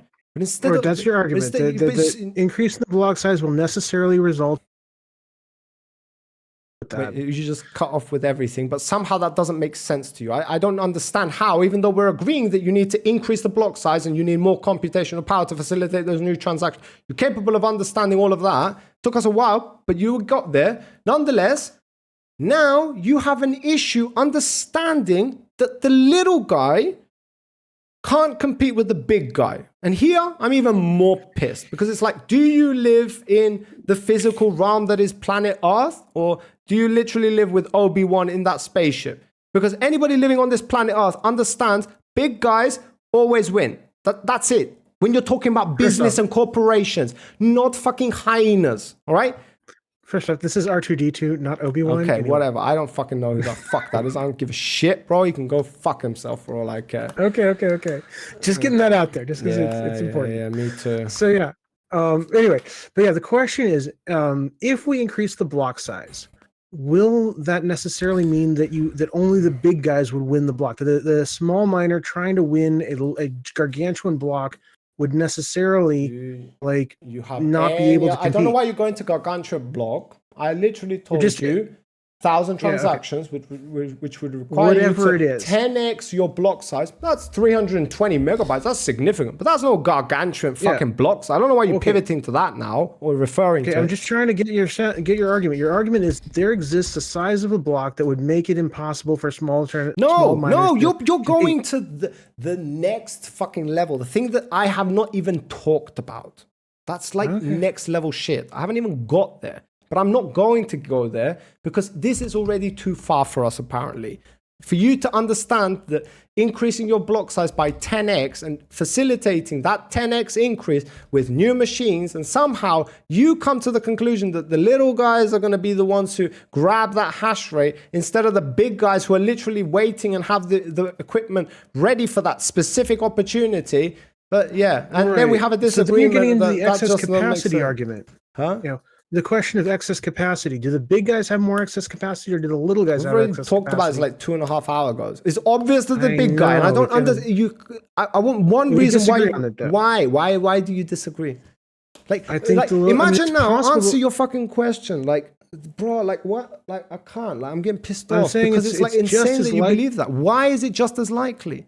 Give me one real world example of human beings interacting in business where the little guy wins. Where he gets things faster. Has extra capacity. Capacity. You were the one who wanted to start this argument with the idea that neither the big guy nor the small guy have more miners as unused capacity. You remember that? You forgot that. Generally, people try to be efficient with their buying so miners. Neither of them have new miners. How about we go with that scenario? Or we can go with the scenario that they the big guy has unused capacity because that's what we know it to be. That's why I'm arguing with. That's why I'm pissed off, because both of us know that these big corporations and companies have that unused capacity. Little guy, what the fuck is he have?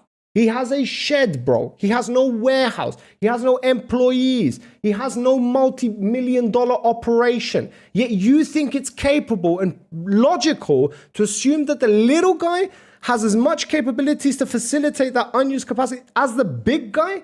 It's just out of the fucking world. Yeah. Well, okay, so I can go into that if you want. It was a principle of zero. That was pioneered by Henry Ford in his assembly line, that he didn't want to have a ton of wood and a ton of like empty steering wheels just ready to go in his warehouse as soon as he was making cars.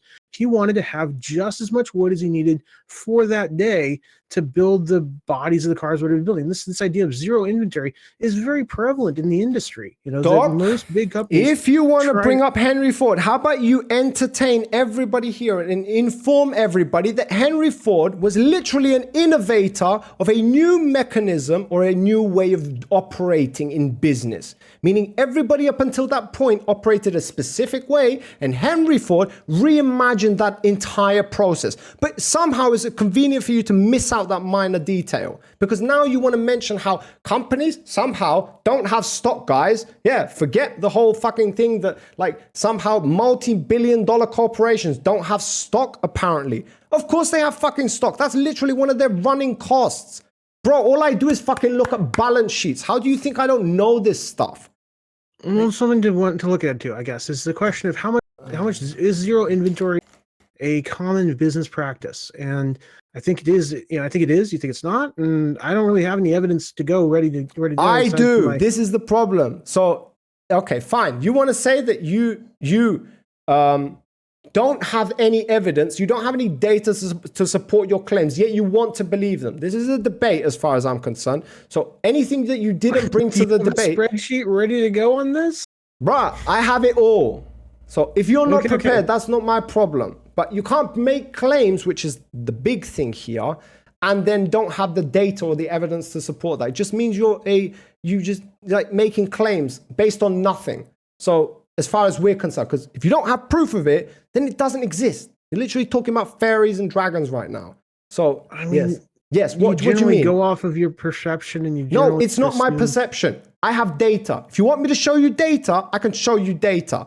But you haven't shown me anything, and you claim that you don't even know if that data even exists in the first place. Seems to be a major issue. Is the question of excess because capacity. I cannot believe that you would even believe in any reality that the little guy wins over the big guy, or even can compete at him at the same level. Like, where are you getting this from? It's insane. Or that they don't have stock. Literally, do you want me to go into fucking Bitmain's operations in fucking Texas right now and show you the operations they have lined up and how many fucking extra machines they have waiting in line? Bro, I know this shit down to the T. So when I make claims, it's backed by data and proof. I don't come here with baseless fucking accusations or making conclusions out of my fucking head that somehow little guy is perfectly capable of operating at the same level. Why do you even believe that? I don't know. I don't have data to support it. I just believe it. It's like, bro, you're giving me a hard time for nothing. You make me sweat for no reason. This is bullshit. Sorry about that. Yeah. I don't want to make you. All right, yeah. I want to like argue, and we have been at this for what 4.5 hours, and I'm sorry. Yeah. I don't mean to be obstinate, and yeah, it's fine. We'll call it. Yeah, that's fine. No worries. Okay. Well, where do we come to? I mean, like, I'm willing to pay $10 to be right on this, but if you want to pay me $10 to be right, then that's cool. Or what do you mean pay you $10? We already agreed that the deal would be that if I lose, then I'm creating a wallet and I'm sending you $10. That's what it was. That was what it was. Yeah, I do remember that. Yeah. And if I win, then you send me $10, but in like PayPal or some shit. But okay. I don't think unless you are like forfeiting, then you're not going to send me anything until everybody looks at the footage and makes their own decisions about who won and lost. I obviously know, or I think I know who won, but I guess you have the same conclusion. But nonetheless, it's not fair like that. I don't think that's how you should do it. Unless you are forfeiting, that's a separate thing. No, I'm not forfeiting. I don't want to forfeit. Yeah, so that's a separate thing. You should have other things to do today. I do have to get on to other things And I don't have the stamina you do to keep going and getting so worked up about things constantly. Yeah. It's just like, don't say silly things in front of me. Like, that's it. I mean, anybody. Otherwise, I get fucking triggered. Graphs and because I do understand what you're saying. Oh, I yeah, don't you agree sure with you many of your do? points. Okay, fine. Yeah, we I'll agreed need to on explain something. it better. Whatever. Yeah, Yeah, it's fine. so I'll try to summarize what we have, and hopefully we can come back. I don't think we when can we summarize it, Doc. I think anybody who understood what's going on, yeah. But yeah, do you wanna? If you want, you can. Oh, thank you. And yeah, maybe I'll just make a little graph and post chat, and this is why your graph doesn't. Yeah, you At least we can't. don't You have can't to go support. round You for a can't seventh support the time. little guy. You can't. You can't say that the little. Okay, you can support the little guy, but you can't say that he stands a chance against the big guy. It's literally number one argument of most of the fucking people in the world. Yeah, but anyway, let's. It is the question about. It's not a question. It is a it's question. a fucking it's whatever. It's like 80% of the fucking wealth in the world is owned by 20% of the people. How do you think they fucking did that? By having equal fucking values and equal probabilities with the 20%? Yeah, that's not how it happened. With the 80%, yeah. No, they gain an advantage by having money. That's how the world. Richer, and we're going to have a centralization. Welcome of to the real world. power. That's literally how the world works. So yes, that's why I don't try to pretend that little guys stand a chance. They don't. So yeah. Okay, well, I disagree, but I'm not going to keep going into it because I don't want to go around in the 10th time on this. You shouldn't be disagreeing in front of me. I'll go. I'm ready. I'm on fire. You see me sweating like this is me going. Oh God, I got to think because the example I went to last time. Which are you sure you want to summarize this? You can. Why does the little guy sometimes win? Why does the little guy sometimes win? We're not doing this. Like you cannot even try. I have fucking data. I'm telling you, don't go there. Like, I'm warning you. This is my warning to you. You can try, but I will bring the data out. All I do is look at fucking balance sheets. I know my shit, okay? But you know where I went last time with that, right? What? Why? My evidence for why the little guy... Bro, I don't even need to... you're making claims without having any evidence or support or facts to prove your claims. The evidence why the little guy can win is because Bitcoin exists. No, you don't have any example of corporations or companies or any legitimate operation in the world that functions at an equal level to its inferiors. You don't have evidence of that. Do you know why you don't? Because it doesn't exist. That's why. If it were the or case, you've never researched it. It's either one or the other. And they're going to control more of the hashing power, then Bitcoin would be centralized. But Bitcoin is not centralized. What about Elon Musk? What about fucking Elon Musk? Do you want to go easy game? What about Elon Musk? The fact that he created a new fucking payment system online at the time? Or the fact that he bought most of the fucking stock in Tesla?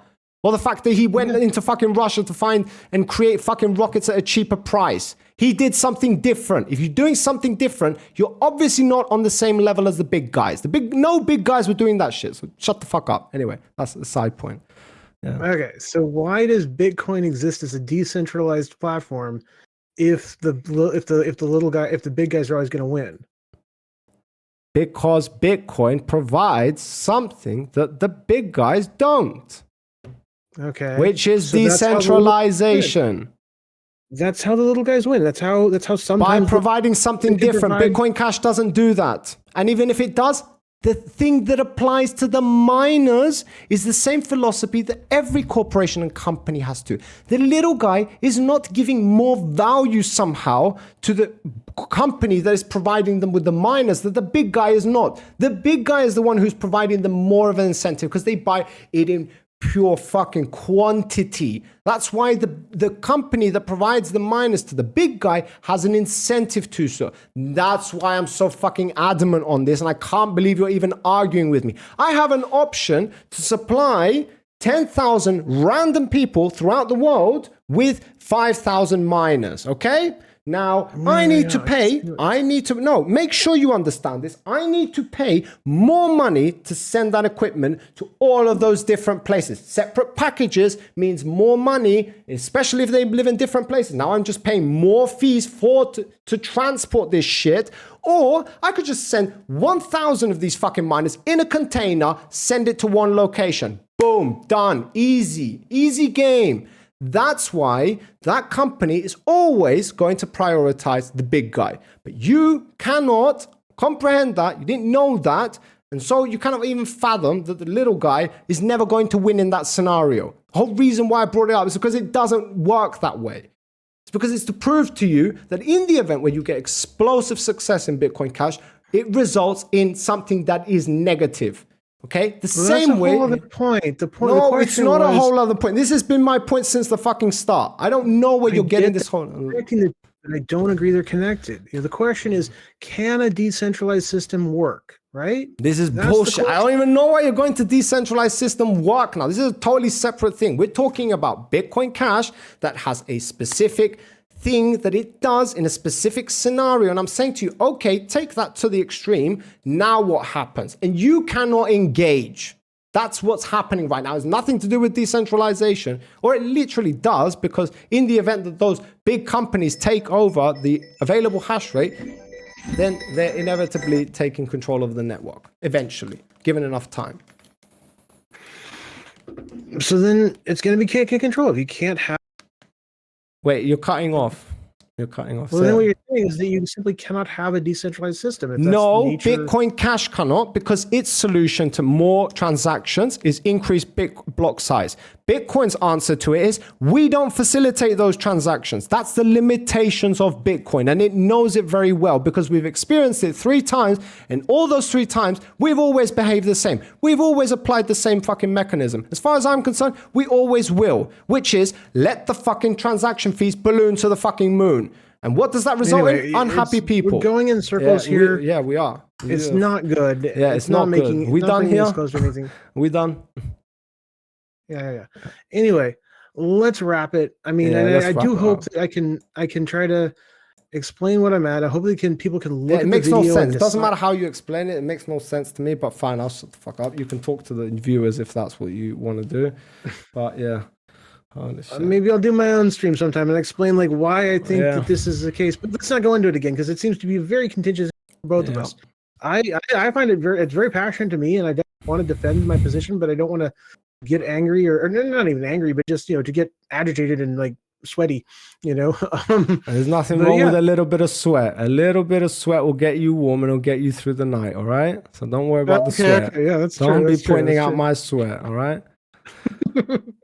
Anyway, it has been a pleasure, and I do hope that someone can go through all this and determine who won the discussion. And I do hope that you're willing to look at better provide me with some fucking evidence and proof. You hear that? You guys have to. It's always the thing. There's always more evidence. There's always more to be discussed.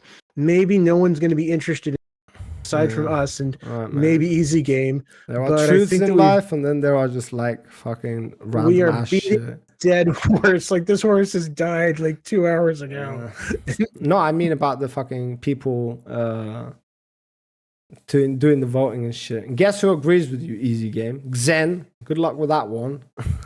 Right, so thank you all for watching. Hope you had a good time. You enjoyed it, whatever. This is only episode 1, so we're probably going to get more heated, more unhinged, more sweaty, because I love sweat. I love sweat, baby. It's all dripping all over me. I love that shit. I'll eat it up. So we'll have more of it, more in the future, more debates on different topics. Obviously, this is not my typical debate. I'm usually into like culture and shit. But today we did the whole nerdy fucking technology bullshit debates, but we did it. Hope you guys understood it. You make your own decisions. Hope nobody's influencing you here. And the way you're going to do that is, well, doesn't look like chat is going to be deciding anything for now because there's a single person in here. So we'll probably pass it over to YouTube, and then anybody watching the video on YouTube can include in the comment section their logic for why they think who won, and obviously say who won, the boss or the doc. So you guys get to choose. Enjoy it. And we're out. We're done. See you next time. See you. Hopefully. See you. All right.